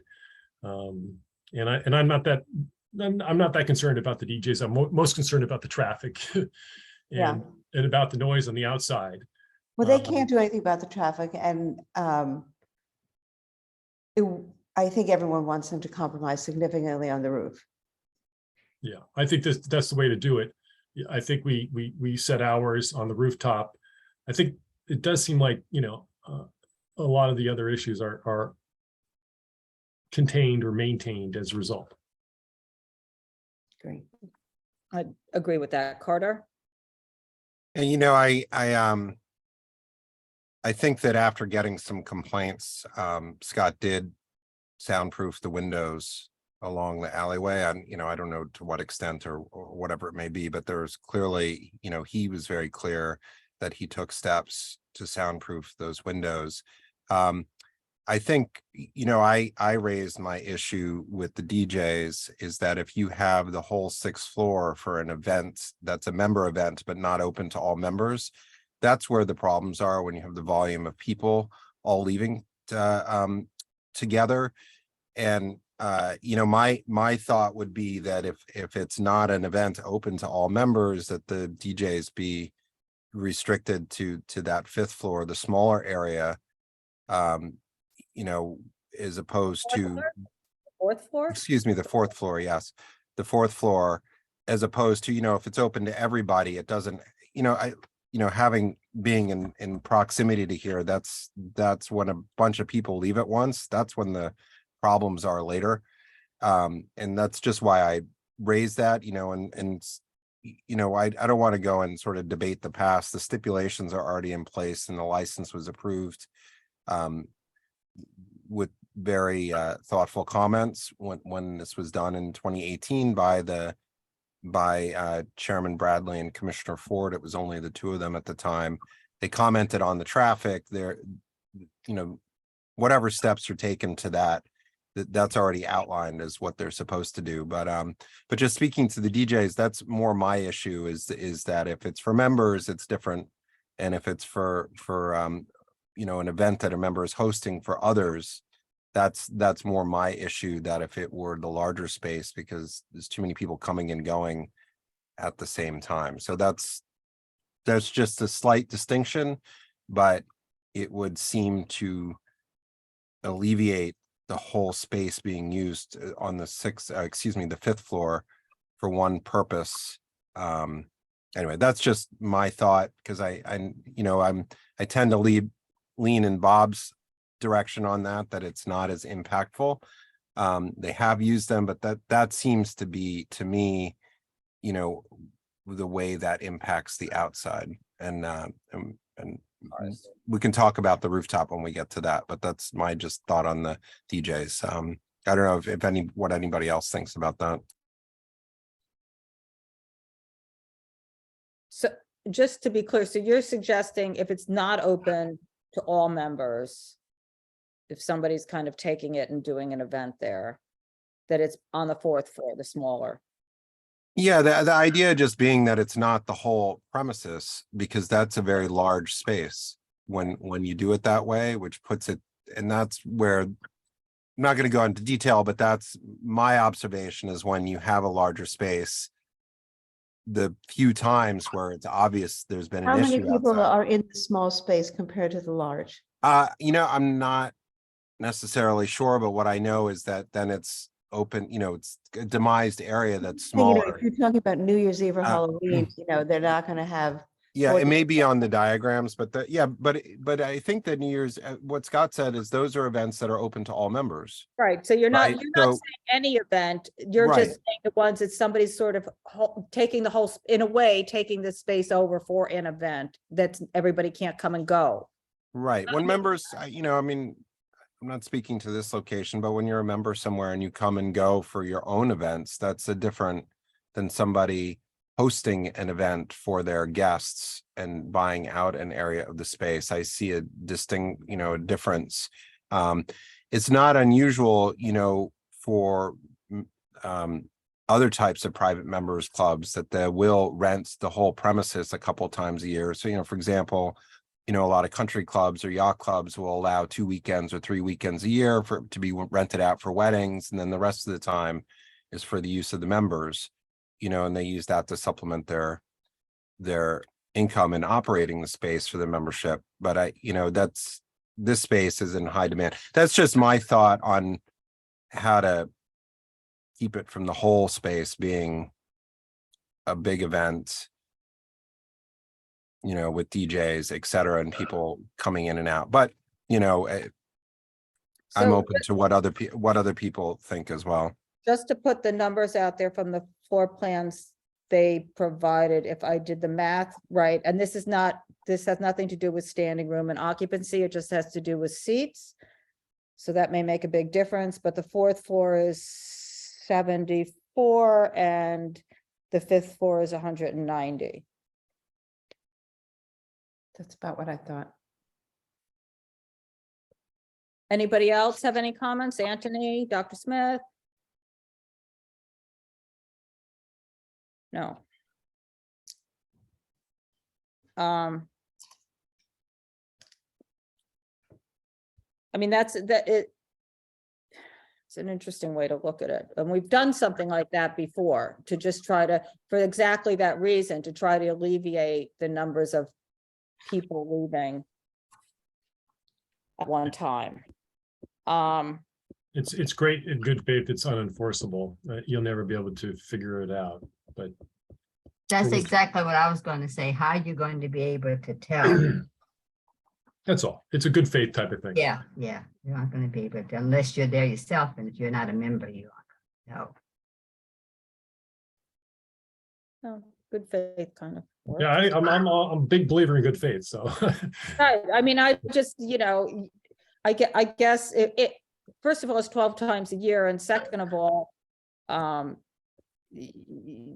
there is a difference between a ton of people. You won't be able to enforce it, really. I don't know, Carter. How do you enforce it? Okay, I mean, I just, to me, that's my concern, because that's when. No, that's fine. Few times that I've, I'm trying to respect, whatever the events are without, talking about them. Right. It's, when it's been a But little it's a big crazy event. out, when it's been a little crazy outside, has been the type of events where clearly, but it's not every day. I mean, but the traffic is a standing concern. But what I'm talking about is sort of the over the top, is just when there are those events, and that's the only reason I just bring it up. But if people aren't supportive of that, that's fine. I'm okay. If that's if that's unenforceable, then so be it. Well, I think we're supportive of it, Carter. It's just, it may not be enforceable. That's all. So if it's beneficial and it's something that Scott is willing to do, I think it's something that should be recommended and suggested. Yeah, or conversely, that 12 number not include for member sponsoring events at the location more than a couple a year. But I don't want. The issue is not the members enjoying the space; it's when it's used and others are coming. Because I think that typically members are much better behaved. They're beholden to the rules and obligations, and it's hard when you have a lot of guests to hold them all accountable to the rules and identifying who they're with. And anyway, Well, how about if we use the term member sponsored? They're all have to be member sponsored. Yeah, I mean, all right, that's fine. And I think I hear it from everybody. That's not so workable. So okay. In theory, we like it, but in wording. So are we all, I mean, I personally am fine with the DJs, because I think, Scott has shown it's 12 times a year, and I think he's shown that he's worked with people in the past on this. So if something comes up, that to me seems more workable, that he can do something to, if he has to insulate further or do something, he can do that. So I'm sensing a deny unless with the DJs.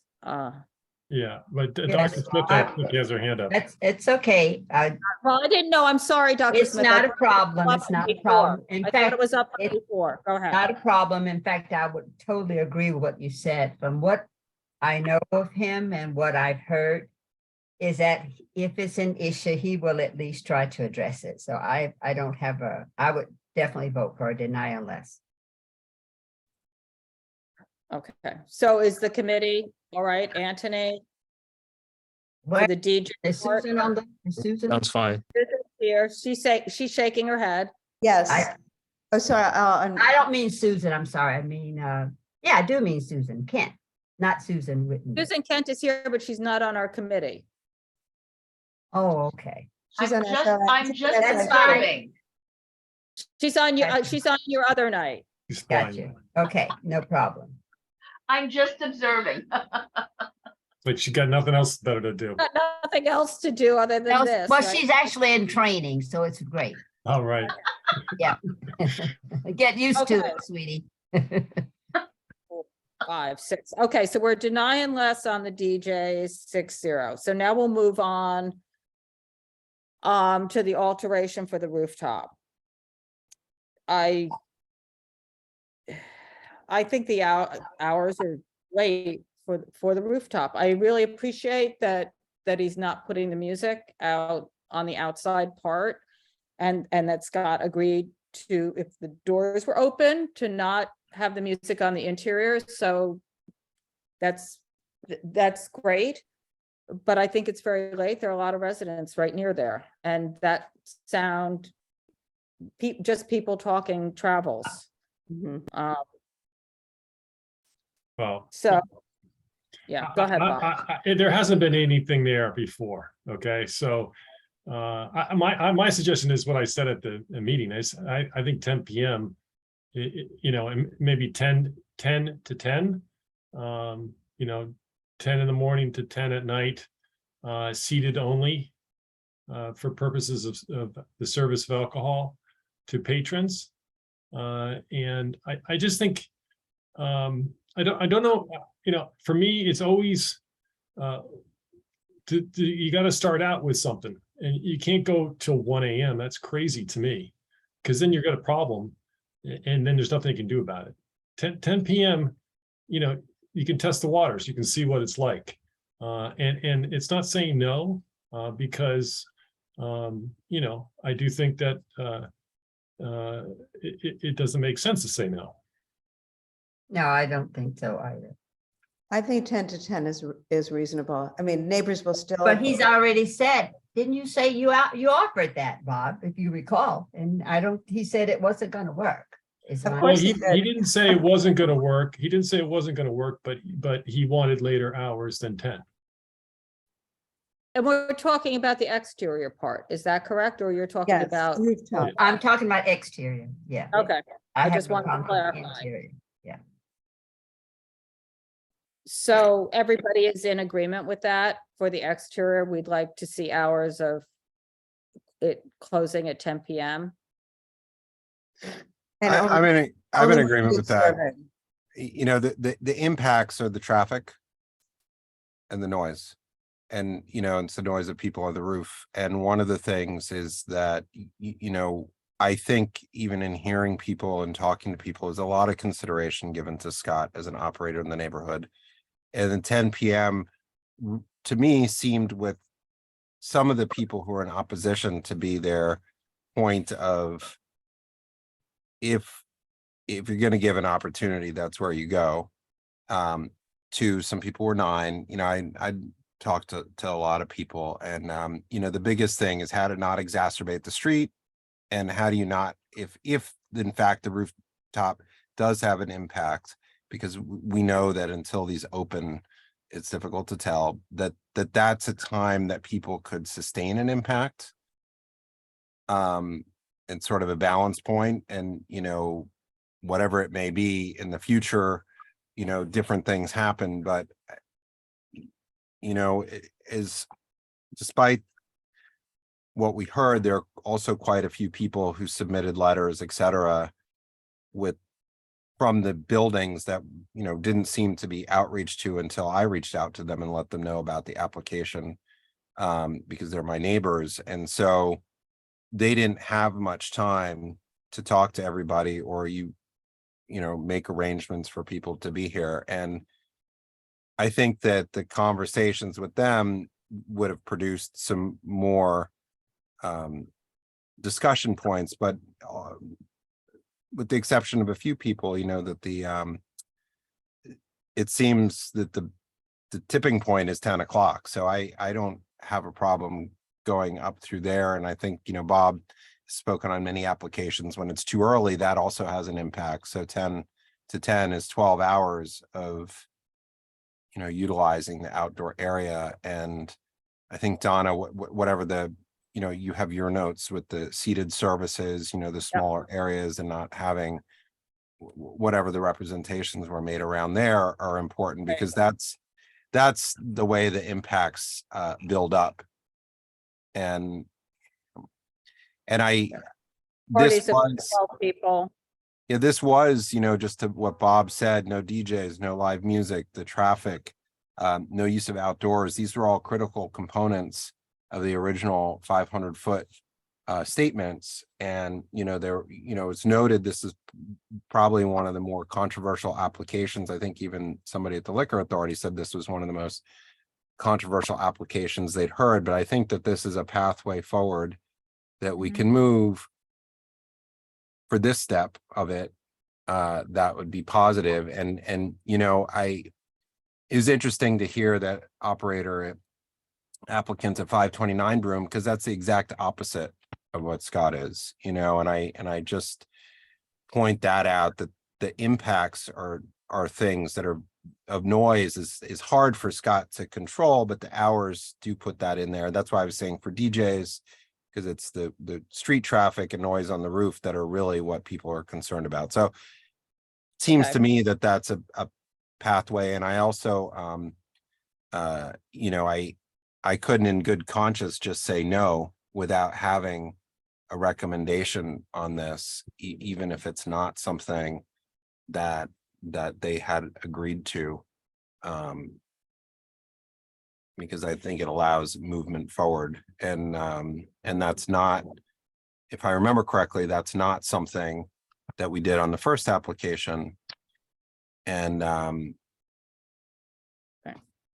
so. Dr. Smith.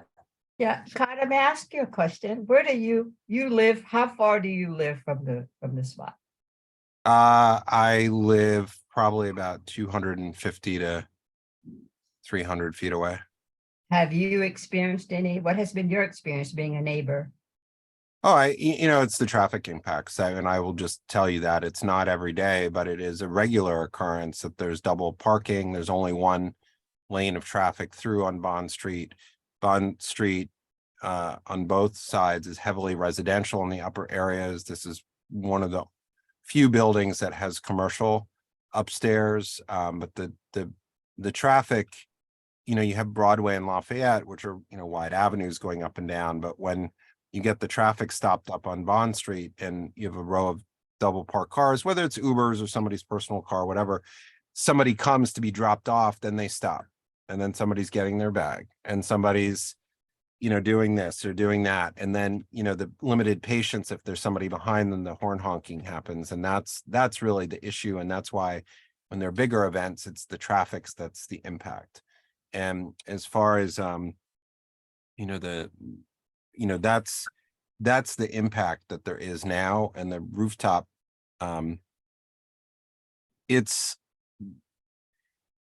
it is close to a lot of residential units, despite representations, otherwise. And, you heard from folks in 7 to 9 Bond Street who had a lot of concerns, and 2 Bond Street. So, but there's also a lot of support, right? So, I think even Zella had mentioned, that the proposed hours were a little late.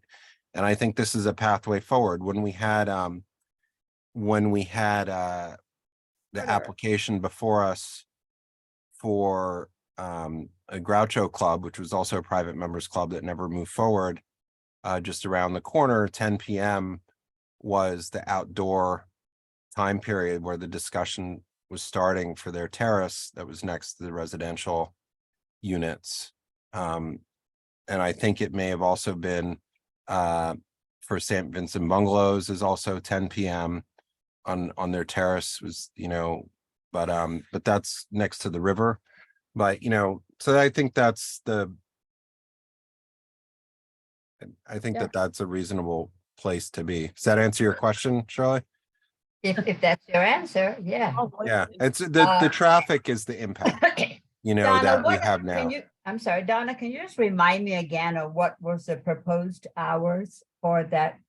Well, 2 a.m. Well, 2 a.m.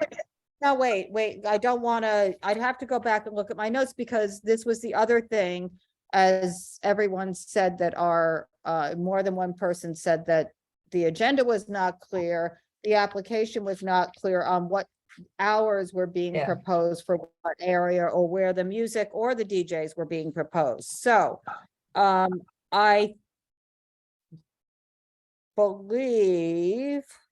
think they would have taken 1 a.m. What's Susan? I have a note that said 1 AM. 1 AM. But they were approved for 2 AM.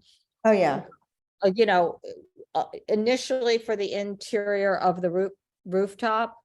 I meant to ask for the outside, yeah, for the So exterior. for the outside, there was nothing Outside. on the outside originally, and I think Tonight, they that said 12 and 1. roof 12 and 1. That was Scott, would what they initiated the whole entire presentation with. Is that what your notes say, Donna? Yeah, it says 12 and 1 as well. Okay. 12, well, I think, I'm not gonna, I'd have to go back actually, Shirley, and double check. I think it was 12 and 1. Thank you. 2 AM was on the inside. Side, yeah, I was talking about the external side. Thank you. So is everybody in agreement for I just want to break this part down then into the two components of the inside and the outside because it's 2 different times. So do we all want to suggest the deny with a path or is it a? And Donna, I just want to bring up, because we didn't discuss it, the original application and what was approved was for stuff that was on the roof, which is the 6th floor, but it was all interior with no It was operable interior. windows, no Right. nothing. And I don't think anybody, now that he's open, I don't think that people are opposed to that. But what we heard is he wants to compete with other restaurants, even though this is a private members club. And he also wants to offer as an amenity. And so, bridging that amenity is I think 12 and 1. Most people, even some of those who spoke in support, think that that's pushing it a lot. And so I just bring that up because that was a critical element in the approval of the license, all inside, no DJs, no live music. And it was emphatic in everything we were told, and how support was drummed up. Right. So it's a big concession to be changing on both of those elements. It's a significant change. And I just want to make sure people realize that. And a lot of that is specifically because of Scott and, and running that, or even why we would consider this. Because I think if it's not even built and it's never been used on the rooftop and they're already looking for a change. So I just. Yeah. I know I had asked the question about, was it going to be used mostly for in the summer? And I think he said, and if I'm not mistaken, and correct me if I'm wrong, I think he did say pretty much summer, they didn't have a lot of business, and that he probably felt that it probably would be used more in summertime. And if it's not heated, it's generally self-regulating, right? Okay, so we're gonna put forward 10 PM. Deny with Bob. Did you have some other suggestion for the inside? Because I think we should treat it as one whole, the rooftop use. Yeah, I mean, everything has to be closed up by 10 PM. So if there's windows, they gotta be closed. Now, they indicated that they already had 2 AM, but they had never built it. So there was no 6th floor. And now the alteration is adding the 6th floor. So the hours, I mean, we can weigh in on the interior hours as well on the rooftop. But I think we should do it separately as opposed to all in one. It's my opinion, and that's how I would vote. So you can call the question, Donna. Okay, so for the exterior. Bob was speaking. Go ahead. Bob, go ahead. Bob. I'm sorry. I thought you were finished. Sorry about that. no, it's okay. I am done.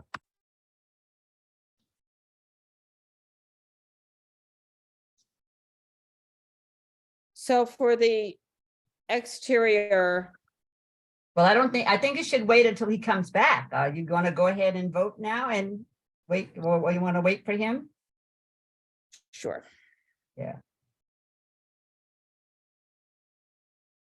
I mean, I think we should just vote on the roof all together as one element. Good. So I think, Donna, that just to be clear, and you would have this in your notes, the windows were The closed window- at, I guess we would just say closed when they close the rooftop, right? If it were 10 is what we're suggesting, but also when there's music. Yes, Scott Right. agreed to that. Scott, that was, yes, he said that anytime there was music on the inside, those windows would be closed. And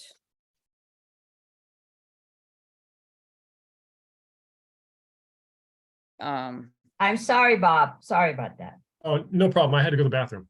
Oh, okay, so nature called. Okay. Yeah, sorry. No problem. okay,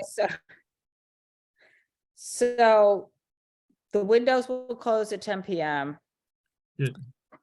Dining The only, outs- seated dining only. And for service, Seated service only. yeah. No music, No music, no parties. speakers. He you know, said parties of like 12 people, he said, like the rooftop, he couldn't see it being like a part, somebody taking over the rooftop. I think what Scott said, and just to be fair, was that everybody would have a seat, right? It doesn't mean somebody Right, can't get okay. up and go Okay. talk to somebody else, and Yeah, but of course, it's that like- he's Oh, not no, having more people than there are seats, and that was the way. He that actually did service not, was that happening. he did not say. He did not say he wouldn't have more people than with seats, but he said that everybody who would be served seated. I Right. just want, I thought he said that they'd No, have. I remember what Donna said exactly, because Okay. you know what he said, like, what if you're sitting there having a drink and your friend comes up to say hello? They can do that, but it's not a standing bar. No, that was my point, is And- that you could get up and go over, right, if you're out there, but the occupancy isn't beyond what the seats are, right? no, Didn't say So, that. okay. he added about 10 seats on. Some people may be mulling around, whatever. It's not like he's doubling the capacity up there or anything significant with standing people. Basically, all the service is to seated people. Right, and That's what he's. And I think that the closing earlier is what puts at ease, where there's a lot more freedom of movement too, right? So that's the exchange, because there's a finish time. Okay. And somebody else then- who had said this to me also was very clear and said, look, that's sort of a changing time of when it's like, dinner, after dinner drinks, and it gets a little later. And when there are more issues, it's also the time when, the kids are going to bed, et cetera, people in their apartments winding down, if they have their music, their stuff, if they have their own outdoor areas. Okay. And then on the inside, My attitude is, as long as everything is closed up at 10 o'clock, I mean, and the music is background, that's right.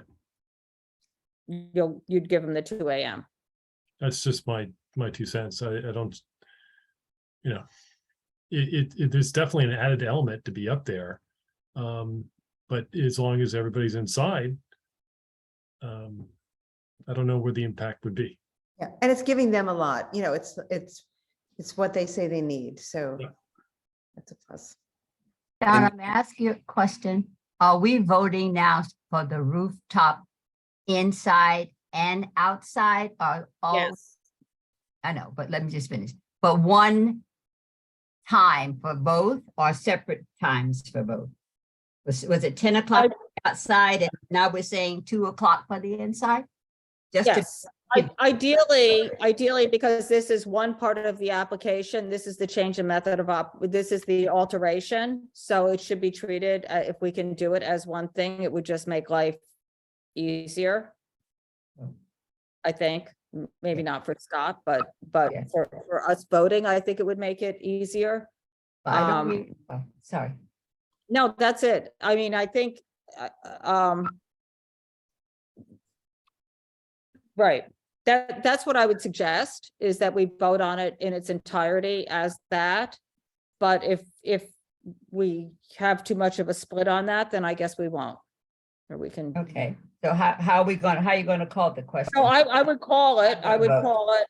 as suggesting that, that we would deny unless with a 10 PM closing on the outside, no, to seated patrons only. If there's music on the interior of the roof space, all the doors and windows and roofs are closed. And then closing the interior at 2 AM. And no doors and windows are open on that interior rooftop space, regardless of music, after 10 PM. Does that- And just, Donna, so you know, the rooftop occupancy is 58 outside and 15 inside, which is what's on the DOB application right now. So he needs to change it's that. quite a few people outside beyond the seats. The application's for 38, so. Yeah, why don't we just stick No, with no, the it says, application? no, the application is seats. It doesn't say occupancy. I understand that, but that's what they're asking for. Yeah, I don't. And I think that's a good split.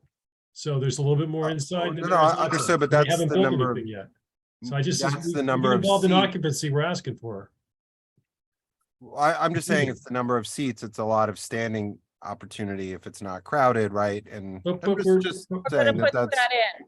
Yeah, but no He's not- standing, no standing. No, It's what he's presented. It's the 29 seats on the inside and the 36 seats on the outside. yeah. Because it's not built yet. Right. So can I call the question on that? Are we a deny Yes. unless? Yeah. Dr. Smith? I am going to vote for the inside to 2, yes, the outside 10, no. No, okay. Anthony Wong, let's call out everybody. I am calling out everybody. Okay, good. Anthony, Yes, are you a deny unless on that? yeah. Carter? Yes. Okay, Yes. thank you. Okay, so Dr. Smith, all right, so that means I have to split it. All right. So you're okay with the 2 AM on the inside, you're not okay, you're a deny on the 10 PM on the outside. That is correct. Okay. Okay. Donna, just What? because the application would generally vote on the whole application, right? So Right. Dr. Smith, if Donna is noting that on the vote line, is it okay if it just says that it was just on the exterior close time, because the application isn't split before us? Okay. I'm just, this is Yeah, just, I know. I just want to make sure you're okay with however it's presented to the board, because that's And gonna, and so then will you let her say how it's going to be presented? I'm not sure. I was I'm asking gonna you, have- Dr. Smith. Huh? I was asking you if you would be okay with that, because I was just, Well, Is it- I've already said how I voted. okay. So now you're saying it cannot be split. Are you saying it cannot be split?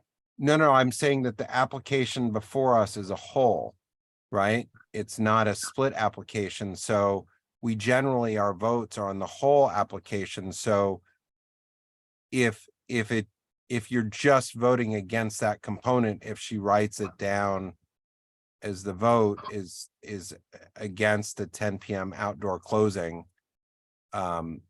is that okay, if that's what it notes on the bottom? Then in that case, it doesn't reflect my vote, correct? No. What I'm would saying abstain. is I that would the abstain. resolution is not split on different. Well, you know what, parts of Carter, it. why don't we do this for me? Since this is my decision, let me see how the how the final reso is going to be. How it's going to be. I mean, then I can decide. But right now, I've already said what my vote would be. And, depending on how the reso is done, but you're not saying to me, I cannot vote separately. Is that what you're saying? No, I'm not saying that. What I'm saying is that it's not, the reso is not written with the parts broken out that way. I just want to make sure you're okay. So it's reflected in a way that you're okay with how the votes tallied on the bottom. Okay, as long as the reso reflects what I voted on and how I voted, that's fine. Yeah, I think I. And I think though, Don, in all due respect, I'd like to sort of read it before I finally. Of course. Thank you. I figure out how I'm doing that. Yes. Thank you. I'll write it up to reflect the accurate vote, and then what I think is the vote, and then I will certainly run it by you before I finalize anything. And I thank you. And just to be clear, Donna, so you're going to have two separate resolutions, one for each one, or are you going to combine them into one? With don't make any more work than you have to. I think that what I'm going to do, but I'm going to look back because we had another situation like this where we had a split vote for a similar type of thing, an alteration and a change in method of operation. It has been, we've done it before. And I think that the problem with this one is that we don't have the split vote between the alteration and the change of method of operation. We have a split vote within the change of method of operation. So Dr. Smith, it may end up that you just end up denying the whole part of that. I'm not sure, but let me pull it together and just look and see. I understand what you disagree with, and then Good. And I'm just raising it here because we're all together, right? Because I know that Donna's going to get to that point when she writes, says, "Oh my God, how am I writing this?" So I just wanted. That's why, Shirley, I just wanted to.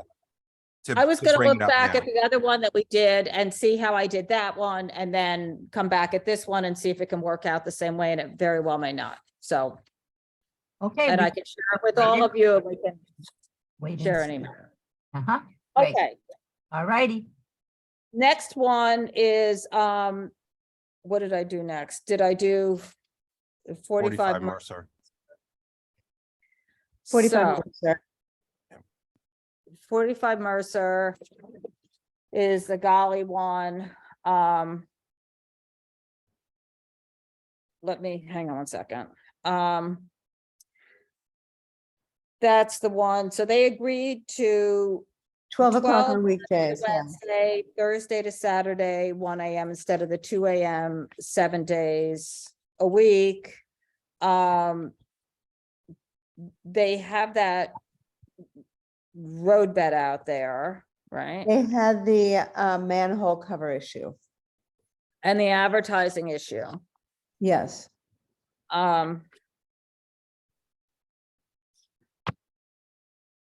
And they weren't willing to give up the road bed. They were willing to fix the road bed. They were willing to, make it compliant. Make it compliant, whatever they do. DOT certifies everything. So just because DOT certified it, to me, does not mean that anything is compliant. They don't seem to often know their own rules. But so I was very pleased that they went to the 12 and 1. I think that makes that more palatable. What does the committee feel about that? I don't think the residents will be happy, but I think that what Mr. Their attorney, Mr. Palutis, but their attorney had raised a really interesting point, with respect to the 500-foot rule.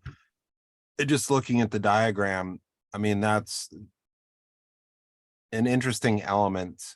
And if they're 12 and 1 is a way through that mess, because if they did not agree to it and pursue that, they could argue that they should have no restrictions on their license, and no restrictions on their license would entitle them to the full operating hours, which are 8 a.m. to 4 a.m. except for Sunday when it's 10 a.m. to 4 a.m. So, that's, I wouldn't want to push them. They're probably one of the only applicants that we've heard in many years, except for the Watch Place, the Montrose, which is also on this block. So it's an interesting balancing point because of that. And I think that he was also the attorney for the watch place as well, right? Was he the attorney? Not sure. I'm not sure. I don't I remember. sort of Yeah, don't. and we know the measurements are accurate because Lenla Simon did the survey in Bloomingdale's, was one of the licenses there. So I take them a little bit on their word about that, since they're, supporting, but I do agree, Donna, you raised some really good points with the percentage of the space that becomes bar seating, It's and that, but when 13 I walked through there, and I don't regularly walk through there, I was very clear when I said during the meeting, the rats were crazy. I mean, it was the only place that I saw them in many blocks, which is a little unusual. And that they were right there on that part of the block, right where the restaurants are. I'm not saying it's one or the other fault. I did the advertising on the shed because they had the walls on it. I looked back through Google Maps. They didn't have that before. The fact that they hadn't seemed to address that was a little disturbing, but there was nobody on the street at all. So if they're going to get business, it's because people are going there specifically. And that's what that's the different changes the business where it's a destination location. There wasn't even anybody walking out, and it was before midnight when I was there, it seemed. So Yeah. I mean, I think what bothered me is that it's he's been the principal there, and this has been all allowed to go on, and he's an experienced restaurant person with all these places. Yet now all of a sudden it's going to be cleaned up because there's new management, but he's been in charge the whole time. That's the part that was very confusing to me about this. And so again, to my point of, I wish the roadbed would just go away. Oh, yeah, I was going to say, Donna, we heard Max talk about it, to make the roadbed dining, to make that compliant would be to remove the flooring so that there is access. right. And I'm not sure how you do that, or it's shortened because the manhole's near the light lamp post, so it'd be a smaller shed. But nevertheless, I mean, it's already there and they haven't fixed it. And there's a lot of things here that aren't great, but Okay, that part about the 500-foot rule is something that we need to consider. we need to consider about why we might accept that compromise. It's also why I specifically asked him about the hours, right? Because I knew that would come up here, because I think that it was hard to support too. Right. So are we denying less at 12 and 1?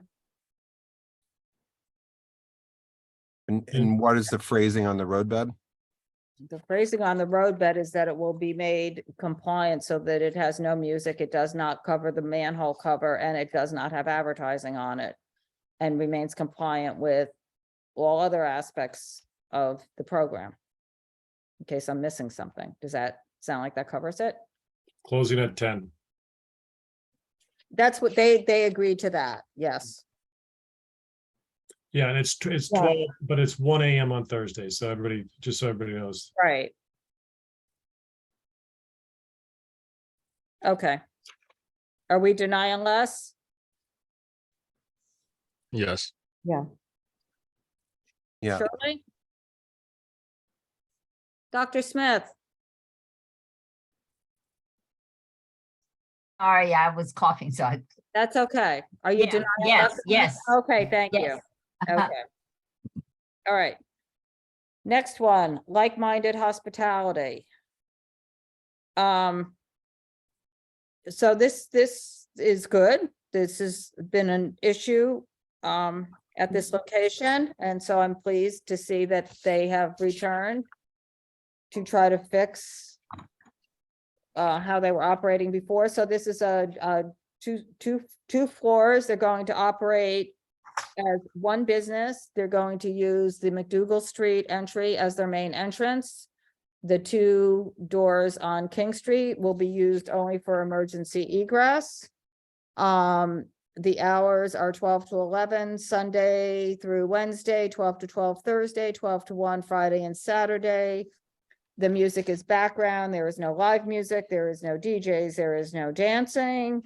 And the roadbed is going to go away in a timely fashion, which is hopefully within 60 days.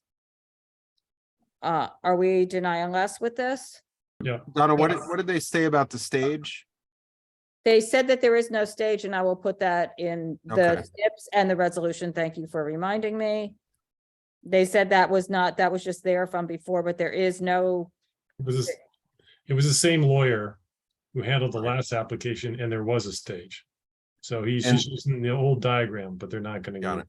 And then just the second question was on the entrances and the movement through the space. What did they?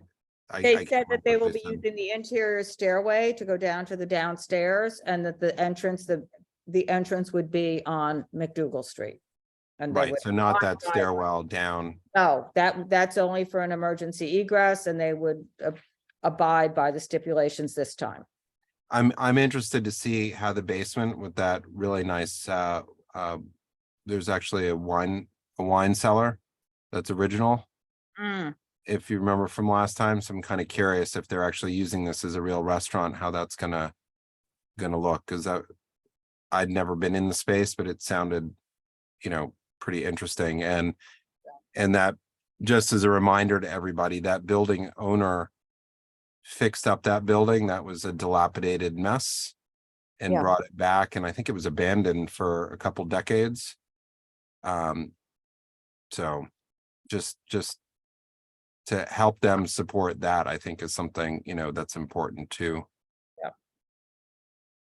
Okay, are we denying less on this? Yeah. Yeah. Yes. Yes. Anthony? Yes? Anthony? Yes, okay. All right.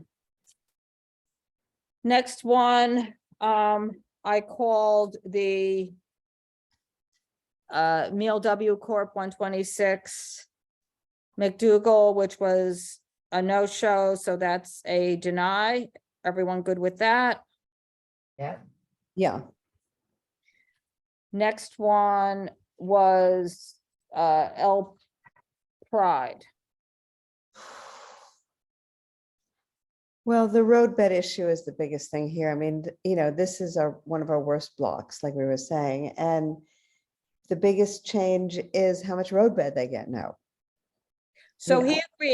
he agreed to 1 AM, 7 days a week, and to the sidewalk seating, and that he would get rid of the roadbed. Well, not put one in. Hmm? Not put one in. There is none there. Yeah, that he Right. wouldn't There put would it be in no- now. You would wait Right, until the right, program sorry, occurred. Right. there is no And roadbed, right. And he moved until it. he renovates, Right, then Well, he that's would. good. Yeah. so he has the sidewalk, he's gonna put that in, but he's not going to do the roadbed. Right. Okay. So it is an extension of hours from what was there before. But it's less hours than what he has next door Right. on the sidewalk. So we good with that? Deny less. Yes. Less Yeah. background music, blah, blah, blah. Okay. Okay, the next one was Gucci. Anthony, did you weigh in on that one? Just so I make sure I hear you with the L Pride. Yep. Okay.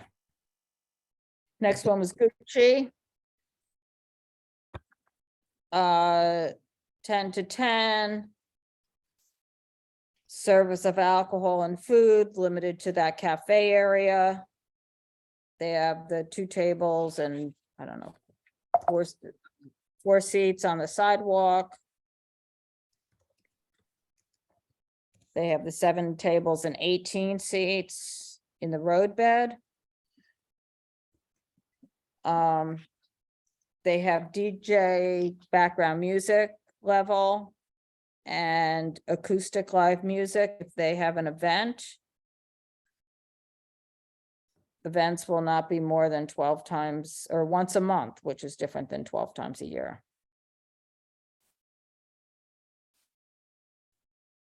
Any? I thought, Donna, that, Max was so all over the map with this one. I mean, we hear Max a million times, and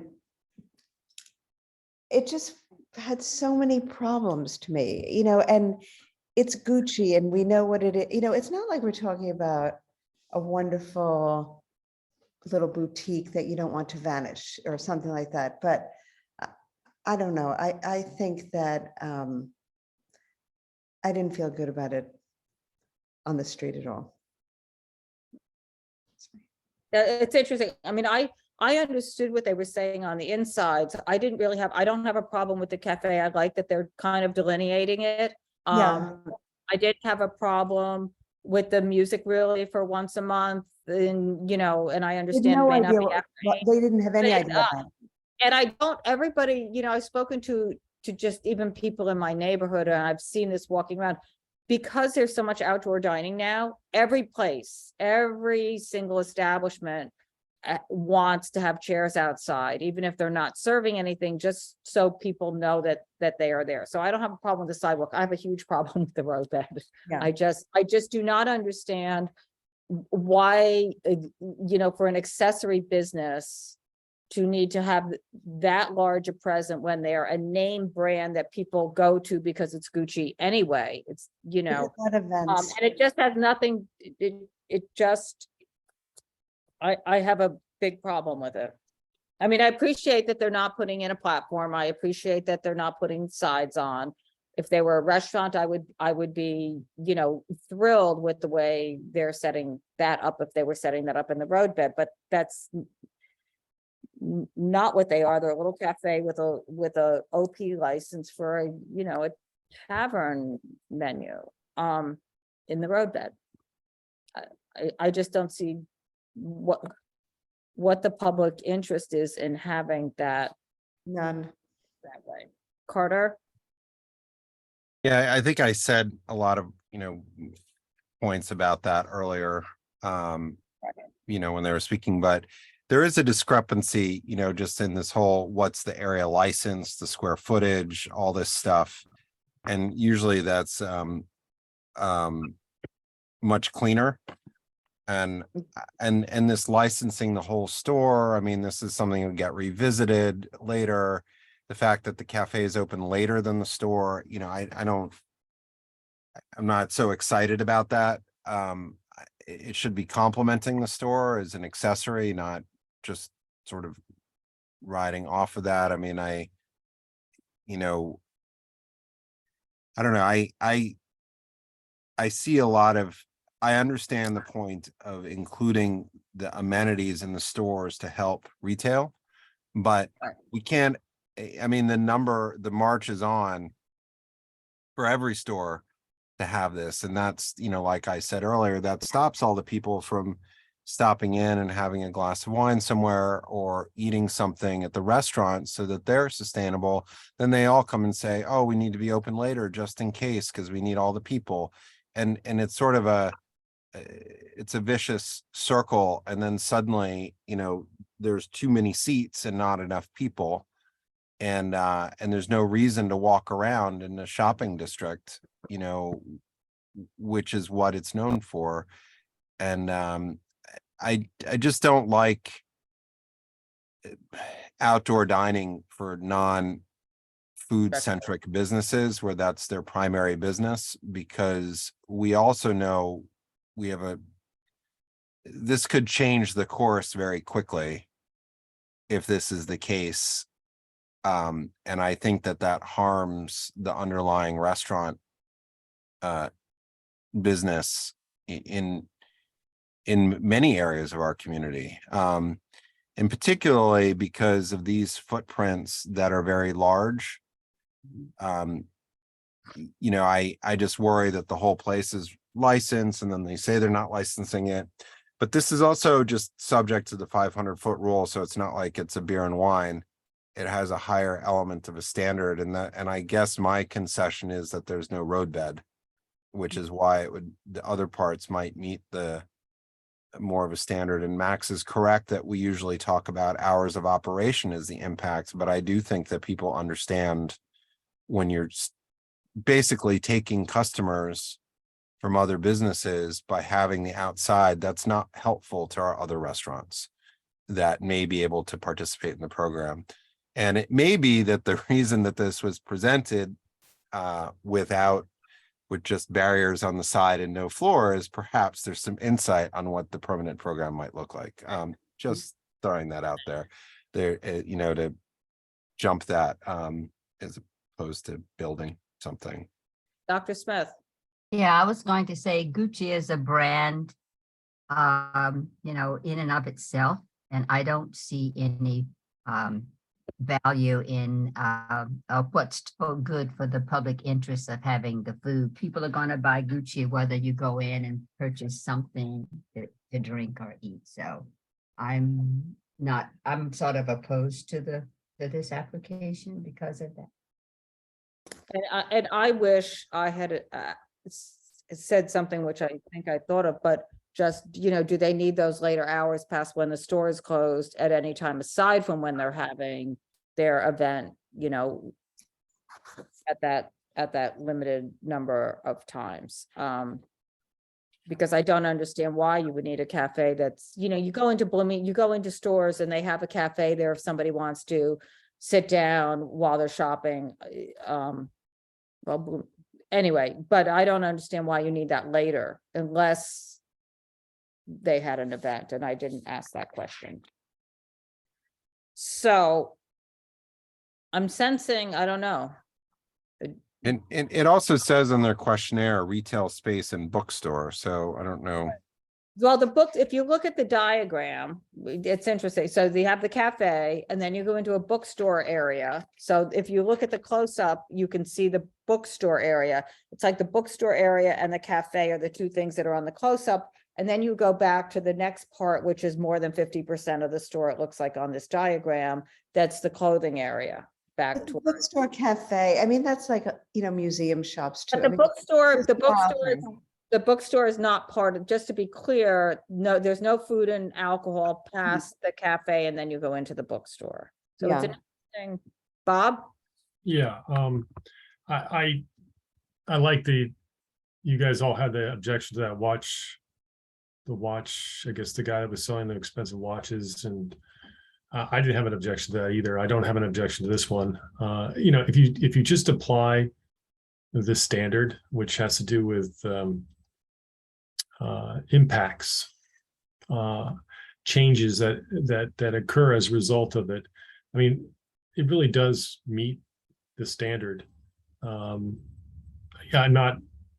think it's probably better if it was beer and wine rather than on premise. I'm not sure why we need on premise to sell clothes, but or to even have a cafe complimentary or ancillary to a store like that. But nonetheless, I don't have an objection to it. I just don't think this particular area is overrun with liquor licenses, and so I actually think the seating on the sidewalk is good. I don't have a whole lot of objection to the roadbed simply because there's no structure being built, but be this as it may, I do think it's probably more appropriate as a tavern wine type of application. But I'm actually in support of it, but I'm not, my heart's not in it. Let's put it that way, because I just don't understand the OP aspect of it. Well, that's interesting. Yeah, Bob, that's a good point. I'm just looking right here. It's when the authority's considering whether it would be in the public interest, one of the things is the number of classes and character of other licensed premises, not only in the area where the proposed establishment will be located, but also in the particular municipality or subdivision of the municipality where the community board, that is the subdivision, and when I talk about the competition of the other licenses, that's where I talk about that because it's harmful to their primary businesses. I mean, but you're right. I mean, and I think that's an argument that we've never heard the liquor authority talk about. And then the other factors when we look at this is the history of ABC violations and reported criminal activity at the location. There has been reported criminal activity. And, you know, I just saw a citizen alert this weekend on it. So, you know. What do you mean, people stealing from the store or? Yeah, yeah. Not the store. No, the criminal activity is the store or the landlord. It's the business. store occurring at the premises. Oh, well, yeah, but that's. I'm just saying that that's. The criminal activity though understood. involving liquor licensing has to do with like crime that's committed at the location, you know, like that. Exactly. That's my point. Yeah. Crime at the location. Yeah, but okay. I just saying, retail stores are getting hit because I don't know. It's pretty hard to Not because not of be the that liquor unknown. license. That's all. But yeah. So, or maybe they will pause and have a bite to eat. Yeah, but I'm getting so tired, so I'm just gonna. okay, so let me just, I'm just, I wish we had brought up with Max also, you know, wouldn't this be better for a tavern wine license? Like why, you know, do you need a full OP here? I'm sensing a kind of deny unless with, or, you know, a deny with a path if the roadbed is removed.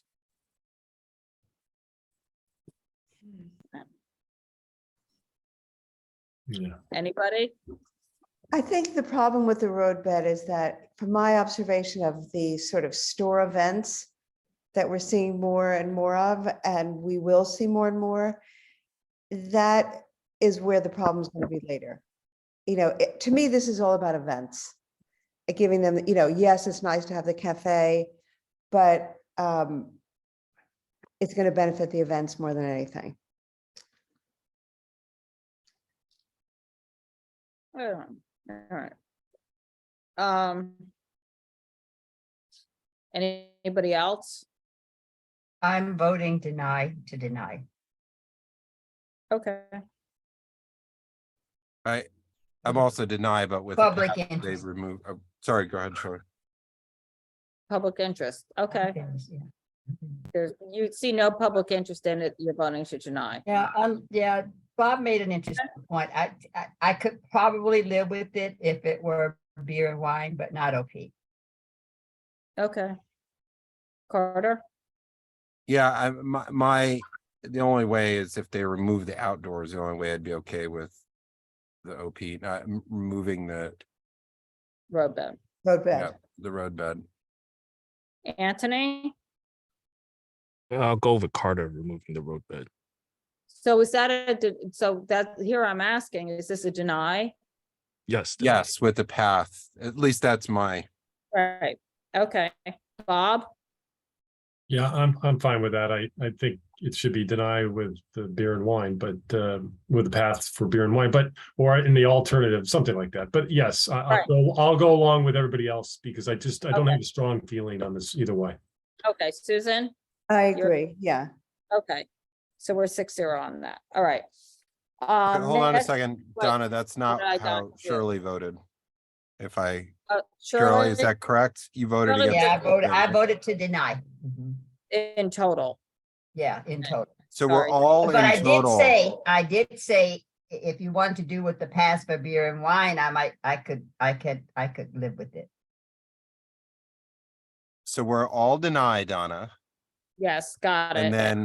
And then it's 5 5-0 with a for path a and path one with without. getting rid of the roadbed and 6-0 with a path. Because does anybody? What? Go ahead.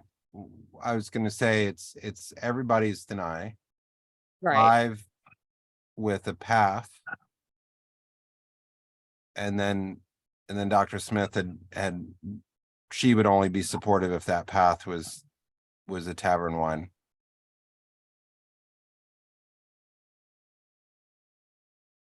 Okay. Do I? Okay. All right. That's correct for me. Yeah. Thanks, No. Carter. Okay. Next one. And just for clarification, the path is if they were to sign the stipulations that they're doing it. said that there was no roadbed. Yes, of course, Right. of course, of course. Carmen Cedar Restaurant, 529 Broome. Are we a deny?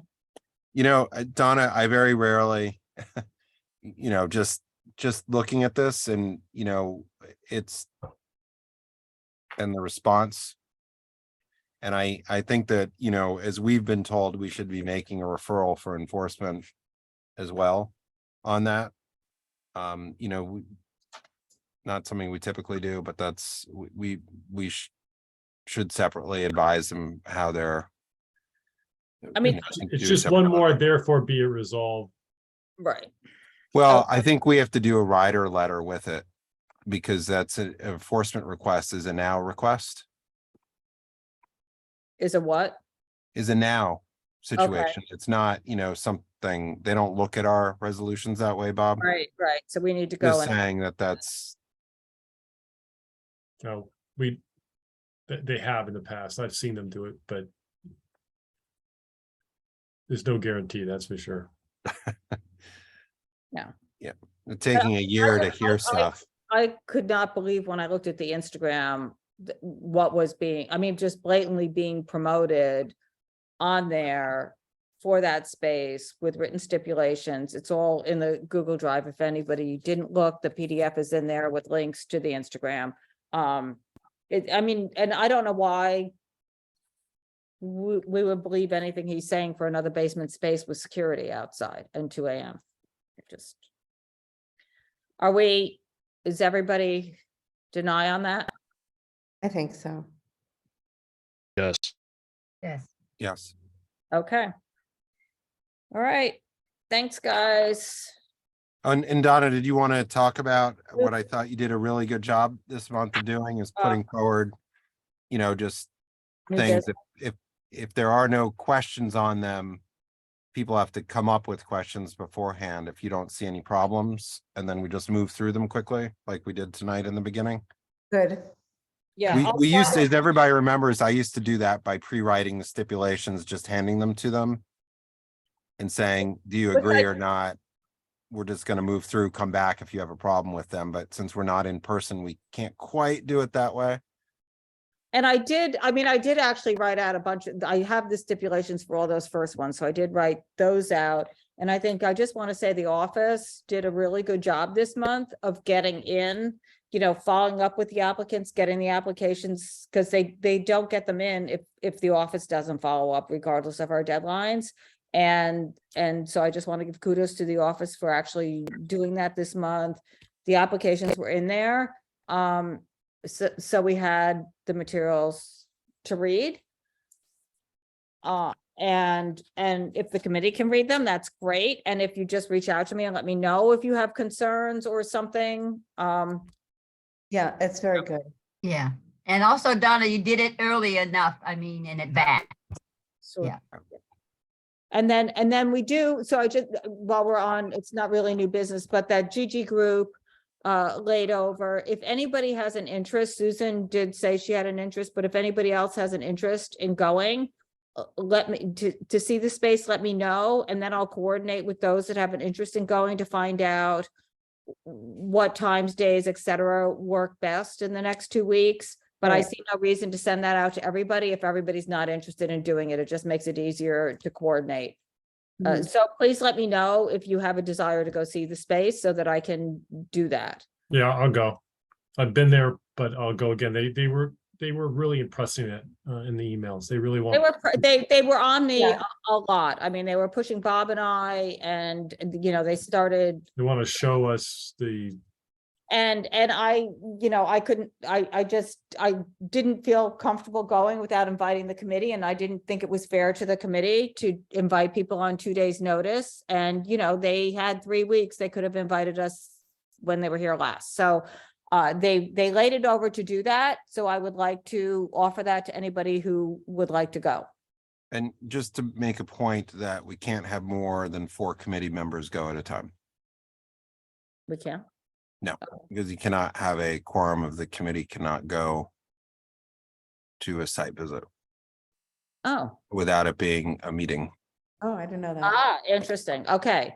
All right. So I just want to say I was very disappointed that the applicant was not able to work out more things with the community. It was very disappointing to see all these letters of objection so early, when we had hoped that they could work through the issues, and it sounded like that just broke down.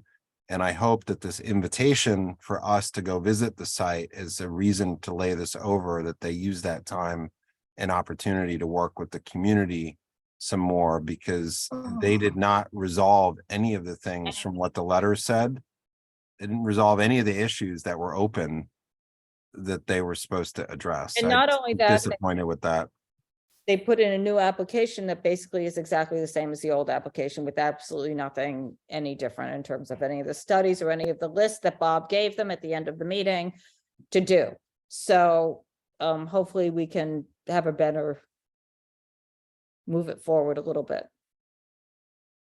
Good night, everybody. Good night, everybody. Thank you so Right, much. guys, thanks. Good job, Donna. Thank you. Good night, everyone. Bye. Thank you.